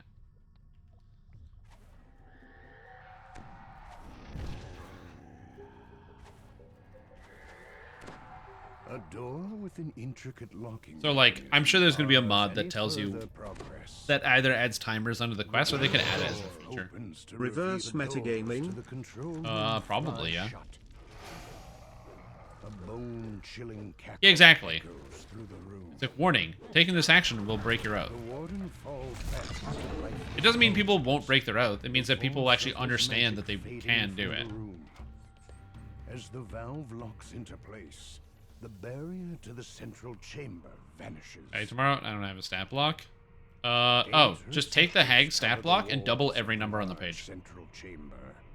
It is likely all must be filled for the chamber to open its planar cell. We don't have anyone lawful. That's boring? Okay, triple it.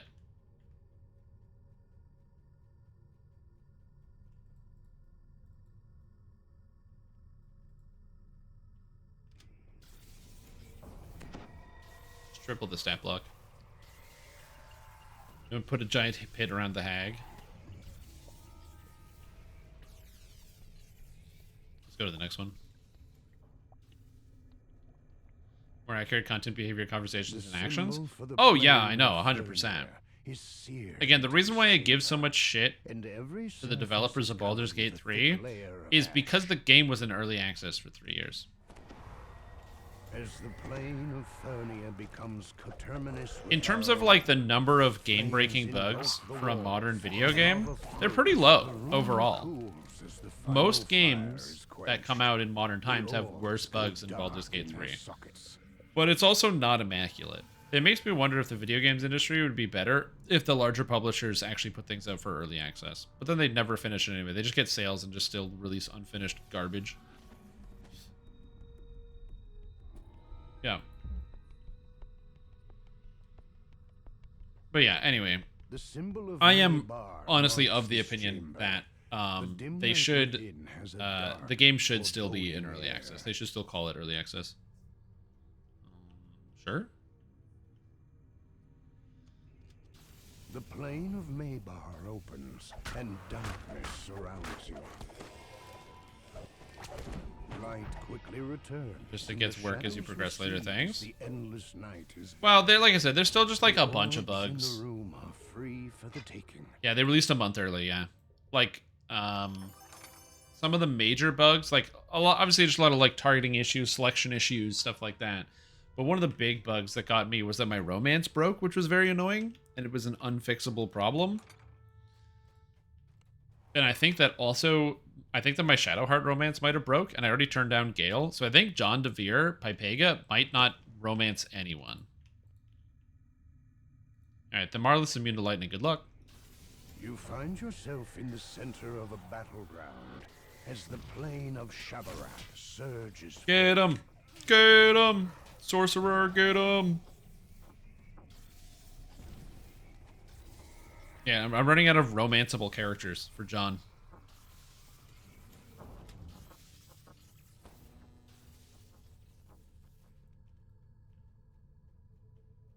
I think that's it. I think we got everything.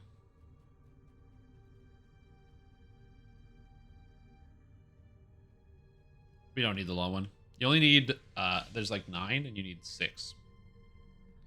Or something like that. Why has every party member got an immediate hard-on? Because the writers for Baldur's Gate 3 have never had another relationship with another human being.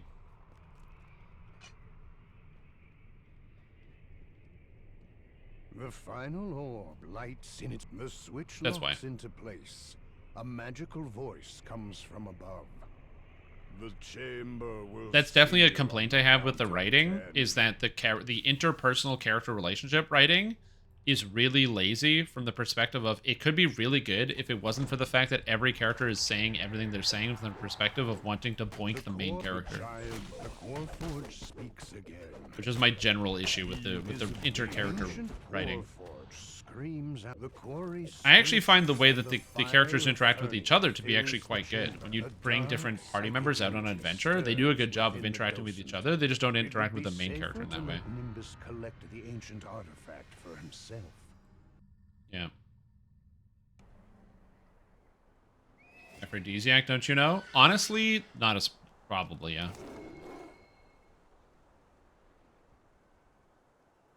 Like, games that do romance pretty good is like, I'm going to bring this up again. Baldur's Gate 2 does a way better job. Like, for example, in Baldur's Gate 2, Jaheira, when you start to romance her, for like the first 20 interactions you have with her after you start the romance, it's not even starting the romance. It's basically her husband has just recently died. And she's like she's like obviously latching onto you because you're like just another strong figure in her life. But she like represses her feelings and doesn't know how to think about it and tries to avoid it and is like no, this is like, you know, that's not right or whatever. Like before you even get to the romance part, it's like several interactions of, you know, trying to figure out or just like testing the waters and stuff, which is a way more human interaction if you're traveling with somebody for days. You don't just meet someone you don't know and be like, hey, nice dick. Some people do.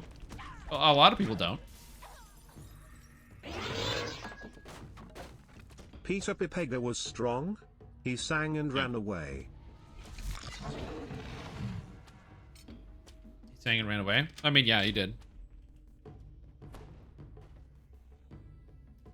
Yeah, exactly. You don't get a chance to even learn about the characters' backstories without it also being intrinsically tied to them wanting to have a physical relationship with you.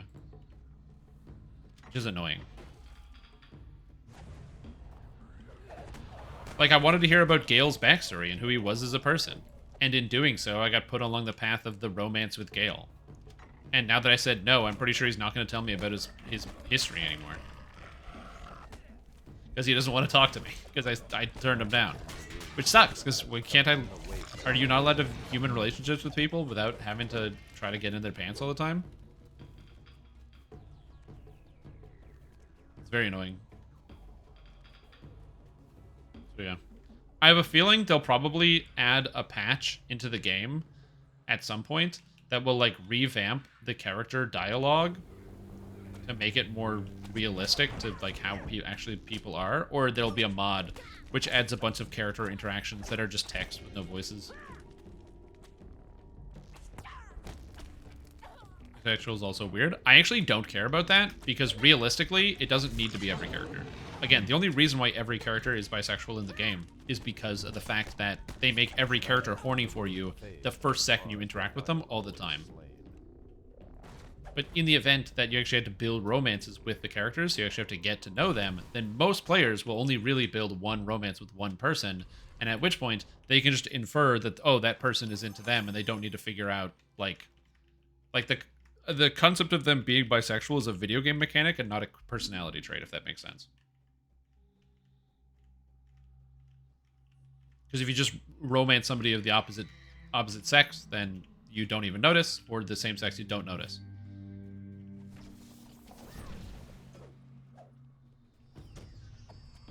It's just like a thing.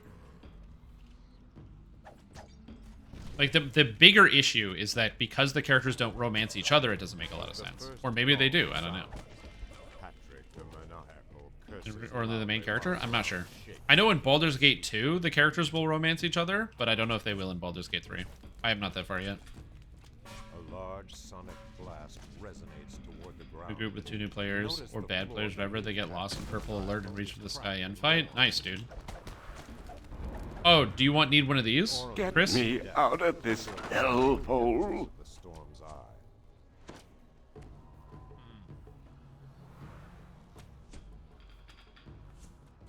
Blue Gale has not been aggressive as when your others save. Probably.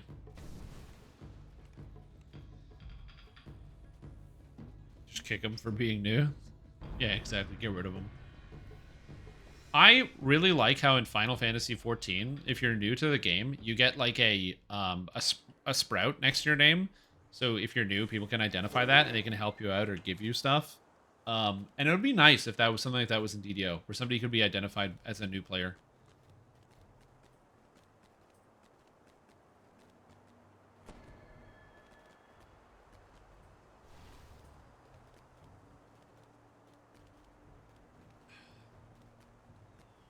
Yeah, but I think it has, like, more good than bad. Wings kind of work that way. The wings do kind of work that way, but not always.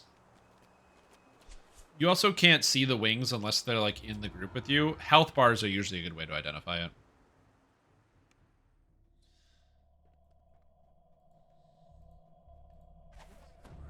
But yeah, I haven't finished Baldur's Gate 3, but I can say that while Baldur's Gate 3 is more fun to play in terms of like the moment-to-moment gameplay and the combat, the character system is obviously better because it's more diverse options with 5e, stuff like that. The visuals are amazing. The writing is definitely worse than Baldur's Gate 2. This isn't even like old man Stream Tom coming out. Like it's a lot worse. But it's not bad. It's better than industry standard, I would say. Now clearly audible.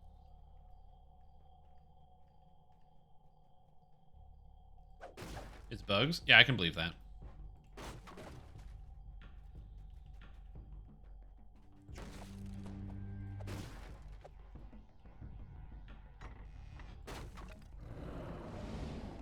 Oh, Jarless. Oh, God. Because it's just like the fact that you get so many interesting interactions with your party members in Baldur's Gate 1 and 2. And then you just don't have the same caliber of interactions. I've said this before. Because everything needs to be spoken word in Baldur's Gate 3, it means that every line of text has to have utility. You can't have unimportant text. You can't have text that doesn't directly add to the narrative. Because you have to pay a guy to say it. Which means it's expensive. So, it just changes how well the text is used in the game. It's the reason why you don't have these long-winded backstories. Like that section where you're learning about Viconia's like history, and she just has this like, she just stops you and tells you this long story. That's like I think the whole thing is probably like 20 pages long. They would never do that in Baldur's Gate 3 because it costs too much.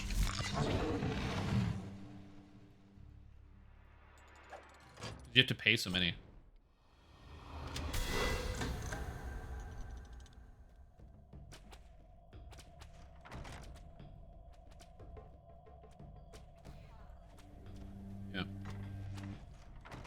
Managed to jail break. Sometimes the doors just close in this quest. Must break crates. Ketherick is the single greatest villain entrance in video games. Ketherick does have a good entrance. To be fair, though, he is also voiced by Angry Bald Man. So that helps a lot.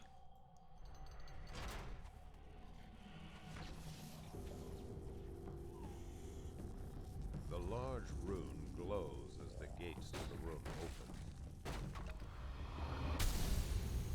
Feel like you're just wandering around? Yeah, I could see that. What's his name? I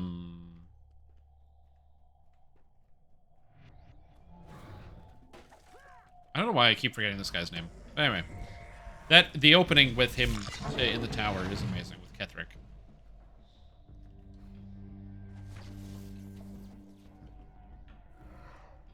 It's just really funny to watch like Invincible, and so you listen to Omni-Man, and then Ketherick Thorm has the same cadence with his words and the same demeanor.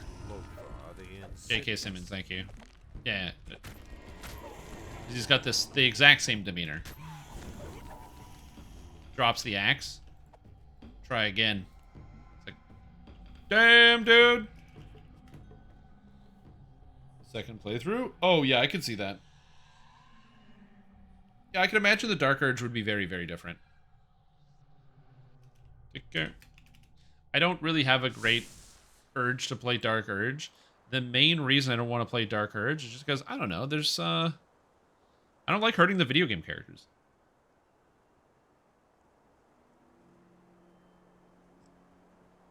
I just can't do it. I don't want to hurt the video game characters, man.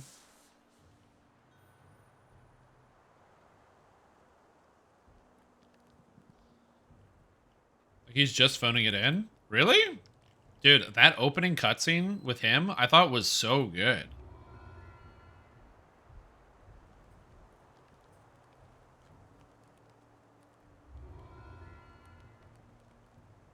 I mean, yeah, I think a lot of it is probably difficult because it's also like different types of acting.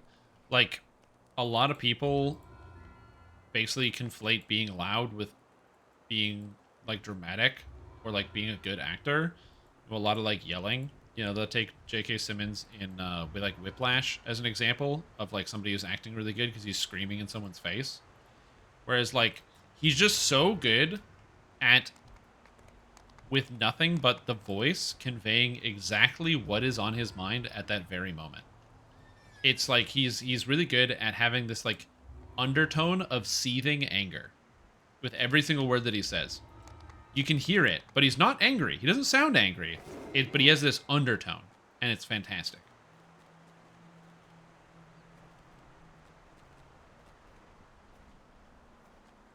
Playing with Twitch chat, basically Dark Urge. Honestly, that's a great idea. I haven't been using the regular, you know, the letting people vote for what I do very often because it didn't work for the first few days, and now I'm just like, now I'm going to play my game. But what if I do a second playthrough of Baldur's Gate 3 on stream, but I do it as the Dark Urge instead, and I just let you guys make 100% of the decisions. The giant's eyes are dull and clouded. Because then it's literally playing with Twitch chat. Yeah. Sex everyone, then kill everyone? Yeah. The giant says, "Hear me. The Storm Reaver has refused." Friendly spells attack rolls can be used for sneak attacks? Yep. That's how it works in 5. That's why the Thief Acrobat, or not Thief Acrobat, the Mage Arcane Trickster is really good. Because you can do that with Arcane Trickster because it's technically an attack roll in pen and paper.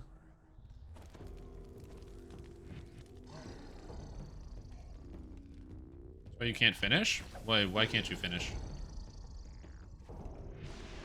Dude, you can re-roll your character though. It costs 100 gold. It's so cheap. You don't need to make a new guy. You just re-roll your character. Yeah, I've re-rolled like 4 times.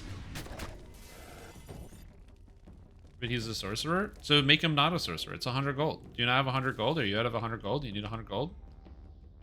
Just download a mod that lets you change it without costing 100 gold.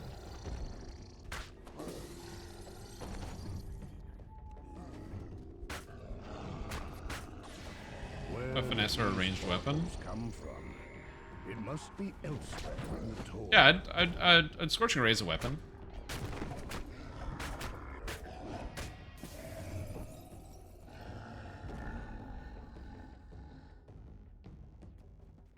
It's a weapon to me. Character dialogue as a sorcerer cleric to the team.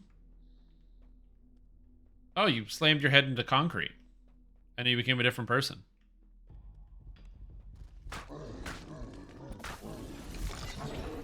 You just roleplay your character taking a face plant into some concrete, and then you just get up and you're like, oh man. What was that stuff? What was it talking about? Ugh, murder? Anyway, I'm gonna go stealth around.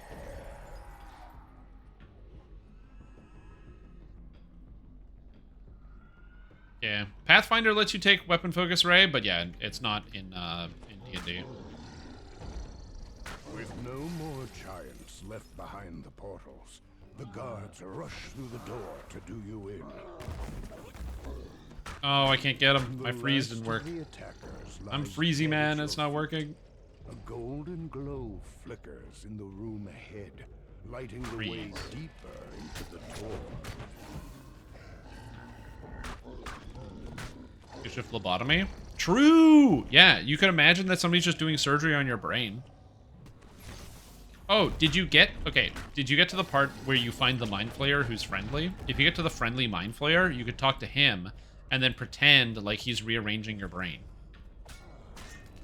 The fiery wall in the hallway vanishes. Boom, now you can explain it away. Others of these ancient giantish barriers were deactivated as well. You just let a random hobo take an ice pick to your eyeball? You could also do that. Did you do that yet? Did you let a random person take an ice pick and put it in your eye socket? The magical I did. giantish barrier I originally didn't want to, but the scene kept going, and it was so gruesome, and I had to just keep clicking yes. Also, I lost approval with everyone in my party. That was there are some fantastic scenes in that game. You find a crevice There are some good scenes in that game. It is pushing free. No, because it's broken. See, invisibility doesn't do anything. Some kind of supply room. The invisibility literally has no effect in the game. It's very broken.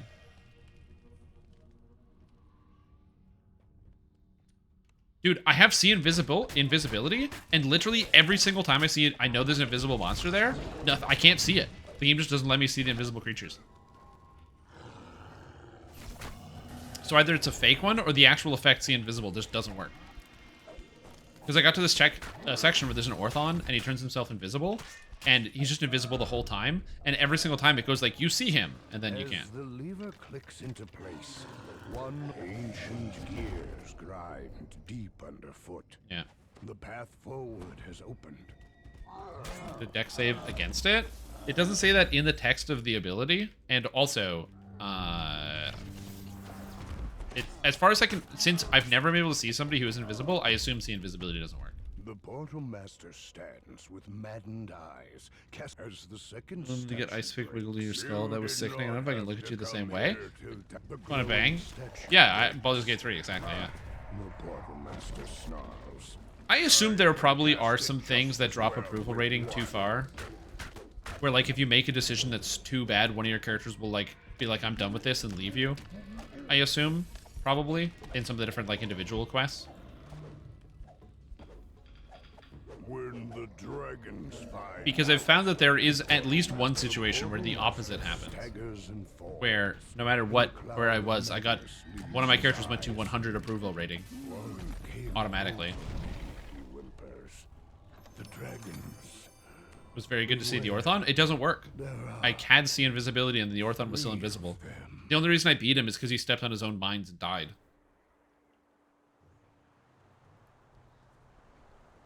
Yeah, I don't know. Maybe it was a bug. I'm not sure.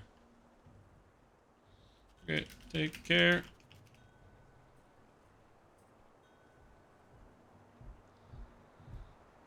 All right. Let's like finish off some of the 13s, methinks. What are some of the 13s?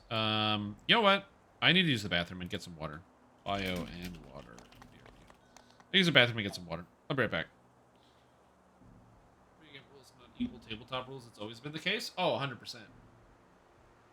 Her ditch was the side of the goblins attacking the druid camp. Yeah, I could believe that. Running into their own minefield that have 2 nickels. That only happened to me one time. I didn't drag anybody through their own minefield. Only one time. Just to see invisibility check? No, I'm saying that if see invisibility fails every time, then it doesn't work. That's what I'm saying. If it literally fails every time, it doesn't work.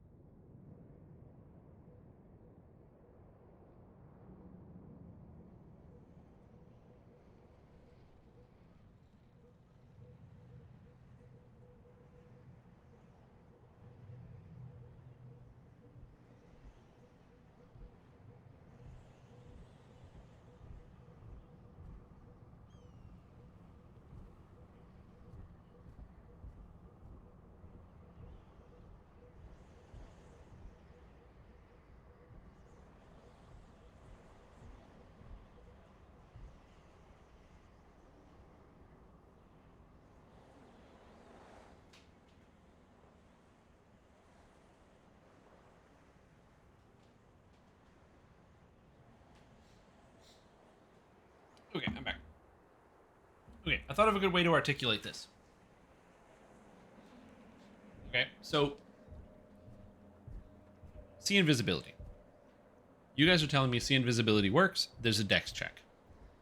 If I play the game and I have see invisibility, which does not indicate there's a check. It just doesn't say that. There's no in the game. There's no text that indicates that there's a check. I know because I had this problem and I looked it up. And then every time there's an invisible monster, the monsters make their check or whatever it is, and I never see them. The ability doesn't function because it's functioning as it was coded. But to me, the player, I have an effect called see invisibility, and I can't see invisible creatures. So I'm going to bug report it because it's not working. So, because why would I, why would I, like, that, so, if you have a thing in the game that is so ambiguous that people bug report it, then it's bugged. Like, it should be obvious. There should be some text that says, you know, you try to see invisible, but your see invisibility doesn't see them.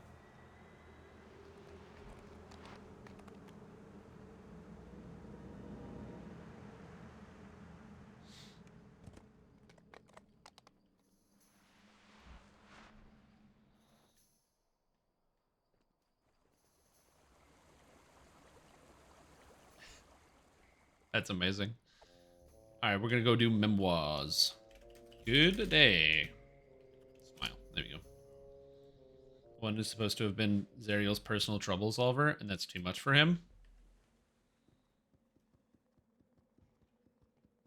Amazing.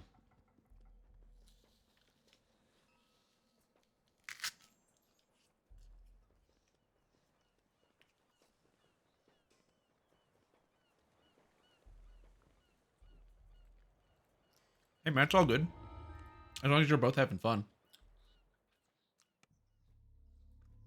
Don't be shy. Yep. Come in, come in. So, we are a swashbuckler, Step on over to the symbols war on the chanter. floor. I'm using Vishani for action boost haste because it's the best thing in the game. And I'm going to be getting Horizon Walker for the dex strengths because this is a dex-based build, not an attack-based build, or not a strength or charisma. Usually, if you're a war chanter, you want to be charisma-based, but they recently changed it, so now you can use dexterity with all these freezes. Dex, dex.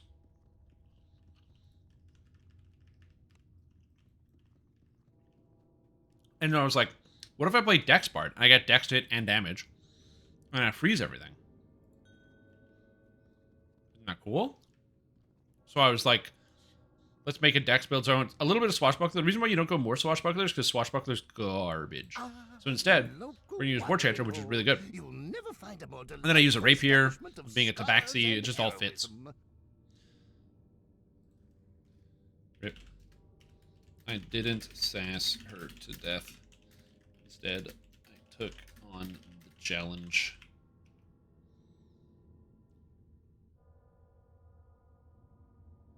Ha. Ha. Ha.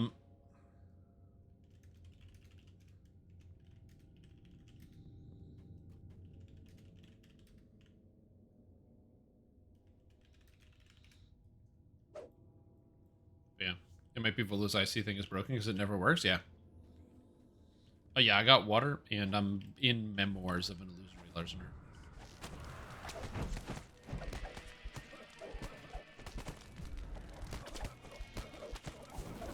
I keep reading this guy. Oh, Memoirs of an Illusory Larcener next.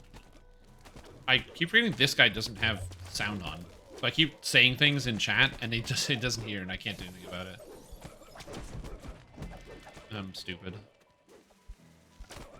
Yeah, the other thing is Swatch is planning to get to tier 5 instant kill. The problem with the tier 5 instant kill is it's so fast because you can follow with the instant kill, but like if something is frozen, it's basically instant killed at that point because I'm just gonna kill it anyway. It's not instant, but it dies pretty quick because of the helpless damage. And then against bosses, it doesn't really work. But the thing is, with this, the tier 5, I'm gonna get, when I get all this, the extra percentage damage, spell critical chance is so good, and also the extra action boost bonus to movement speed is also pretty good. I think she forgot to mention that the elf has a lot of friends. You may want to make your exit a hasty one. But like, you can play a swashbuckler, you know what I mean? Like, if you are playing a swashbuckler, I don't want to like dissuade you. It's fun. I'm just currently going to be using War Chanter because War Chanter is more what I want. It's more party support, you know?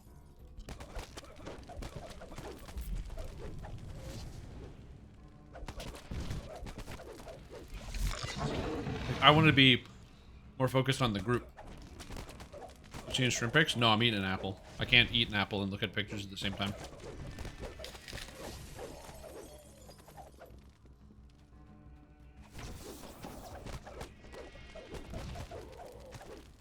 Look at me. I'm being healthy. I'm eating fruit. It's got lots of fiber.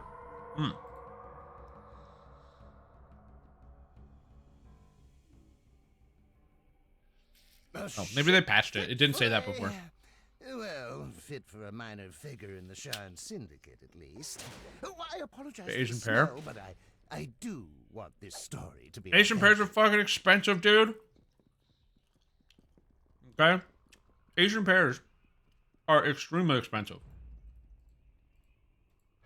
You get 2 for like $6. This apple was like 40 cents. Now, have I said anything bad about the Asian pear? No, it's delicious. It's a delicious product. But it's pretty pricey.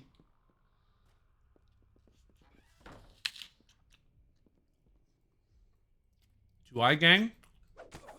Bro, my guy's got a sick glass eye. Chicks dig glass eyes. It's true. I know. I talk to women.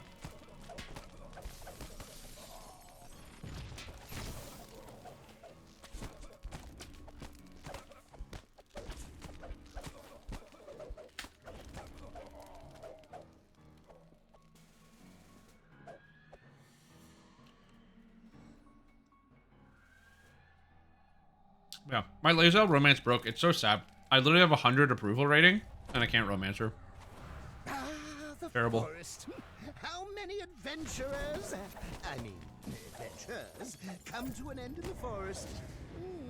So peaceful and quiet.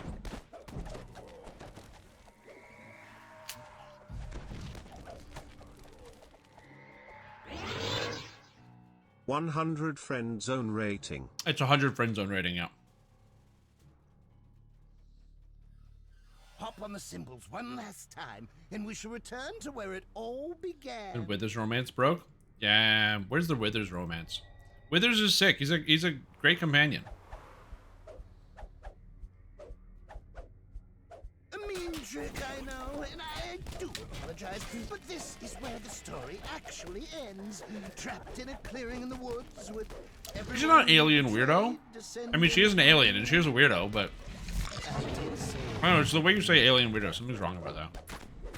Well, you fared better than I expected. Hop on the symbols one last time. No. I don't know, he seems like a good guy. Raises you from the dead. Tricks.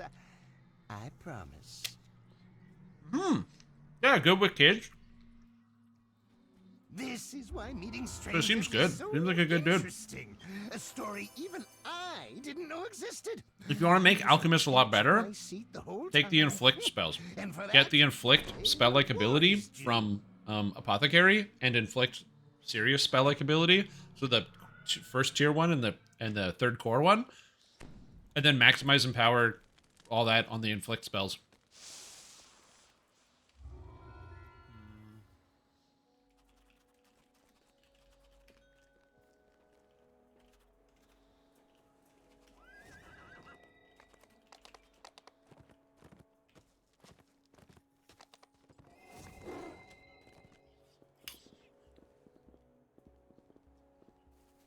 Byron and Kobold. When you had to do the big dragon boss on Hardcore League for the mechanic, that was a fun one.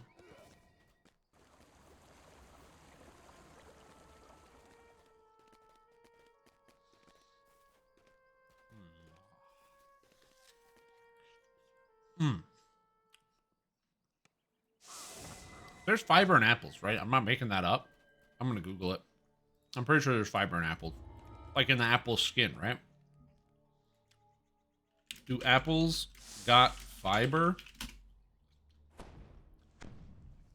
Apples are tasty. They also provide both soluble and insoluble fiber.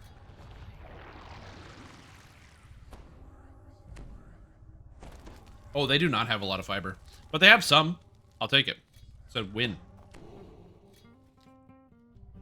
Antics pretty poggers. Yeah, Dorak played it in 12 hours and then went back to playing Path of Exile, so I don't know. Yeah, it's not 0. No. The kobold village ahead is abuzz with motion. You'll have to face a great many kobolds. I'm not saying you're not playing Guild Wars 2. I'm just... Are you denying that you played Guild Wars 2 for 12 hours and then went back to Path of Exile?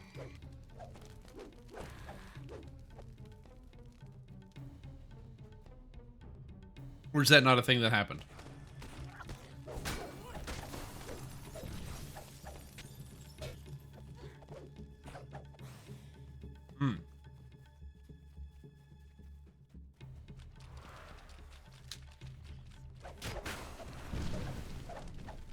I have nowhere to put this apple.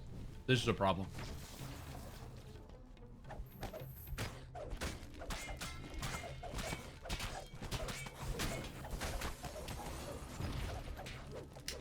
I can't just eat the whole... I'm not going to eat the core. The kobold magi carve a large crystal. Do you think I'm some kind of monster? They're using it to I'm going to eat the whole apple core? Like, I'm going to eat the rest of the apple. I'm going to chew on it, but I'm going to eat the core.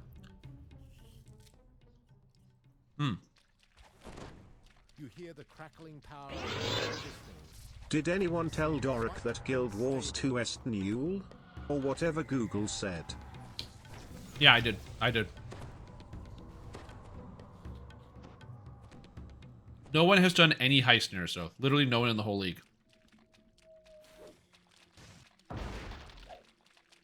We all just have like a bunch of grand heists. So if you level up the characters, you can have all the grand heists.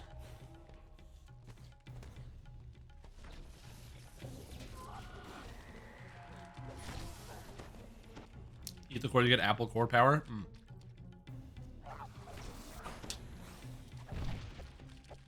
I'm helping, don't worry. I know I'm just standing here, but I'm actually helping.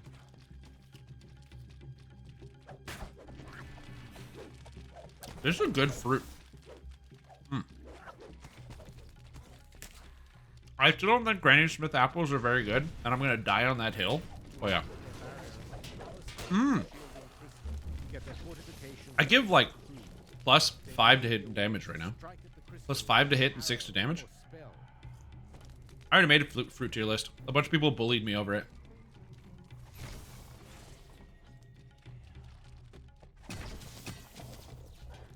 Okay.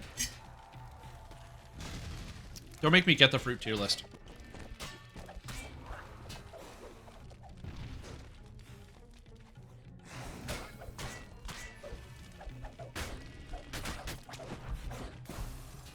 So I swear to God, I will turn this car around and we'll go right back to the fruit tier list. Here's banana, S tier. It's cheap, is delicious. What more do you need? And it's good for you.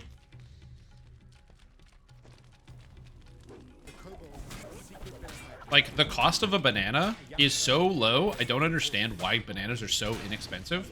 But they're also pretty tasty, and they're good for you. If you can't buy fruit, you can buy banana. Let me see if I got this. Fruit tier list. I think I already have my fruit tier list on here. Yeah. Okay. Yeah, I already got this. Here's presentation mode. Share on Twitter, save or download. I guess I have to save this. Fruit list. Okay,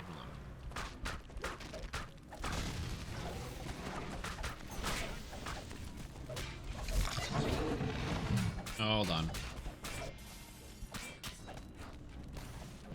What are my thoughts? Oh, multi-classing spellcasters is almost always a bad idea. Because when you multi-class a spellcaster, you lose power on all of the spells. So you have weak wizard spells and weak alchemist spells. We're doing Mama Dragon? Sure. Okay. Perhaps something else is sustaining the ward. Alright, so here's the fruit tier list as I made it. So these are all the fruits that I haven't had. Okay. I did have Asian pear. So Asian pear is going to move up to A for Asian pear. Much better fruit nowadays. But S tier, you got, this is indisputable. Bananas, strawberries, watermelons. They're the best fruits. Strawberries, delicious in all faculty. There's nothing bad about them at all. Watermelon, the best fruit, summer fruit, amazing. Banana, I mean, we already got that. A tier, cantaloupe, one of the second best melon. Lemon, great in everything. Orange, pretty much good in everything. Grapes, fantastic. Raisins, I love me some raisins. Mangoes, the only reason why mango is not an S tier before you mango lovers get upset at me is because mango is hard to, like, it's hard to eat. If mango was easier to eat, this would be a different story. But it's harder to eat. Then, of course, you got tangerine, red apple, blueberry. Like, pretty much all the berries are going to go in here. All the berries are pretty good. Except cranberries, I don't really like. And cherries, straight to hell.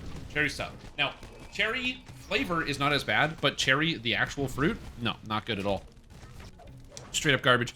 Grapefruit, you only eat grapefruit if you're depressed. It's not a good fruit. Dragon fruit, I've only eaten one, and it was fine. So I'm going to put it in D tier.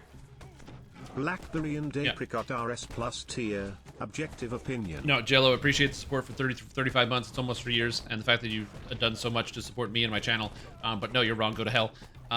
Figs. They're fine. The only time you eat figs is if you're eating a Figgy Newton. Okay, a Fig Newton. That's it. Nothing else. Pomegranate. I like pomegranate juice, but never had the fruit, so I can't put it up there. No, I never ate a plum.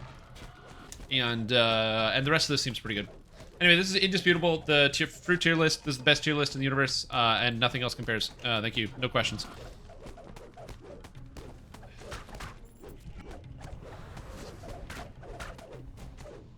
Yep. We have plums here. You can get them.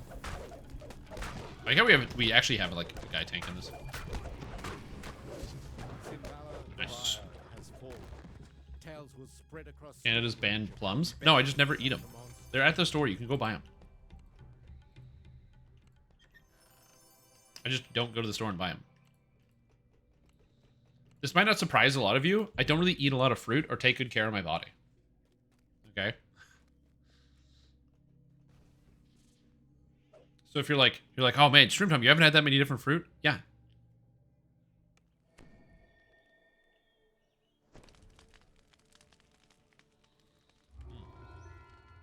Ten and 10 plums. Abandoned plum orchard. Free fruit. It's pretty good. Oh, that's probably fine. Okay.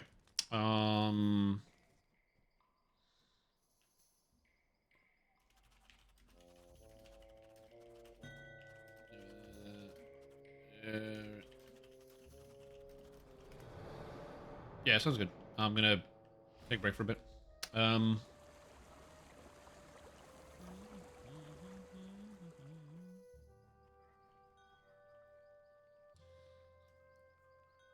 We also have American ones. What is something? Whatever you guys want to think about Shroom Time Takeover's house, you gotta remember that this man took coffee before his electro.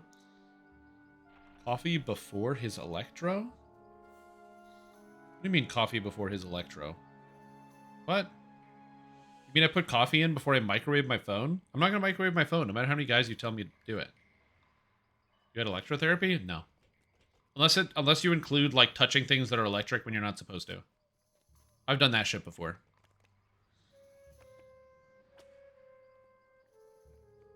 You ever touch things that are that have electricity coursing through them when you're not supposed to, and then you get impromptu electrotherapy?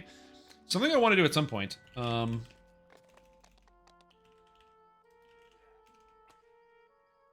so I found this website, which is very cool. We're not gonna do this now, but this is a website I'm gonna go through in the future.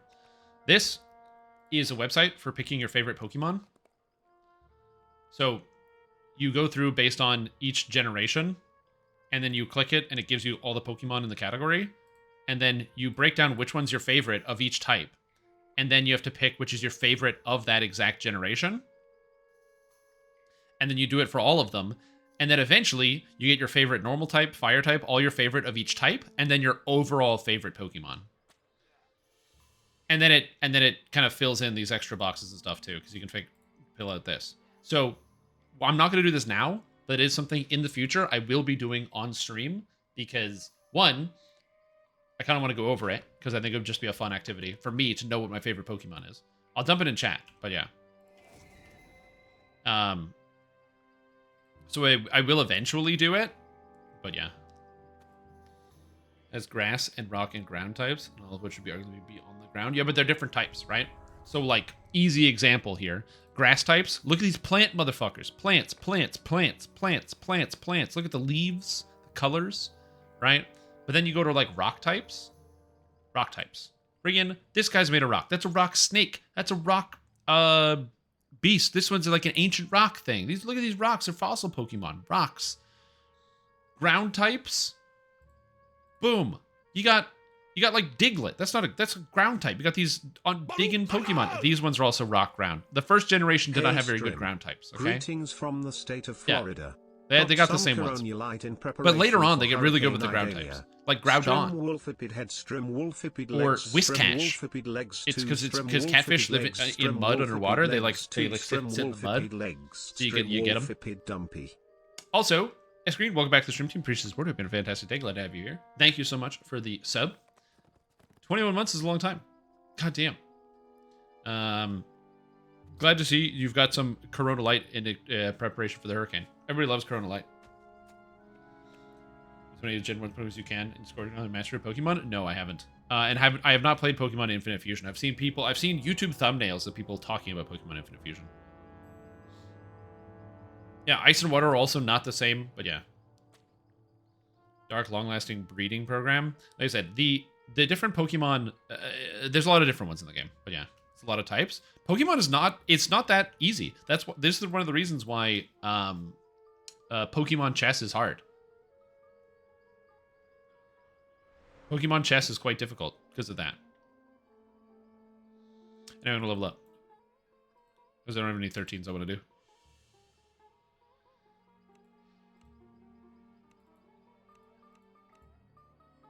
I think I might be able to beat Ipsum on a rematch of Pokemon chess. But we'll see. It's a maybe. I think I might be able to do it, which is there's not a lot of confidence coming out of your boy Shrimp Tom. Okay, so that's done. So now I have 6% melee damage, the spell crit, I have the full movement speed, everything is good. I'm going to start putting points in the Horizon Walker, and we're going to be going for the Trance. I want attack. I want attack and dodge. They're both good.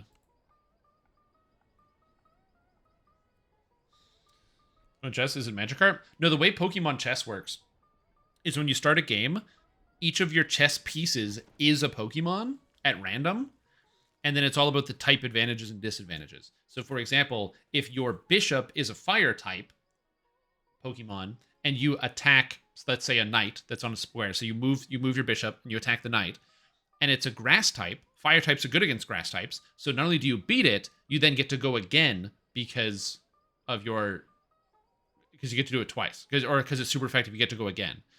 Or if it's not very effective, so say you're a fire type attacking into a water type, fire's bad against water, then you attack into it and you lose your piece as well. So you have to know the Pokemon types on top of regular chess. So it's just regular chess, but every chess piece gets randomly assigned a Pokemon type.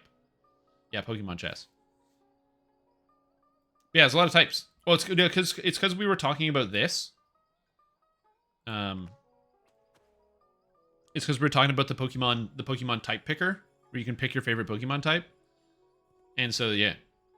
Also, if you want to learn all the Pokemon types, Ipsum, this is great. It lets you choose your favorite Pokemon from each type. So what's my favorite Generation 5 fighting type Pokemon? These are all pretty... I don't really like a lot of these. Probably Scrafty. Or Cobalion, I want to say. I'm going to go with Cobalion here, probably. Conkeldurr? Dude, nobody likes Conkeldurr. Nobody likes Conkeldurr. Never, nobody. You want me to choose Throw? Actually, I think this is... No, this is Throw. This is Sock. You want me to choose Sock? Sock? No way, dude. I think that's good. Anyway, I'm not going to do this now, but I will do this eventually. Maybe like at the end of the stream or something today. Anyway, I'm going to go grab a bevy, and then I'll be right back. I'm also going to leave my party. There we go. Okay, I spent my points. Everything is good. I'm going to go grab a beverage, and then I should be ready to go.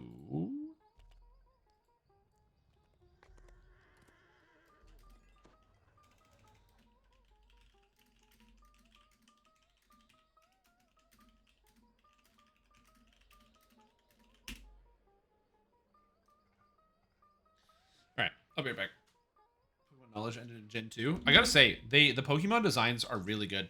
One of my favorite Pokemon designs. I'm gonna show you... Actually, I gotta show you this Pokemon. Okay. So let me pull this up here. This is one of the best Pokemon designs in the game. Okay, so this is the Pokemon Palafin. It's a new one. So Palafin is a... It evolves from Finizen. So Finizen is like this Pokemon here. Right? So it looks exactly the same. Finizen and Palafin. right? So you're like, why are these? They look exactly the same. What's the point? So Finizen is just this cute little dolphin. It's really cute, Finizen, and then it evolves into Palafin. Well, Palafin looks exactly the same because it's a disguise. Its Pokemon ability is that when you switch it into your team in battle and then switch it back out, so if you have to like you start the battle with the Pokemon out, and then you switch it into your team, and then you switch it back out into battle, it comes out in the hero form, which looks like this because it's Superman. It's every day it looks like this, but then when it's needed most, you switch it out, and then it comes back as this because it's a hero now. It puts on its costume and it's ready to go. And this Pokemon is the hero form is one of the best Pokemon in the whole game, but it's hard because you have to switch it to actually get it to work. And it's just it's what a great design for a Pokemon. It's just really cute and unassuming. It turns out no, it's superhero Palafin. I love it. Like I said, there's a lot of good Pokemon design. Yeah. Ice Q? Yeah, I don't think Ice Q. I can't believe I know how to pronounce or spell that. Yeah, Ice Q. Ice Face, and then no Ice Face. No ice. Oh, Ice Face. Ice Q. What a great Pokemon. Alright, I'll be back. I'm going to stop talking about Pokemon.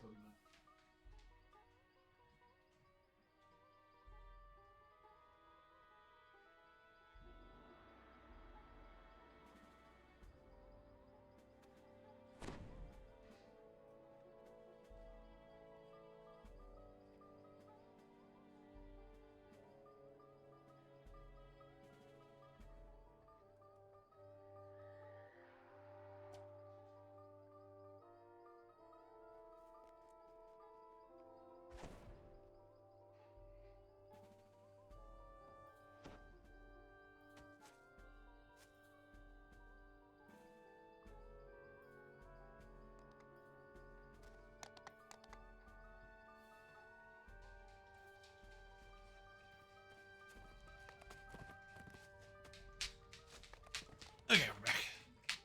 So you watch on TV? Yeah, dude. Lantern's the best water type? It might be my favorite Pokemon. No Nintendo, I couldn't care less about it. Yeah. Like I said, there's a lot of good ones. Got a 4-star Hippopotas the other day during the sand event. Oh, nice, that's sick. What if it was a dragon made of apples? Oh, yeah, Applin? Yeah, that's another good one. Can I just search here? Applin? Applin, there we go. You mean Applin, which is a dragon grass? Which then turns into, oh, sorry, there's also Driplin. So you can get Driplin, where you dunk it in candy, or you get Flapple, or you can get Appleton. Depending on which apple you give Applin. You got to give Applin a second apple, and it has different forms. How can people complain that and be like, oh, the Pokemon nowadays are worse than they were back in the day? They're so good. Such good designs. Like, they're just fun. It's just a fun idea.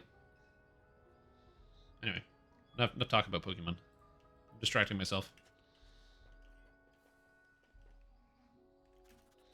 Thanks. I hope you enjoy them. Smile. Oh, they left. Oh, damn it. They are new? True, true. That's most people's complaints.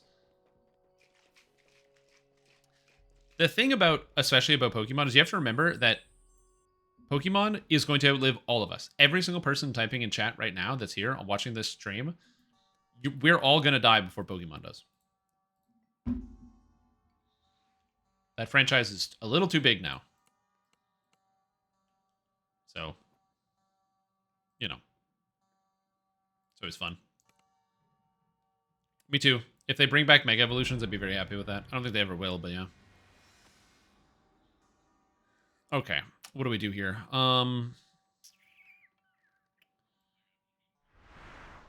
They are the best.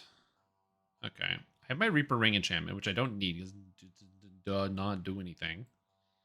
So put that away. I can put this back. This is Charisma and Stifle Charisma. That's pretty good, so I can put that back. Hallowed Castigators solves all of my healing problems, so that's pretty good. How do I hit incorporeal targets right now? Other than I don't. I gotta do this now. So that solves that problem. I have a better swashbuckler. And I don't have dex, but I could go get a dex augment and put it in here. Yeah, I took 16. I'm rank 78. 2565380. Born needs an MMORPG? Nah, I don't think so. Pokemon just needs the designers to actually make a good game instead of rushing the game out.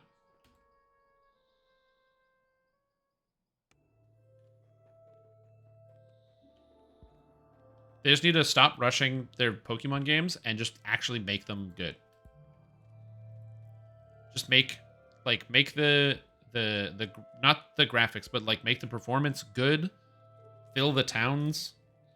Like, I like Scarlet and Violet in terms of the fact that the games are like pretty good for the most part, but like every single town in that entire game is pointless. You don't have to go and do anything. You don't have to talk to a single character in any of the towns. It's never important. Not like you even have to. Like, there's nothing in them. They're just empty. They look kind of cool, and that's like the extent of a Pokemon town in Scarlet and Violet. And it's just disappointing. Also, the game runs at 15 FPS most of the time. And before you go, yeah, but that's because it's on Nintendo Switch and Nintendo Switch bad. Yeah, you know what else doesn't run at 15 frames per second? Breath of the Wild, which came out 5 years before it, and is a bigger game. Did they ever fix Pokemon? No, they didn't. Yeah, also Pokemon Arceus came out the year before and performed better. Also, Sword and Shield came out even before that, and that performed better. So, like, yeah. Yeah, also the game looks like garbage. The number of Nintendo 64 era textures in that game. Yeah, there's no excuse. Again, I think it's because Nintendo wants to keep the release of the games in lockstep with like the show and the merch releases and stuff. And they're like, well, we need more Pokemon to sell more merch. So they gotta have new games to sell more shit.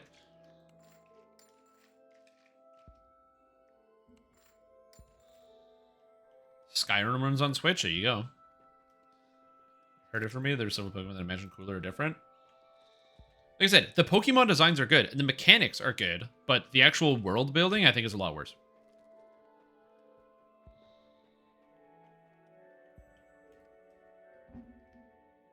Alright, I have my rogue. Yeah, there's like 900. You're not going to catch them all. There's tons of ROM hacks that have every Pokemon, though. But actual Pokemon games, no. And the thing is, people actually like it that you can't catch all the Pokemon, because it means that each game feels distinct and different. And also the people that do competitive Pokemon have different metagames to play in. Because, like, for the metagame for Scarlet and Violet, it doesn't include all the Pokemon. It's only the Scarlet and Violet Pokemon, so now it's a new puzzle piece for people to figure out, as opposed to just having every single pool. It's sort of like how in a card game, you know, like Magic, you'll have, like, your standard sets, and then you have, like, your set where you can play with all the cards, as an example. You can have, like, those... You can have those different formats. Pokemon's kind of like that, where you can have like your limited format, which is your like current generation game, and then you have the open format where you can use anything you want. And so that's why people like them. There's motorcycles in Pokemon? There are, yeah. 155 search and disable might be a bit much. Ah, no, it's not enough. It's fine. Alright, 14s. 14s. Necro. Necro. I'm just gonna type in 14 because I don't remember the name of the Necro quest zone. Orchard? Is it Orchard? Orchard? Fuck. Necropolis, of course. Oh, Temple of All. Get the pics. Oh yeah, somebody told me to look up pics. What pics you put in general? that normal after killing the hags and going in sealed and amber? Your graphics card's on fire. That's your current problem. I'd take your graphics card out and give it a wash under the sink. I think it's too much, there's like too much dirt in your graphics card.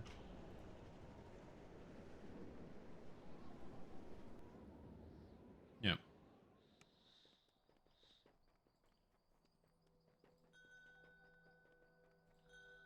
Welcome. Yep.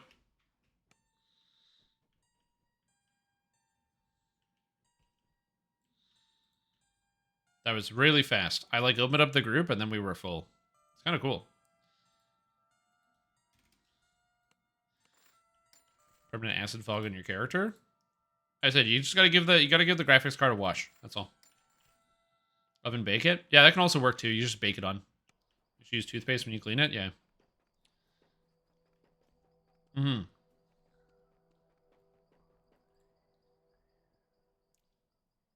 Isn't the active ingredient toothpaste metal anyway?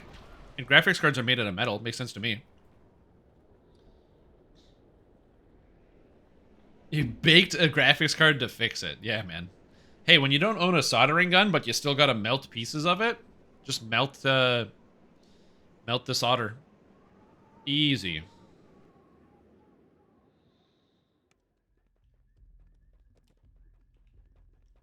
Tooth or paste? I'm not sure. Capacitors were broken? Yeah, cook them on down.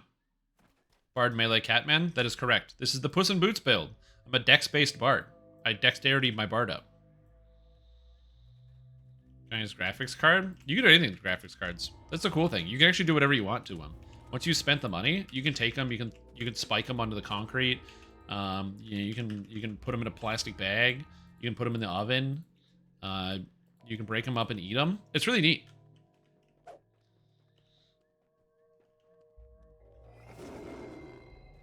Yeah, they changed it so that dexterity now scales the war chanter stuff. So I can use dexterity as a bard. I don't need charisma anymore. Do not eat silicon? You can't tell me what to do.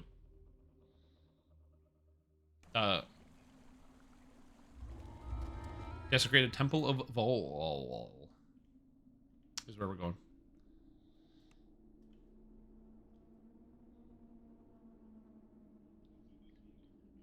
Yeah. Don't eat silicon, gargle silicon. Yeah, it helps dry out the old mouth. As a disclaimer, so I don't get sued when someone dies, please don't ever eat anything silicon-based. You can't digest silica in any capacity. No parts of your body can digest silicon. It doesn't go into any of your organs. No part of your body needs it. Don't eat silica gel. Don't eat sand. Don't eat glass. Don't eat mica. Get silicon out of your body. Please. Thank you.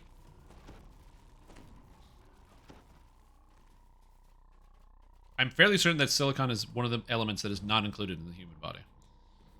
Unless it's like trace amounts. Like it's just... because it's so like in the air, you breathe it in.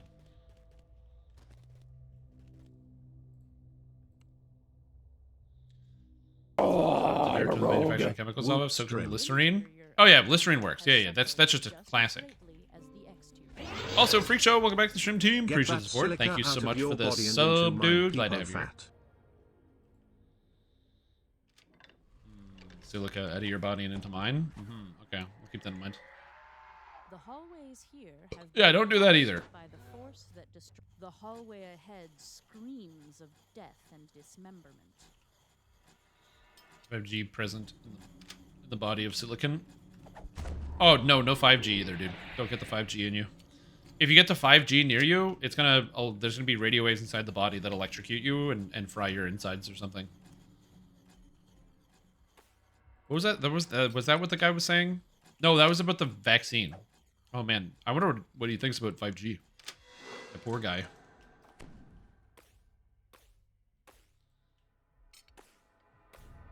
"5G gives you superpowers? It is me, 5G man. When I was a kid in high school, people used to call me G-Man all the time. I don't know, I didn't have a name that started or ended with the letter G, but they called me G-Man. And when I thought it was a prank, and I hated it. But then, as I got older, the 5G zapped my body changing up my neurochemistry, causing me to gain superpowers, and now I have become 5G Man, fulfilling my destiny.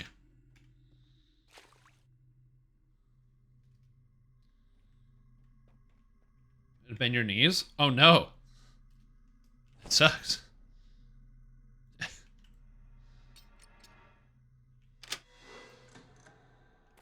I put the key in.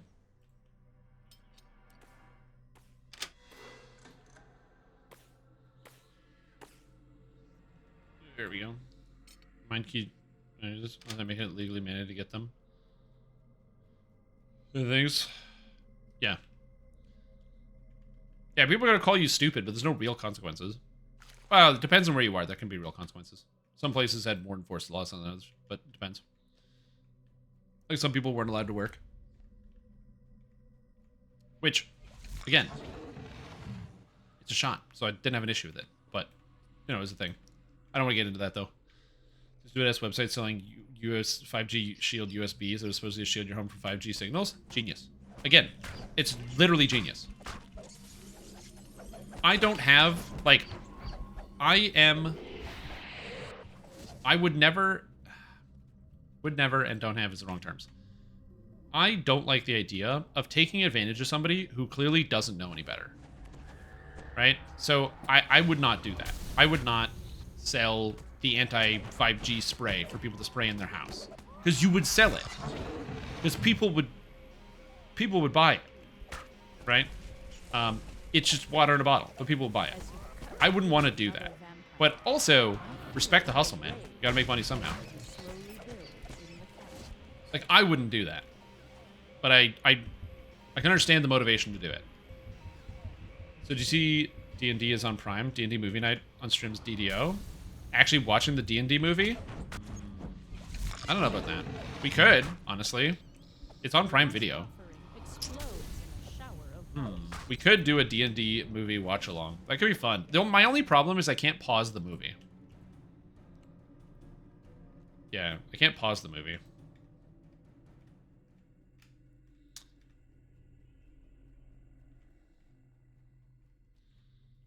So install radiation shielding and put in Faraday cages around routers and stuff. Amazing. I mean, to be fair... Okay, so... Other than taxpayer dollars, where's the harm? You know what? If some company is putting out Faraday cages around electronics, okay. It's probably not important because, you know, these things don't appear to be dangerous. But you know what? Why not? If the taxpayers can't afford it, like, they're gonna waste their money on something else anyway. Well, you know, you gotta choose. Would you rather them, like, just have some politician straight up embezzle the money into, like, their own companies or something? Unless the politicians in question then own the company that's installing the Faraday cages, at which point you're getting double fucked. But, you know, it is what it is.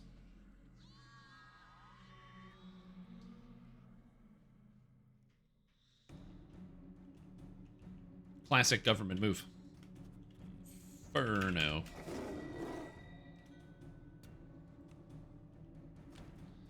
Oh, that reminds me.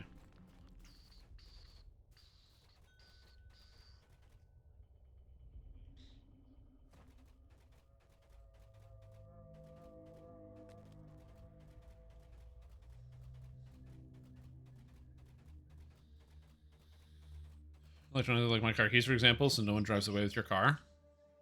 There you go.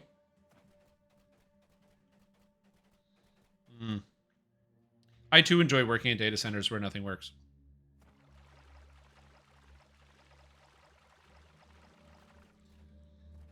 Oh, there's new patch notes for the new Lord of the Rings Online patch. Oh, new Lord of the Rings Online patch. You can now buy new Hobbit houses. There's special new Hobbit houses you can buy with the new Hobbit housing neighborhood. There's a new crafting event in the game for foresters. It's the first crafting event they've ever added. And also, they have done a stat squish. So every time you've watched Lord of the Rings Online, you've seen my screen and you're like, wow, you have 2.8 million hit points, dude? That's crazy. Why numbers so big? They're squishing it. All big numbers are going away.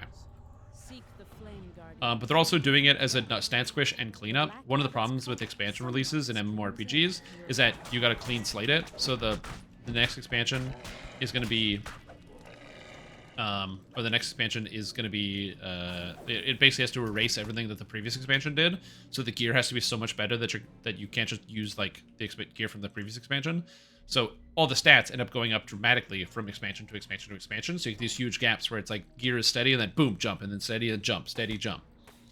And so they're fixing it by just smoothing out the entire level curve throughout the rest of the game, so no more jumps will ever happen. Which is good, until they add more expansions, obviously, but, you know, it is what it is. They're also changing up level mischance and stuff, so you can fight things that are outside your level now, so the game's a bit more flexible about where you want to go. They're also changing how all the stats work for all the classes. They're doing an entire revamp of the Bjorning class. They're doing an entire revamp of the Guardian class. Both now will be able to tank, heal, and DPS, or the Bjorning will be able to tank, heal, and DPS fully, and the Guardian will now be able to tank and DPS fully. And then also a bunch of other class changes. Are they changing my classes? No. Oh, Minstrel? Okay, they're buffing Minstrel. Sick. And Captain at the 4. I don't play tank Captain. Perfect. A bunch of quest fixes. Items and potions.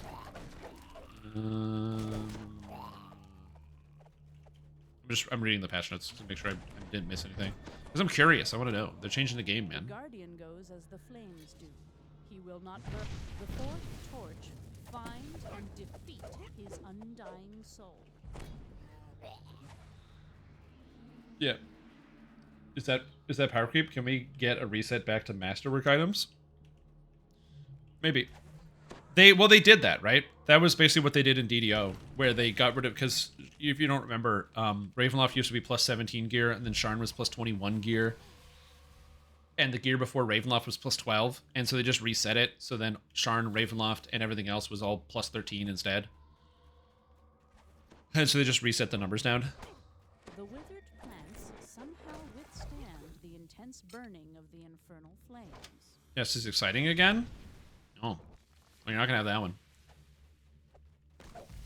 You just gotta do one of those things where you get, like, some dude to give you hypnosis, and then you revert to an earlier stage of your life where you, like, relive memories.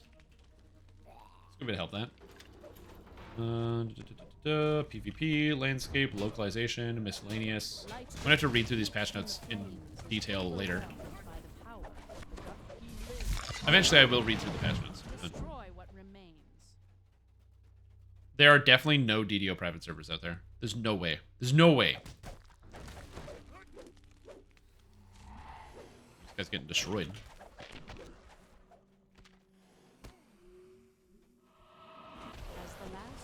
Freeze! I love freezing fire monsters. It's so dumb. But I've already decided. So for this expansion that I played, the Gundabad, my classes that I mained were Minstrel, Brawler, and Captain. And in the next expansion, the classes I'm going to be maining are Guardian, Runekeeper, and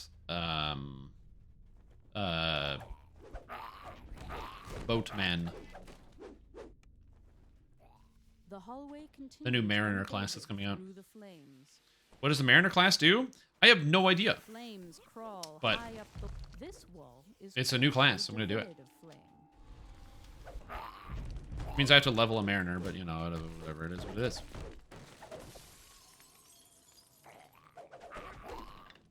The torches lie cold. The torches burn bright. And the Guardian roars till the Guardian is fallen. No, this should be cool. His soul is not.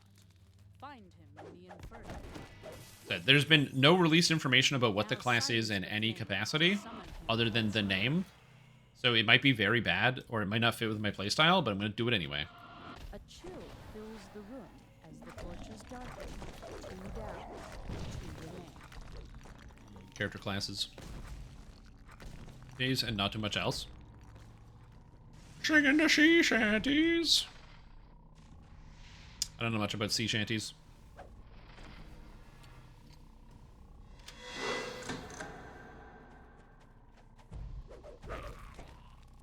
I'm sure it'll be fun. I'm not really worried about it.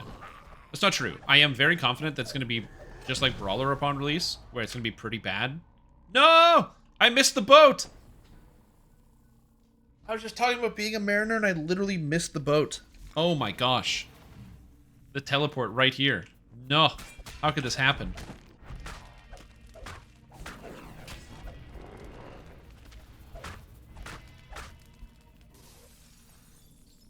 Sea of Thieves nets. Yep, got him. Where's your red alert? I don't know. Second class doing mini anthems. I've said this before and I'll say it again. What Lord of the Rings is missing, other than the fact that the classes are not balanced and half the classes specs don't work, but what the game is really missing is redundancy. And every time you have to cancel a raid because your lore master can't make it and you don't know another lore master who can come and take the spot, is like horrific and abysmal. They just need redundancy.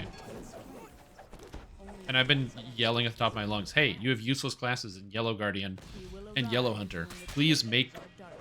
Well, and they both have like kind of crowd control adjacent. Just give them effects that are like, this doesn't stack with Fire Lore, this doesn't stack with Wind Lore, and then just give them the same shit.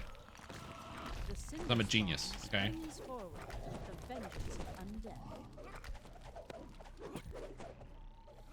Anyway, and then they were like, hey guys, we're going to revamp Guardian, and we're going to make Yellow a support tree, and we're not going to make Yellow Guardian do the debuffing thing. And I'm like, god damn it.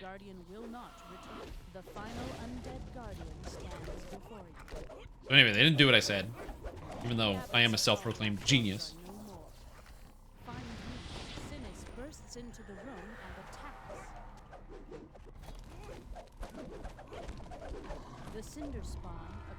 Anyway. Or Yellow Guard, exactly, yeah. They really did not do what I said. Oh, this guy wants frame pieces? Vuvuzela. Here you go, Vuvuzela. That's fine. Plus, also, I've just been like...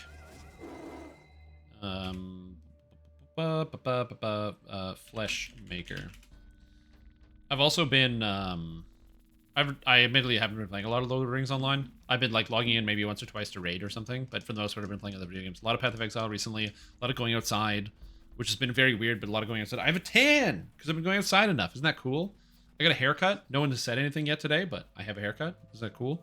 What else did I do? And also been playing the new Destiny 2 season, which has been very, very, very fun. I've actually been really enjoying Destiny 2. The new season's awesome.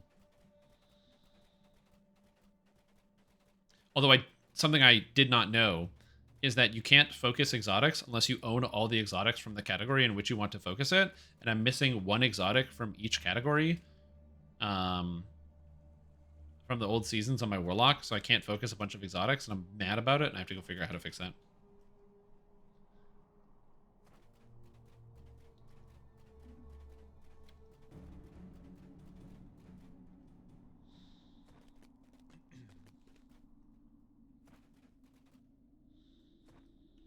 Who's the proficiency mod for BG3? I'm sure they will.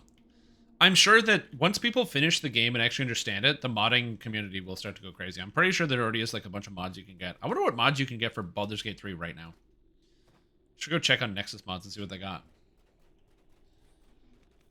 Nexus mods BG3. Let's see what they got. It's been a month. All right. So let's go with popular in the past 30 days. Popular all time. Let's see. The third most popular is a hair salon. So hairstyles, people love that. Then you got more spells as a mod. Genius. I love this idea. The nauseating smell of rotting death has so that's, you know, that's the fourth mod. Fifth mod is NPC options unlocker. Enhance your character creation experience with more choices on how to design your character. People really like being able to design their character exactly the way that they want. Oh, then the sixth mod is a bunch of character presets, where basically somebody probably designed a bunch of good-looking characters and then was like, here you go. Here's the presets. You can go through them. Which is honestly such a good idea. I wish more games did this, where you could save your appearance. Dude, I wish you could actually save your appearance in so many video games. Like, after you finish, you could save that as, like, a default. And then, like, go back to it later. So if you want to make a new character that looks the same or looks similar or tweak it, you could do that. A lot of games don't have the, like, save appearance option. What game does have the save appearance option? I can't remember what it is, but there is a game that has like the option to save your appearance like as is. I cannot for the life of me remember the name of it right now. A closed door seals off. Party limit be gone. Increases the party limit to 16 members and multiplayer limit to 8 players. Oh shit, does that mean you could just bring your whole party along with all your adventures? Does Diablo 4 have that feature? Oh god.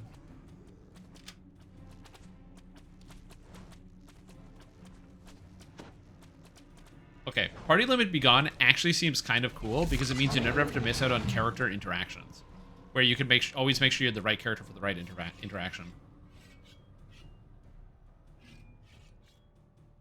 Oh yeah, it'd be really unbalanced. But again, you'd never miss out on the character interaction. So it's like, if you didn't bring the right NPC to the right thing, everyone would always be there.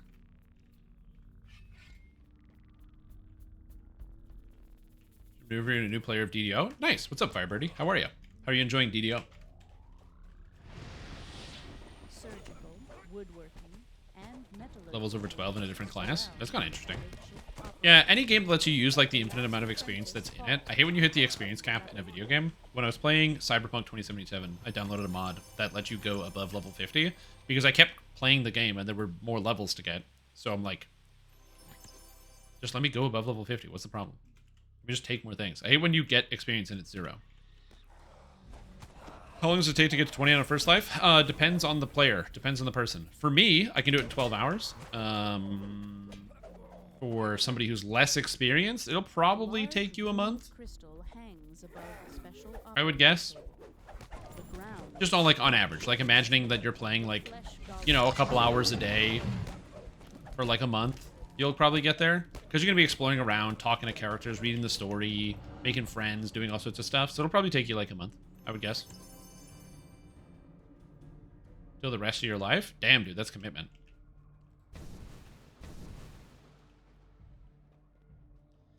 But yeah, your first time going through the game with no experience, it'll probably take you a month to get to level 20. That sounds about right. Like I said, I can do it in 12 hours, but I have a lot of experience. I know exactly where to go and what to do.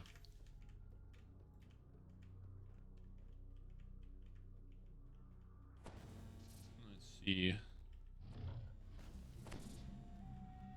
Yeah, most of the mods for Baldur's Gate 3 are like adding levels, customization, character customization stuff, more XP, WASD movement. You can move your character with WASD. Amazing.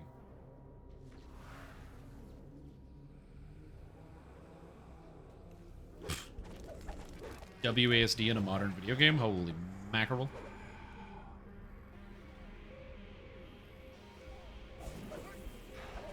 Ah, freeze this guy. Also, yeah, grouping is way faster than playing by yourself as well. If you play by yourself, it's going to take you quite a long time.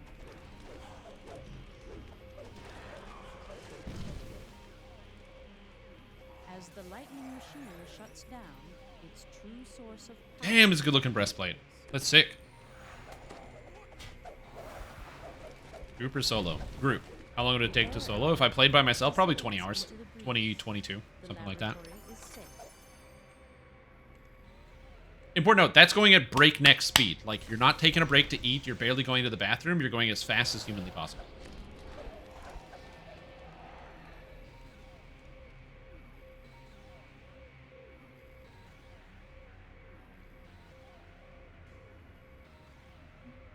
It's like 12 hours or 20 hours.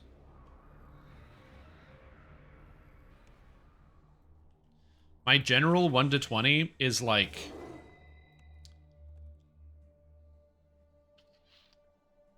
probably like 42 to 45 hours, usually. Somewhere in there. If I'm just playing through the game.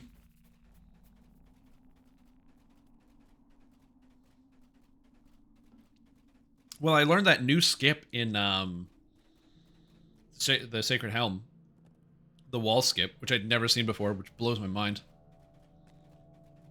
Yeah, also it depends on if you own all the quest packs. I own all the quest packs, because I've been playing this game since the year 2005, because I'm an old man, and every time I say that number, it never gets any better. So I have all the quest packs. You might not. Okay, for some reason, Dude, This tower did you see the rises skip? high above the orchard.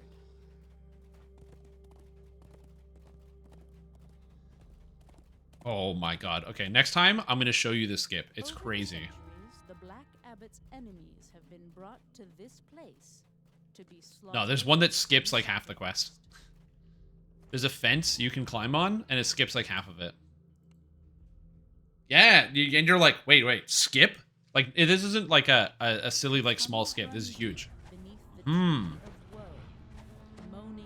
Does it make the quest worth it to run? That's a tougher call. I just enjoyed doing it. It's nostalgia, I think, that drives me for the most part. Sacred Helm.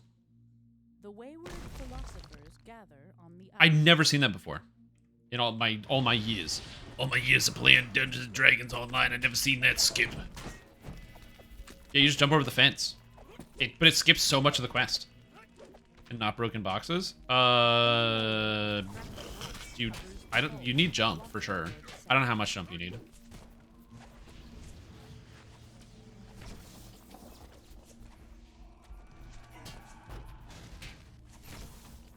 Come to the ice. Come to ice. Whoa.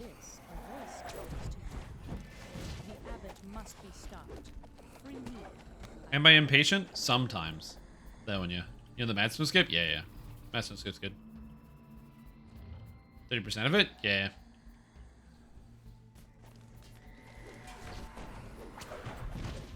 God. Just being a sorcerer and just blowing up all this stuff. So sick. I'm jealous. I have to melee these guys like a chump. On the plus side, I buff everybody else, you know? So it's really, realistically, I'm the most helpful. It is. Go. Because I increase everyone's crit chance by 6% and their flat melee damage by 6%. I mean, oh, the sorcerer's faster than me.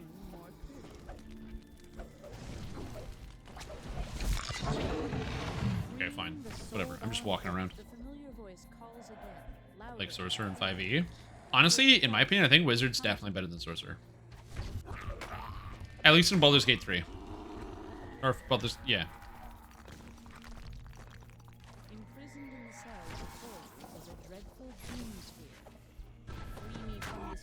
I agree. I actually think that rule is quite good. Hardcore right here once. I died in this quest in hardcore. It was the first day of Reaper 4s. Or no, we got a goal on Reaper 4 or whatever, and we did this quest on Reaper 4, and I got smoked. It was the Lich Avenger. This one? Yeah, it's that one. That's the death. That's the one.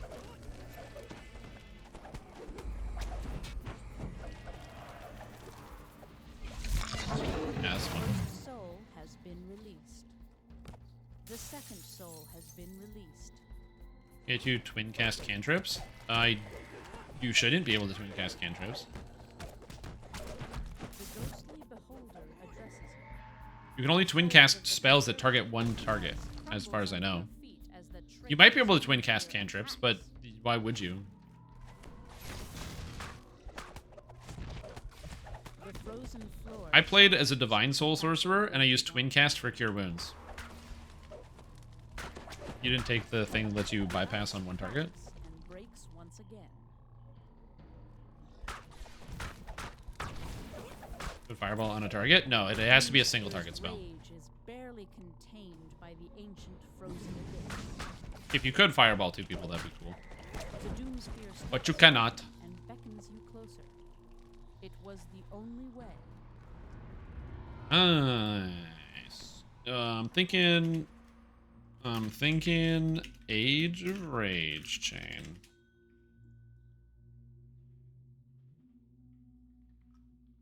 Oh, Baldur's Gate 3? I don't know. I ain't never played no Sorcerer in Baldur's Gate 3.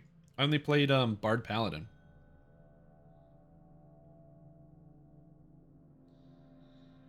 You know what I'm saying? Bard Paladin. It's good stuff. So you just take a level of Sorcerer and then you twin spell your Eldritch Blast.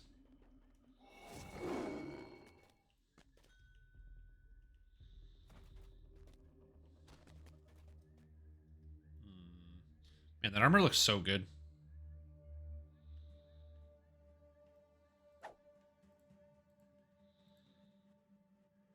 That makes sense.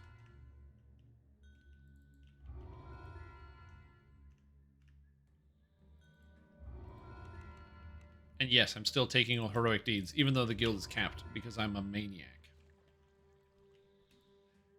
Then collect all 8 for a dope weapon.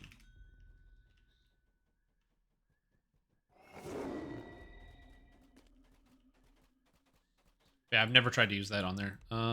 Schedule.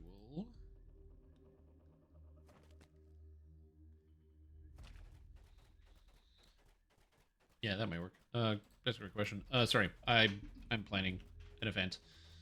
Oh, my last D&D session, so I'm looking over it.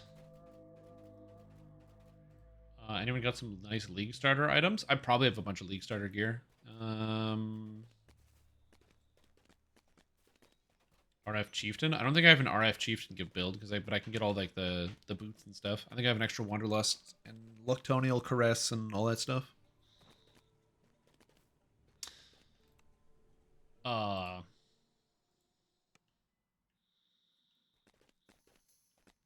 Okay. Any way to get ahead with plant? I have plenty of them. Get ahead? I have plenty of them from various sources.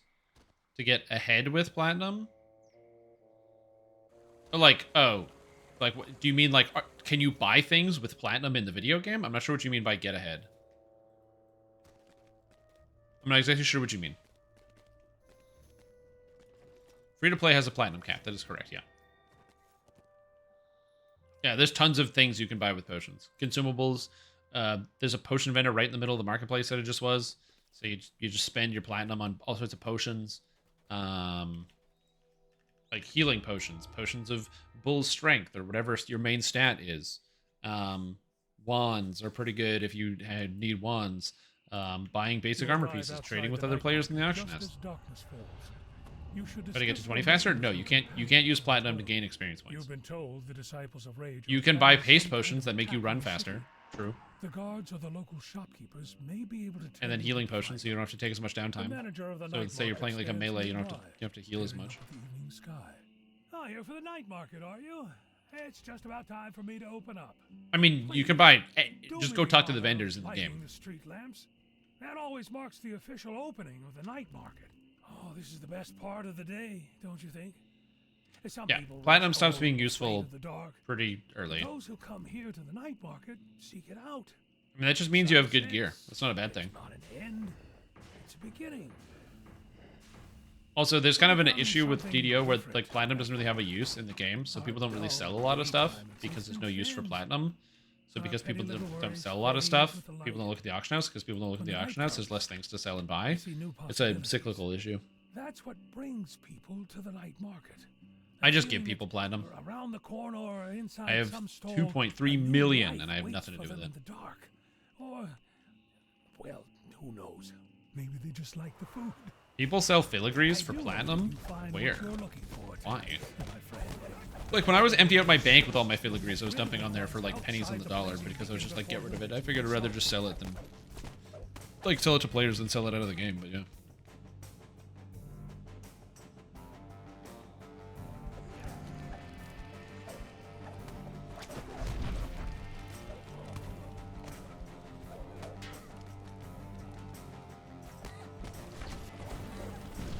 Millions of platinum for rare filigrees, eh? It's not a bad idea.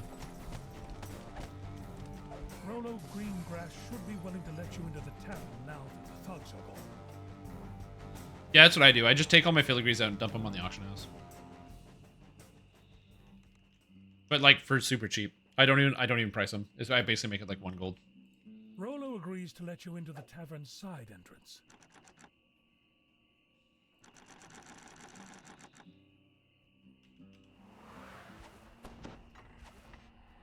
Figures wearing fearsome masks guard the tavern interior. These must be the disciples of Rage.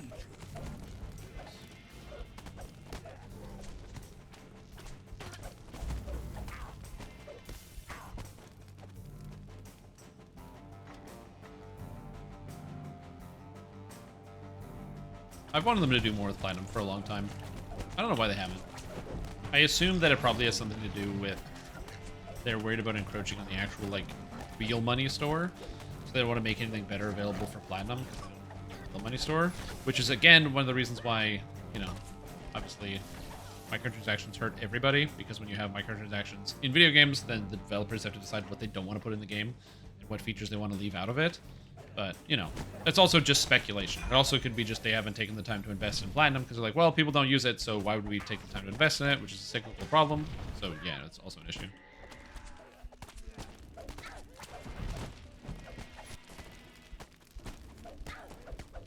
Yeah, there's no type of currency like that in this game because it's useless. See, that's why you need the Sorcerer Pass lives.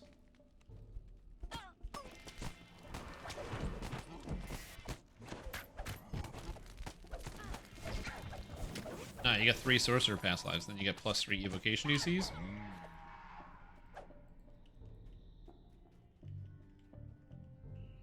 Cure critical pots at 1k a pop? Oh, they can make them hella expensive. I buy that shit. If I could buy cure critical potions, it'd be amazing. What if I had 1 quickening? Maybe we just need 1 quickening as a stat. Oh, yeah. The manager holds up his hand, a strange smile on his face. Wait, do you really have no idea? Use most wands? Yep. Do you think that we are the ones behind But this? I wouldn't say all builds, because if you just max out use magic device, you'll be able to use everything in the game for the most part. But it will be harder depending on your character class. Like, for example, if you're playing like a Warforged fighter who does its cross-class to use UMD, and then also your Warforged, you start with the 6 charisma, and UMD is based off of charisma. It's going to be harder to do. What the fuck is happening? This person just kept sprinting away. They did something with the AI on the archers, where they're like, archers are less likely to run away from you, and they just go for miles. It's so bizarre. Yeah, they literally run more now. Yeah. They're like, yeah, archers are less likely to run away. They now run more and farther, and it's the same thing with scorpions. They're like, yeah, we're going to make it so scorpions don't burrow as much, and they now burrow as hard, if not harder. To pacify the enraged residents in and around the restaurant. It's madness. I don't understand.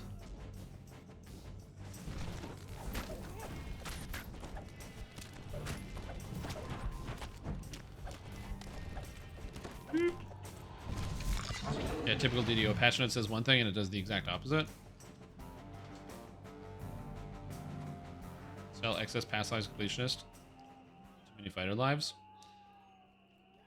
Yeah, the problem is SSG would want a cut of that, so I don't know how you do that.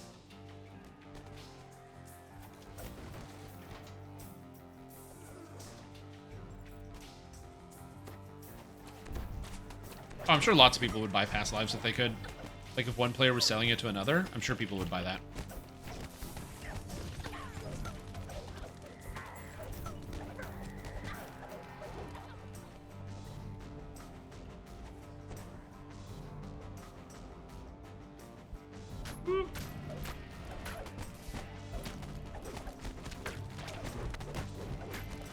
Yeah, you get a lot of more hit points now. The guard on duty seems to be suffering from the same madness that affected. I've said this before. It would be nice if you could just like transfer pass lives from one character to another. Like if I could earn pass lives or experience from one character and wouldn't go to waste, that'd be nice. You ring the bell. The doors fly open and guards rush out. For a moment, you're sure. You give Blizzard too much credit. Then you notice the fury in their eyes and the anger in their voices. The enraged guards attack. Deals and sell those on the market. Yeah. I said, I don't hate the idea of being able to sell stuff like that to other players in game. I don't have an issue with that. YouTube for Pokemon Sleep, and that app is creepy. Okay, so that's the other thing, is I got the Pokemon Go Plus, which also works with Pokemon Sleep, which I'd never heard of, but I can't get it to connect to my phone. So I can't even get Pokemon Sleep. I don't even know what it is. I should look it up.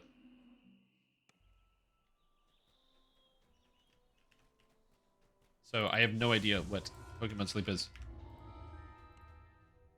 I have a feeling I just need to reinstall the app and it'll probably be fine. A strange vapor But like reinstalling a phone app, ugh, too much work. It would take me like 10 minutes. Stock people? Yeah, but I'm already sleeping. Why not get paid? You know what I'm saying? Elsa de Tarasco stands near a magic barrier. She's conjured to isolate this neighborhood from the rest of the city. Yeah, also Fighter is incredibly powerful right now. Thanks to Second Wind, you can just heal yourself whenever you want. So you just stack a bunch of hit points and take the defensive stance while leveling, and then when you get low, you just press the button and you're back to full. You get the sense that too many people have been forced to live in too small of an area. Suddenly, shouts break out behind the portal. Yeah, you can definitely do 18 too. Filled with madness and rage. The last of the cursed rioters in the courtyard have been pacified. Yet you can hear more shouts coming from the alleyway. Am I supposed to get like is giving a hit Reaper? Yeah. So to prevent yourself from getting hit, you need armor class. So armor class is your chance to get to dodge attacks. There's also dodge, which is separate, and concealment and incorporeality, and those are all separate things that prevent you from getting hit.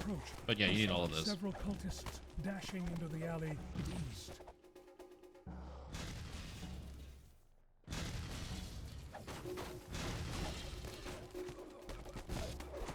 Yeah, also Reaper mode is designed for like veteran players. So if you get smoked in Reaper mode, that's supposed to happen. It's not supposed to be easy. It's supposed to be very challenging. It was designed for players to play in a group and not for you to play by yourself.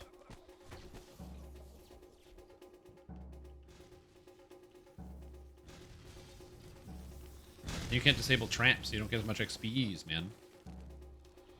When some people say that they're tank, what does that mean? So a tank in an MMORPG is somebody who has more hit points, and also they make it so monsters attack them instead of their friends.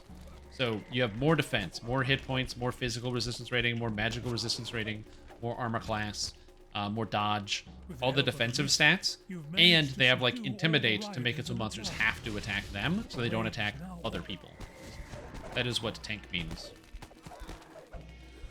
So for example, if I'm playing a tank, I might be playing like a pure fighter and using the sacred or the stalwart defender tree, or playing a pure barbarian and using the occult slayer tree, which gives like the percentage hit points and all that other stuff, and use that for defenses, in combination with something like intimidate or like the shield throw and things like that. And so then somebody will describe something as tanky, which is that it's like tank adjacent. Like, oh, I need to make my character more tanky. I need to make my character more defensive. It's just another way to say defensive, because tank is already in the... It's like one of the words people use to describe characters. You all came here seeking a home, cries one of the disciples of rage. Armor class felt more viable to have in Baldur's Gate 3. Storm Reach turned its head. Really? Oh, I don't get hit ever. What difficulty are you playing on your guy Rye?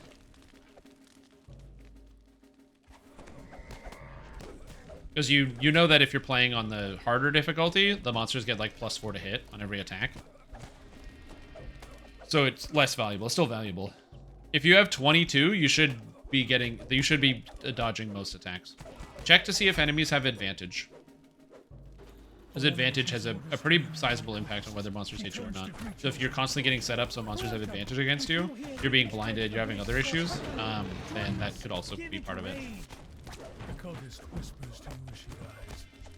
Yeah, if you have an armor class of 22, that means most monsters need like a 16 or 17 to hit you, and you can see the dice rolls when you mouse over it. It'll also tell you if there's advantage or disadvantage and why. So that might, that might be something. No, I'm good. I just tap the button sometimes. Because I have 3 characters with 22 armor class, and they barely get hit. They still get hit, just not all the time. You might just be having bad luck. Will lead to a way to treat this curse. Yeah, so the gnolls have an ability called Blood Frenzy or whatever, where when they're nearby another gnoll, so if there's 2 of them attacking you, they get advantage. So they roll twice and take the highest number. So even though you might have, like, they need to roll a 16, they get to roll twice. So even though it's a 1 in 4, it's not really a 1 in 4.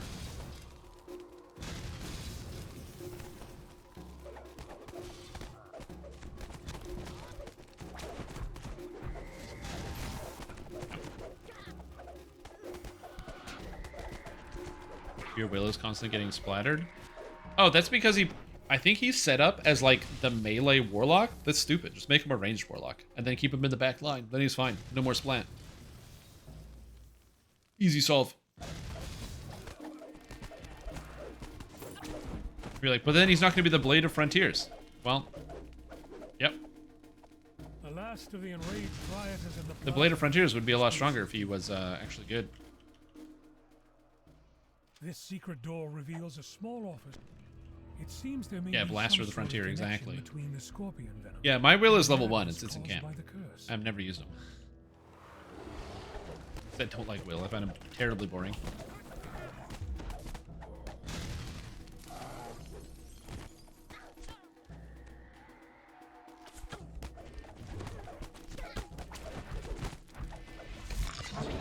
But yeah, so if you're playing in Reaper mode and it's your first time getting started and you don't know how the mechanic works for getting hit and hitting monsters, you are going to struggle. Which, again, if you're okay with struggling and just trying to work your way through it, go for it. I'm not saying you can't do that in any capacity, but just so you are aware. Almost year and a half. Isn't that cool? Damn, a year and a half. Just think about where you were a year and a half ago and where you are now.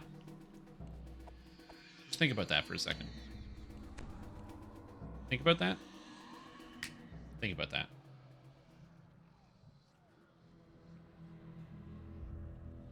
Yeah. With advantage? Yeah. God, what was it the last time I was streaming? Or yeah, when I threw it up and I rolled with advantage and rolled a I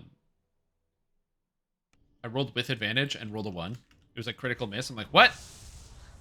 Because I rolled 2 1s. The old 1 in 400.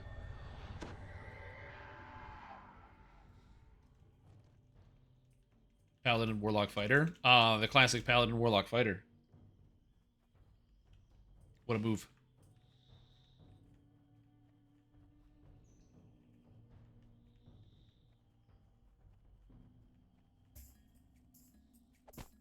Yeah, I don't have a Warlock.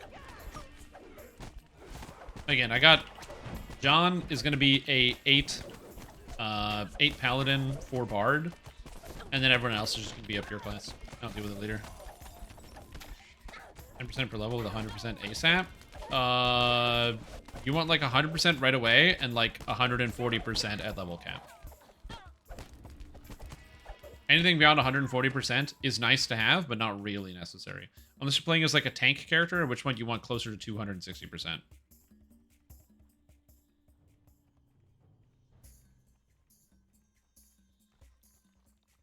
BG3? I don't know. I think... Oh, I didn't even notice. Thank you. I think that when it comes to which class is the most powerful, it depends on like what other characters you have to go around it. Reflecting on the deep respect of Okuri Drow. Yeah, you don't need a lot. And their courage. Yeah, if you have like 140, you should be good for the most part. Did we find a Brand Pits? He's up here.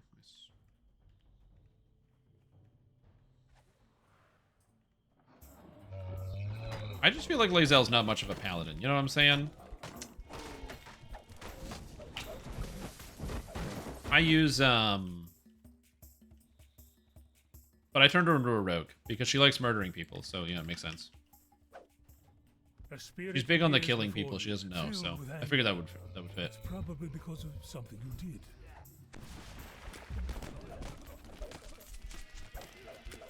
Rage because of very big smites. Yeah, I can see that. Like I said, I don't really focus on builds, I guess. Like, it makes sense why people do it. The way that I go about it is unless you're playing on, like, the higher difficulty, and maybe it's because I'm just a god gamer, but, like, normal mode, I think I've only had to reset maybe 1 fight? So, I just don't, like, the game doesn't feel like it's, you really need to, like, go crazy on it, and I'm just using whatever.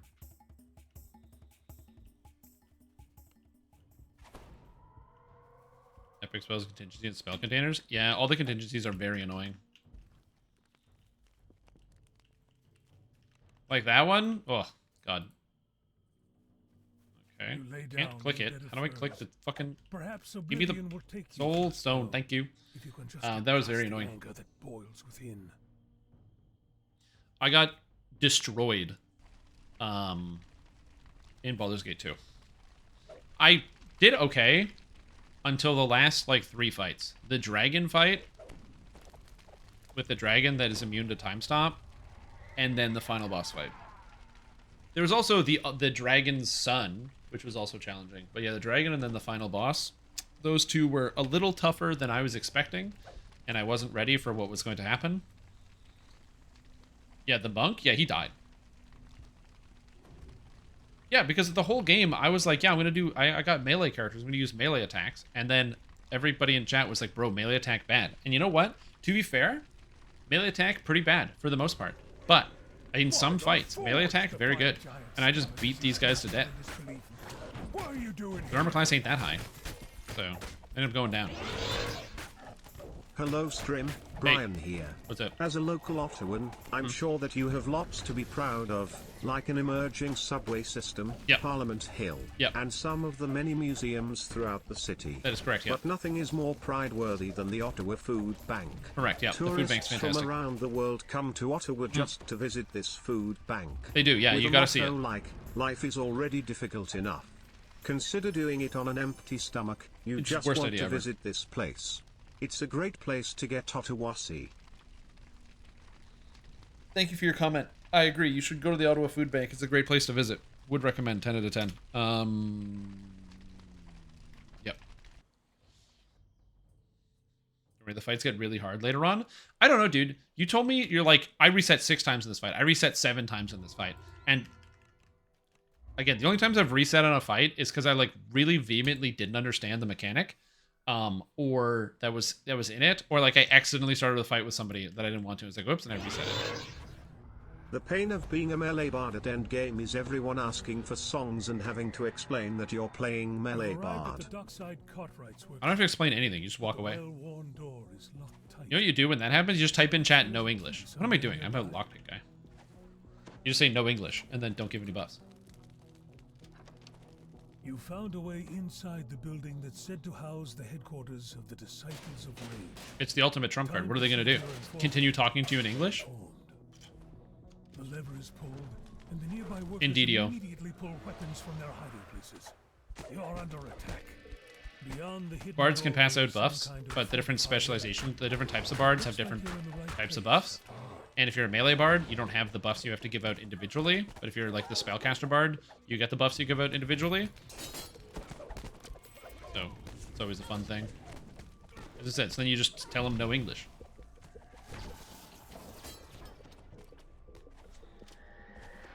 Yeah, I got bard paladin, dude. Pressure builds behind I can't your speak in eyes Latin. Only as a Canicus can do that. massive headache sets in. You feel restless and agitated. And a spellcaster bard? You would think. But also, some people just have 2.5k.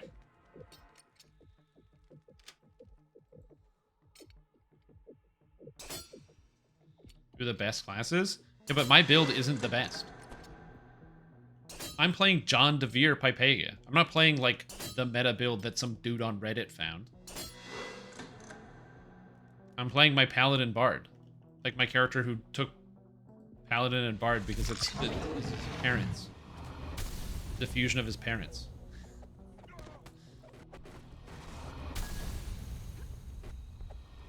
No planning. I just take different levels when I level up. It's a great time. I'm having a lot of fun. The pain subsides. Tabaxi will probably be added through mods. I'm sure somebody's going to mod Tabaxi into the game. Disciples of Rage quickly before the madness can take hold again. The cultists' strange experiments are not as inert as they seem. Oh God. Can't even disable them. They're being run into too fast.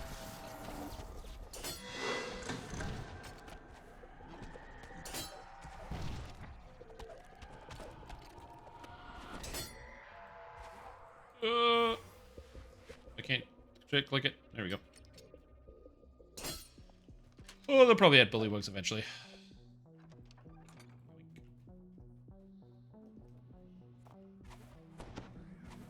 No buffs on its own. True. Also, Swashbuckler has no buffs. It's literally the selfish bard tree. Fuse a lot and move everything down. That's just it. Like, when you don't have Fuse a lot up, and you're like, oh, you're just shooting, but then you get fused a lot and just... More eye horrors. Damn. Almost as if they were guarding something. The swashbuckler? No, the swashbuckler not the best buckler. It's pretty good. I'm rolling a swashbuckler with Dex 3, or Insightful Dex 3, Dex 8, which is not bad. The best buckler? I don't know about that. The buckler of the Celestial Soldier is so good. Or the Demonic Soldier or whatever is so good. Oh, nice. I didn't screw it up. A strange volume floats over the altar. Destroyed a book. Last curiosity, Baldur's Gate 3. Can I run over the highest difficulty with a meta build like is Baldur's like that, or Baldur's Gate 3 on the highest difficulty is like Baldur's Gate 2 with difficulty? I'm not sure. I assume that if you have like the best builds that you can find on the computer, you can probably make the game a joke. Now you've done it, cries the book's guardian. These cultists were quite useful, not delicious. Like if you Google it and then you find out where all the best items are and you like go find everything, probably. Headquarters of the Disciples of Rage and broken their link. But Baldur's Gate 3 is not that hard. It is not as hard as Baldur's Gate 2 at all. Baldur's Gate 3 on normal is easier than Baldur's Gate 2 on easy. Yeah. Like Baldur's Gate 2 is designed around stacking and abusing as many mechanics as possible. And Baldur's Gate 3 is not like that at all, because it's based off of 5. And 5 assumes that there's like a minimum stat threshold and a maximum stat threshold.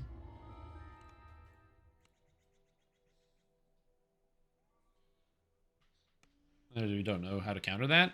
Well, that and it's more like you can fight monsters that just have so much armor class that if you don't have every single item in the game that increases your hit chance, you just can't hit them. There's nothing you can do. Now to see if you can convince this wary tribe to part with Fulkur's gift. The Drow guard looks you up and down, then motions you over. The guard whereas in Baldur's Gate 2, that happens all the time. Where you can just like, you run into monsters where it's like, oh good, their armor class is minus 30. And you're like, well, I can't hit them with any attacks. The cavern opens out. You just miss everything. Pathfinder Wrath of the Righteous is also like that. I found a boss that I couldn't beat because I literally just couldn't deal damage to it. His armor class was just, it was like 42, and I couldn't hit it because my character's level 6. I'm like, I can't hit a monster with 42 armor class. And it had spell resistance, so it was higher than what I could roll. So I would only be able to hit on a 20, and spell resistance was an auto fail. And I'm like, I don't know how you beat this fight. And I'm not going to Google it. I'm just going to walk past. Because to me, it's like, well, if I can't figure out how to beat it, then I'm not going to give myself the reward for beating it, like whatever special item. Because it's an optional boss, so I'm not just going to give myself the special loot for beating it. I was just like, well, I can't figure it out, so it's fine. The skeptical Scarrow Elder says you must pass the Hunter's Trial, which Did you starts in the undermine some cave game to the mechanics east. entirely? I gotta go back and forth on that. I like having data and information. And I generally prefer it when video games, like, give you the option to see how things work. I don't mind if you don't know what a monster does before it does something, but I do mind if you don't know what a monster does after it does something. Like, if you're fighting a monster, and then the monster uses an attack, and you don't know what the attack does, and then but, like, after the monster uses it, you don't know what the attack does. Like, you should be able to know what the monster does when you attack it. Or, like, when it attacks you. Like, if you get hit by a spell or something from a monster.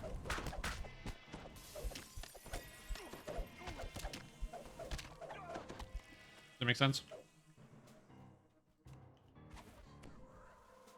The ground rumbles, and an umber hulk bursts through the cave floor. You know, in the Ethel fight, when she disguises as the woman, she has a prisoner, and you're meant to guess which is which? What? Hi, Strime Tom. Ethel fight. What Ethel fight? What are you talking about? Hag fight? She didn't disguise. She just fought me straight up. Also, what's up, Psycho Loon? How are you doing? Welcome back to the stream team. Appreciate this sport. You're having a fantastic day. What's up, man? Long time no see.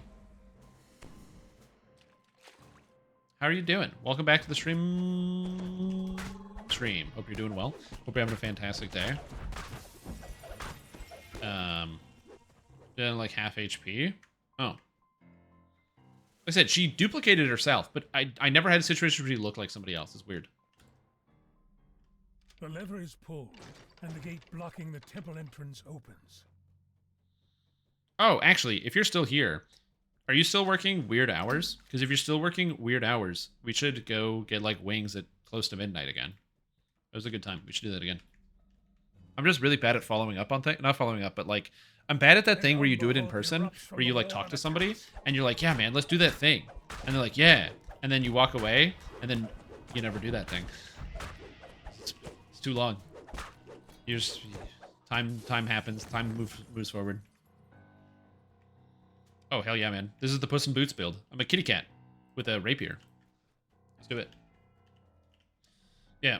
The whole idea is that they changed Bard, so now it works off... All the special attacks work off of not just Charisma, but the highest of either Charisma, Dexterity, or Strength, depending on... You can just choose whichever stat you want to focus on. Which means that you can have Charisma Bards, Dex Bards, and Strength Bards, and they all perform very differently. They can all use the Bard moves, though. But the stats that you need, the items you need, the other secondary rules they have are all different. Asking for a friend. You cannot cast alchemy spells while raging. Because they're spells, and you can't cast spells while raging. Unless you are a shifter, or you are a Draconic Incarnation. Because that's the thing, I will say this. You know, being able to, I much prefer skills or effects scaling off of multiple stats than being able to change everything to one stat. So what I mean by that is the main problem I have with like Pact of the Blade Warlock as an example in like 5th edition or like in Baldur's Gate is it's like, oh, you can get charisma hit and damage with your sword. And then that also means that because you have charisma hit and damage, then you can have everything scale off of charisma. So you need charisma and constitution, and the rest of your stats don't matter. And you can really hyper-focus in. And the problem I have with that is that it means that instead of your character becoming more interesting by being able to be different from 2 other people, it means that 2 people are going to make the same character, right? 2 people are going to look at the Warlock and they're going to go, oh, charisma scales everything. Obviously, I need charisma, and then they don't need any other stats. Because there's no real puzzle to solve there. But imagine if Pact of the Blade was like, you can use your, instead of it being like, oh, you can use charisma to hit and damage, it was more along the lines of like, you can use your strength, dex, or charisma for your hit chance with your Eldritch Blast, because it's like a blade thing, and you can use your strength, dex, or charisma to attack with your attack rolls. And you're like, okay, so it's the same idea, but because of the diversity, you can have different players coming from a different perspective. I want the charisma because I want the social skills, and also I want to have my character kind of more lean in that direction, being more charismatic and using that. Or maybe you want a multi-class and more charisma-based build. Maybe you want to have more dexterity because you like the armor class, and maybe you want to do like Ranger as Ranger Warlock or Rogue Warlock or something. Maybe you want to play like a half-orc Warlock, and you have this idea of a character in your head of like maybe somebody who was like a fighter and they fought in the army for a long time and they're really strong, and they ended up making a pact with a demon, and it's a pact with like a very strong demon, like a Hezru or something that's like all muscle all day, and they excise their pact duties through their strength. The third elder, and I'm like, to me, that's more interesting from a character design perspective, and also just Stream. generally in the game. How was your Pokemon's Weekend Extravaganza Pajama Jammy Jam? Dude, it was so good. We went to Andrew Park, which is like a park in my city. It's got like a million Pokestops in it. There's like a lot of different parks I like to go to, but that one, it's not close, but man, it's good. There's a lot of good stuff there. And another good park if you want to go catch Pokemon is also Vincent Massey Park. Is not bad. And I think there's what's the one that's at Preston Street? There's another good one at Preston Street. Anyway, we didn't go to those. Usually it's Preston Street Park, but we didn't go there. Anyway, so went to the park. It was great. I caught 4 Kyogres and got my Primal Kyogre. I caught 6 Groudons and got my Primal Groudon. I didn't catch any good ones, but it's fine. And then we did 11 Rayquazas, and I now have Mega Rayquaza, and I got a shiny, which was very cool. So I had a great day. Don't listen to Horse. We're cooking up a very bad idea. I can see that. Also, thanks so much for the resub, dude. I hope you're doing well. I hope you also had a good time. Thank you. It was good. It's basically those are Pokemons, and they're really rare, and I got a bunch of them. There was like 100 people at the park. It was awesome. I rolled a 1. Oh my god. Charisma Base Warlock split is much different than the usual 43-37. Yeah, so I think that's like just a different way to go about it. It's just a different way to go about the design. So I like the way that SSG is doing it with the design, where they say, where they're like, oh yeah, just make it scale off of whatever your main stat you choose to use is, and then that determines the character and the multi-classes and the other things that you do. So it feels like there's more options as opposed to less. Like, they could have just given bards charisma to hit and damage, but then every bard in the game is going to be a charisma build, because charisma scales the abilities and also your main stats, or like your hit chance. As the last piece clicks into place, the barrier blocking the tunnel fades. Okay, tramp. You've collected all Scale of one of gibbers, how rare were the Pokemons? Pretty rare, because they only... this is the second time they were available this year, and they just came out as well. And you needed at least 10 people to take them down. So you had to go to a public place and go talk to and meet strangers. And then talk to them about Pokemon and work together to beat up the big ones.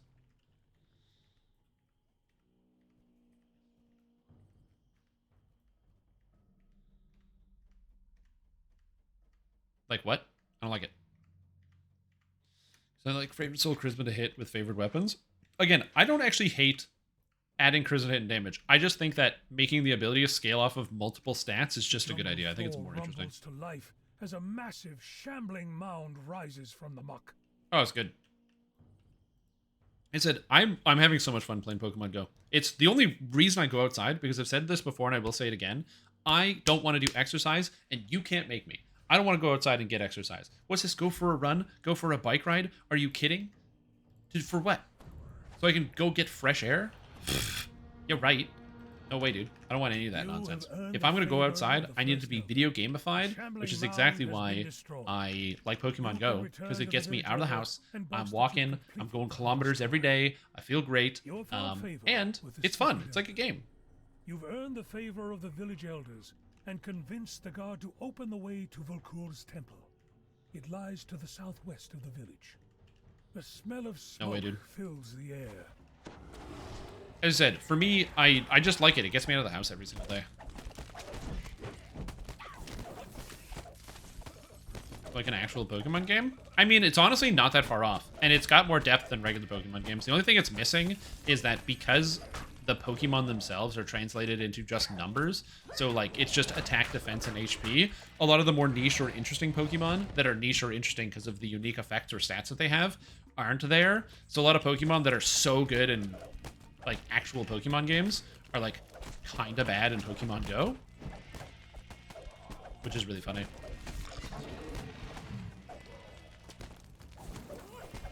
For the most part, it's pretty good, but like any of the ones that are like niche or interesting are like not the same.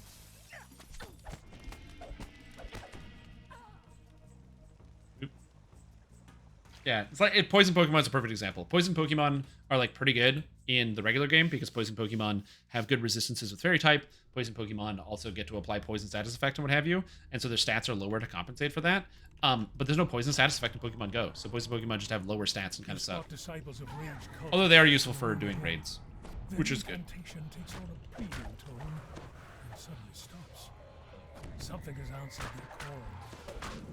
There's still no Naganadel, or however it's pronounced, added into Pokemon Go yet, which is the best Poison Pokemon of the game, and it is a Pokemon that is so good in the actual Pokemon game that it's banned. If you just straight up banned a Pokemon. It is a Poison Dragon that's too fast.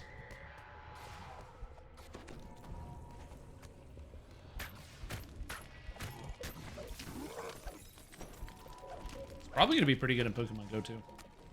Probably.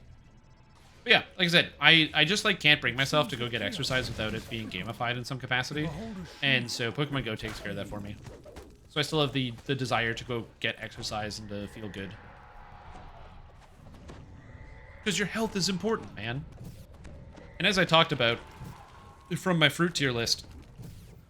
Where's the fruit tier list? Where's the tier list? Hold on. I gotta get the fruit tier list again. As you can see from my fruit tier list, I don't eat a lot of fruit, which is why most of these are like in the I've never eaten this. And you're like, what do you mean pears or the plums? You didn't eat a plum before? What the hell is wrong with you? Look, again, I'm not a paragon of health, which is why I really gotta go outside. The eye of rage gurgles one last time. I have 4 negative levels. Oh god. You are now I gotta go for a walk every day or else my heart's gonna stop. Treatment for the madness of crowds that afflict Stormreach. Oh, speaking of high blood pressure. My blood pressure's down. So we're good. I'm doing well. Much better than before. Beginning of the summer, for those that don't know, I had like a high blood pressure scare where I had like really high blood pressure. So I was like, oh no! So I changed up my diet a bunch and got more physical exercise and my blood pressure has come down. Also, I went back to giving blood again, which helps out as well. Which reminds me, I gotta schedule my next blood appointment so they can take blood from me. So that was spooky. It was really spooky. So yeah. It's good for your HP, man. I need to bring you fruit. Yeah, fruit's not bad. Let's do Grim and Barrett. And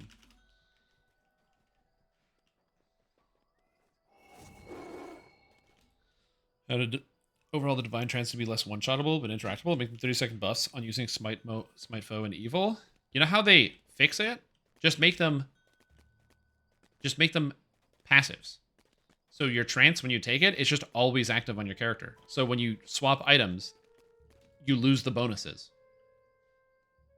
The silver flame Just make it so it's an always active effect. in the area. Your help would be greatly appreciated. Which completely and fully solves the problem.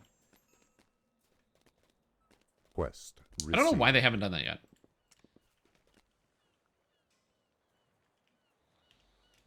It's confusing to me. But I don't know, there's probably like something. The biggest reason when it's like, oh, I don't know why video game developer hasn't done X, in a lot of cases, it's probably like technical issue that I don't understand. The wonky heart, I can confirm blood pressure related to spooky AF. Well, it was just like, it was a scare to me because I don't think about it at all because, you know, I'm a young person, so I'm invincible, so I don't think about my health in any capacity. And so it was just weird to like take the blood pressure, and then I was like, And I wasn't like, you know, elevated. I wasn't in high blood pressure. I was like very high blood pressure. Like, you're in danger of blood pressure. And I was like, oh, that was cool. Very cool. Anyway, I'm feeling better now, though. Oddly enough, I actually don't feel any different. I think that's the scariest part to me, is I don't feel any different. Like, when the blood pressure was like high, I didn't know. And then I changed up my diet and I got some more exercise and I'm feeling better, I think. But like I just feel better generally because it turns out taking care of your body actually feels good. But yeah, I don't feel any actually different from like where I was before. It was just weird. It's like all invisible. It's all behind the curtain, man. You see endgame is bounced around usage snapshot divine trances. Yep. I don't know why the monster's armor class is 200. The number would be too big. Guards a cage containing a large diary.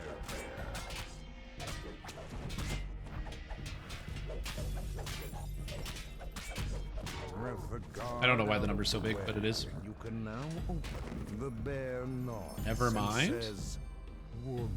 Question mark? I can open any of the sealed gatekeeper doors you might encounter. Oh, you had to go? Oh, you left and then you came back. Oh, I don't read text. Sorry, my ability to read is lacking. Welcome back. D200. Yeah, when you roll in the D200, you can hit the 200 armor class, huh? Yeah. Fortunately, though, you do not need 200 to hit in the new expansion. So I don't, or the raid. You do not need 200 to hit the raid, except for the raid boss. You do, but it's a raid boss, so it's going to have destruction effects and every other effect on it already. Additional. Grim smiles and says, "Thank you for helping me in my playthrough." As you enter the alleyway, you spot cultists guarding the gate. I don't know what they did with that quest pack, but somebody needs to go down and turn the armor class down. Actually, everything about that quest pack is too hard. Because when I was doing my testing, I did it on heroic, which was probably not the best decision, but yeah. Gold content, yeah. Wolf snarls at his prisoner. After Vecna gearing in the design stage. Honestly, I think it's just a mistake. I think it's probably just a mistake. Stronghold. You spy a second gatekeeper portal in the corridor ahead. As splinters of the shattered door drift down around you, the dire bear nods at the corridor ahead. Heroic Salt Marsh is not a bug or an oversight. I know, because they bumped down the hit points of monsters in Heroic Salt Marsh by 33% already. It is a sight. It was the design decision. They were like, you know what? We do want monsters in level 3 quests having 400 hit points. That is what we want. I don't think they should do that, but yeah. Long thread about acid damage? No. If you run the quest Belly of the Beast, you get what you get. That's on you, not on me. The stone door rolls open to reveal a hidden glade in the very heart of the city. A small path along the cliff. Yeah, if you run Belly of the Beast, that's on you. Look, you get eaten by a giant worm. It should be dangerous inside the giant worm. One of the best quests in DDO. It's fantastic. There's, again, one of the reasons why Dungeons & Dragons Online really delivers on so many of the different ideas for quests is because you have a quest like Belly of the Beast, which is you get eaten by a giant purple worm as part of the quest, and now you have to fight your way out of it because it's so big and cavernous you can stand up and fight in it. It's something you always imagine happening in like a cartoon, or you can imagine happening in a D&D campaign that doesn't happen, and then it happens in the game, and it's awesome.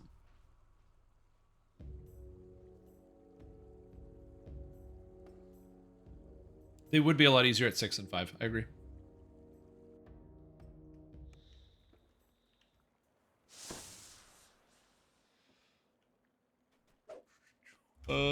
Subversion.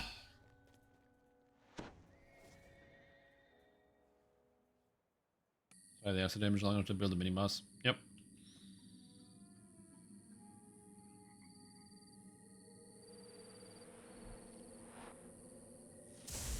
There's a good jump to survive the acid damage. These Guild Wars. This is not Guild Wars 2 talk time, Dorak. This is not talk about Guild Wars 2 time. We have Guild Wars 2 talk time, and it's not right now. After a long march through the hidden. Okay, now it's Guild Wars 2 talk time. Now you can talk about it. Says, I have found the Eldritch Attractor needed for the ritual. I leave the rest of the facility. Yeah, me too. I've been playing a bunch. Skills, pet. Release my control, Jim, and we'll see who calls who pet. Mutters the enslaved slod. Don't be foolish, pet. You should be My God. I'm allowing you Damage reduction, to man. use a codex page to gain. I can perma-freeze all of this stuff. I just can't kill it. Now then, get to work. Physical damage reduction. And Ocarina of Time. Jabu Jabu's belly is a little different, I would say. Not because it's not like you're not trapped inside something. You do get eaten by a big fish, but Jabu Jabu's belly doesn't have the same sense of urgency because it's a dungeon. Like, you can just leave Jabu Jabu whenever you want. Which is not the same thing as the sense of urgency you get in a quest like, snaps. what do you call it? The quest where we were just talking about Belly of the Beast. Where it's like, you don't want to be inside the belly of the beast. Results, or I'll burn you to ash.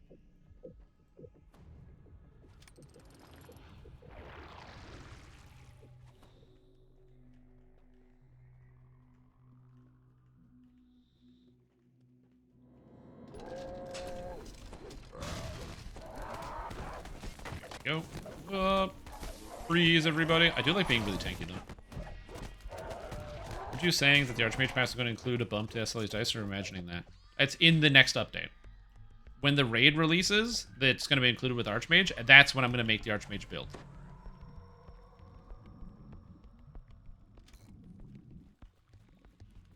That's when we'll be getting the pinnacle of Archmage, Abjuration Mage. Abjurer. Something about these crates seems strange. Oh, fork. Yo, welcome. I have no idea what the quest says, but we're in Subversion. Somebody's already got it. Alright, let's Go.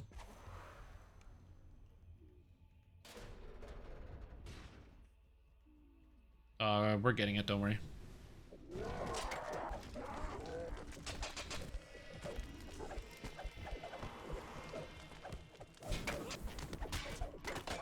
Is it usable? Yep. New Archmage will be good. Well, is it going to be the best? No. Is it going to displace the meta at all in terms of spellcasters? No. But will it be good enough that you can play an Archmage? Yep. Your Honor, the people of the Abjurations. Is that you resting your case? Is that it? Yeah.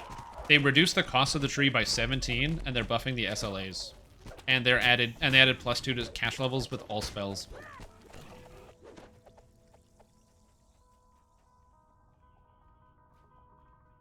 That's good. Yep. A lot of people want the effect, the Arcane Supremacy, to just be a button you press on the keyboard. I actually don't want it to be a button you press on the keyboard. I think it's interesting as something you have to use individually. My only problem is there's no way to keep track of whether you have Arcane Supremacy or not. I would love it if there was like a visual indicator somewhere around your head that would appear when you have it available, and it would go off. And then when it's, or like a visual indicator when you can't use it or something like that. I don't know. When it's on cooldown. Maybe your hands have like a red glow because they're like, yeah, you're exhausted or something. Dude, they're dispelling all my magic. Why would they do this to me? Why would you dispel my magic, you jerks?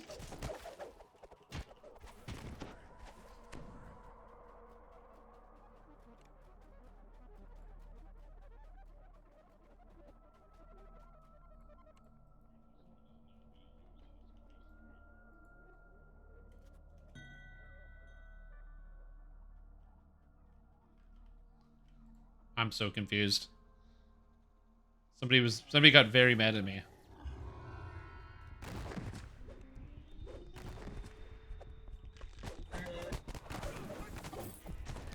Give me. You just go to the section with open lock? Yeah, that's why I have bells.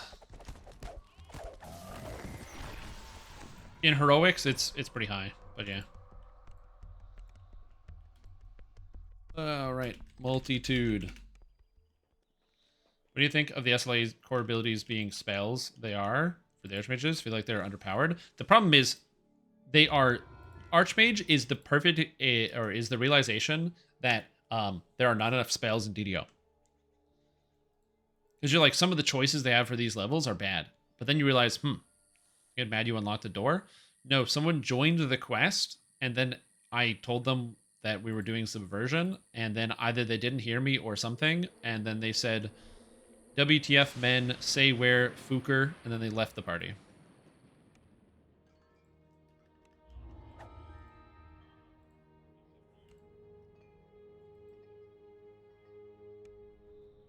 Thundering it was close. Yeah. Reverberates from behind. Again, I do want to help people. How would you spell that? Use your imagination. You were just trying to be friendly? Well, it's common internet slang. I'm okay with that. My posture? Just because my posture's bad doesn't mean you guys can harp on me about my posture being bad. Start pulling their weight. Carver invokes the power of the fine, I'll sit up straight. He's holding. Why did I ever put that on there? Of magic, and suddenly living copies of the Tiefling appear from nowhere. It's actually worse at keeping track of your buffs than Destiny 2, and that game is very bad at keeping track of your buffs. Kill these snakes that just barged in. You can only see 4 buffs or debuffs at a time. I'll do both. Sorry, 4 buffs and debuffs. Yes, buffs and debuffs, which means if you have 2 buffs and 3 debuffs, then you only display 4 things. So some of it gets cut off, and in raids, like classes will give themselves, like my Warlock gives myself 5 buffs alone, which means I can't see any debuffs on my character, and it's a MMO. It's a shooter, sure, but it's still an MMO, and not seeing the debuffs is bad, okay? He will bust the rushes from Kyber, or he shall feel our wrath. Oh, there we go. Feeling better. I just like slouching, okay? What's wrong with that? What's wrong with letting my back recede into an area where it becomes damaged beyond return? My posture's good. You can't stun me now. We're good. dot is a stacking or non-stacking dot. If enervation is stacking or a non-stacking dot. Enervation doesn't stack until you take that ability. No, doesn't stack to 3 times, and then there's like an effect you can get that lets it stack 2 more times. You are BB Ching chicken, dry rub or sauce.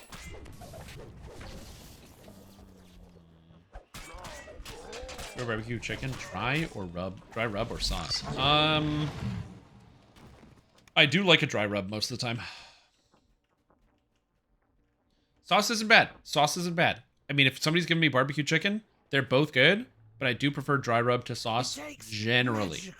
Generally. Make a copy of myself, says Carver. Oh, lots of magic. Hello. We are actually in Multitude of Menace because I didn't update the LFM because I was forgetful.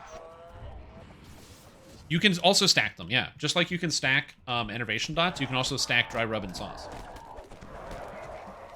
Yeah. True.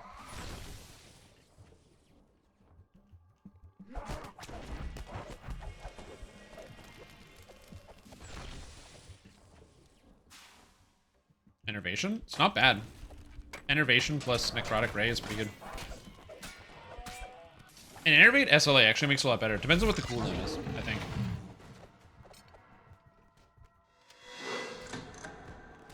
Ah, golem.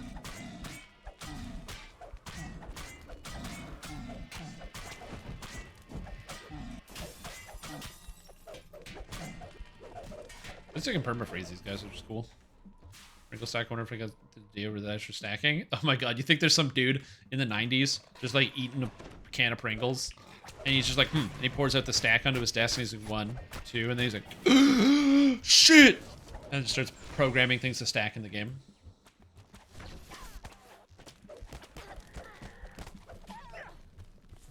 Oh, it's not too bad. 6 seconds, not bad. Yeah, that's good.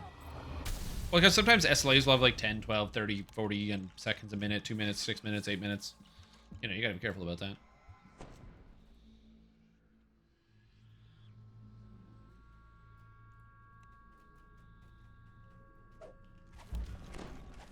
Yeah, also, before we get into talk of, like, more changes, like, oh, they can make Archmage even better. Yes, they can make Archmage even better. I think we're all aware of that. But in terms of small balance changes, this type of balance change where they're like, hey, we're just going to buff up this ability, and change this thing. Awesome. Sounds good. I don't want SSG to only rework stuff. Reworks, if they want to do sometimes reworks and sometimes balance changes, that's fine. But I want there to be balance changes in the game, because this patch, this change to Bard, the change to Ninja Spy is cool, the Archmage changes are really cool. Like, these balance changes coming through are awesome. Yeah. If SSG is starting to move away from never balance, only rework SSG, I'll be very happy.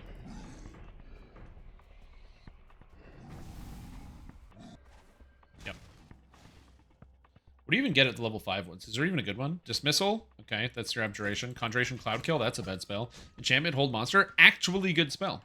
Cyclonic Blast? Shadow Walk? Bad. Waves of Fatigue? Terrible. And Flesh to Stone. I mean, you can use Waves of Fatigue on Beholders.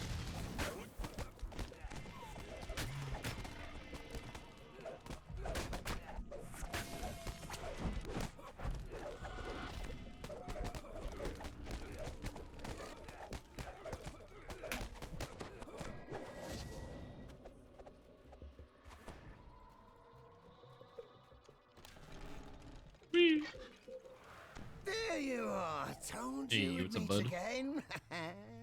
And just look at all these lovely crystals. I can make lots of copies with them.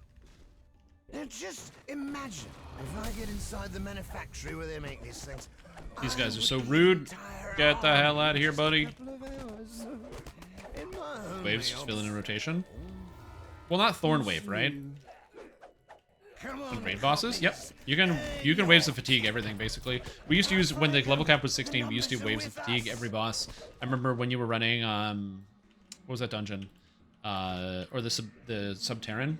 You'd Waves of Fatigue everything? Who wants this set? Somebody wants that set, you know?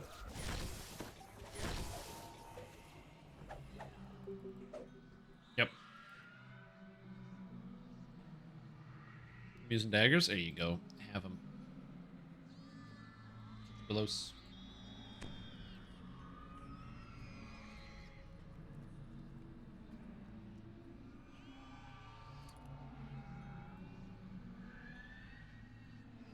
All right, now I'm going to do something that is going to make some of you excited, but make most of you enraged. I'm going to show you something very cool. It's a magic trick, okay? First,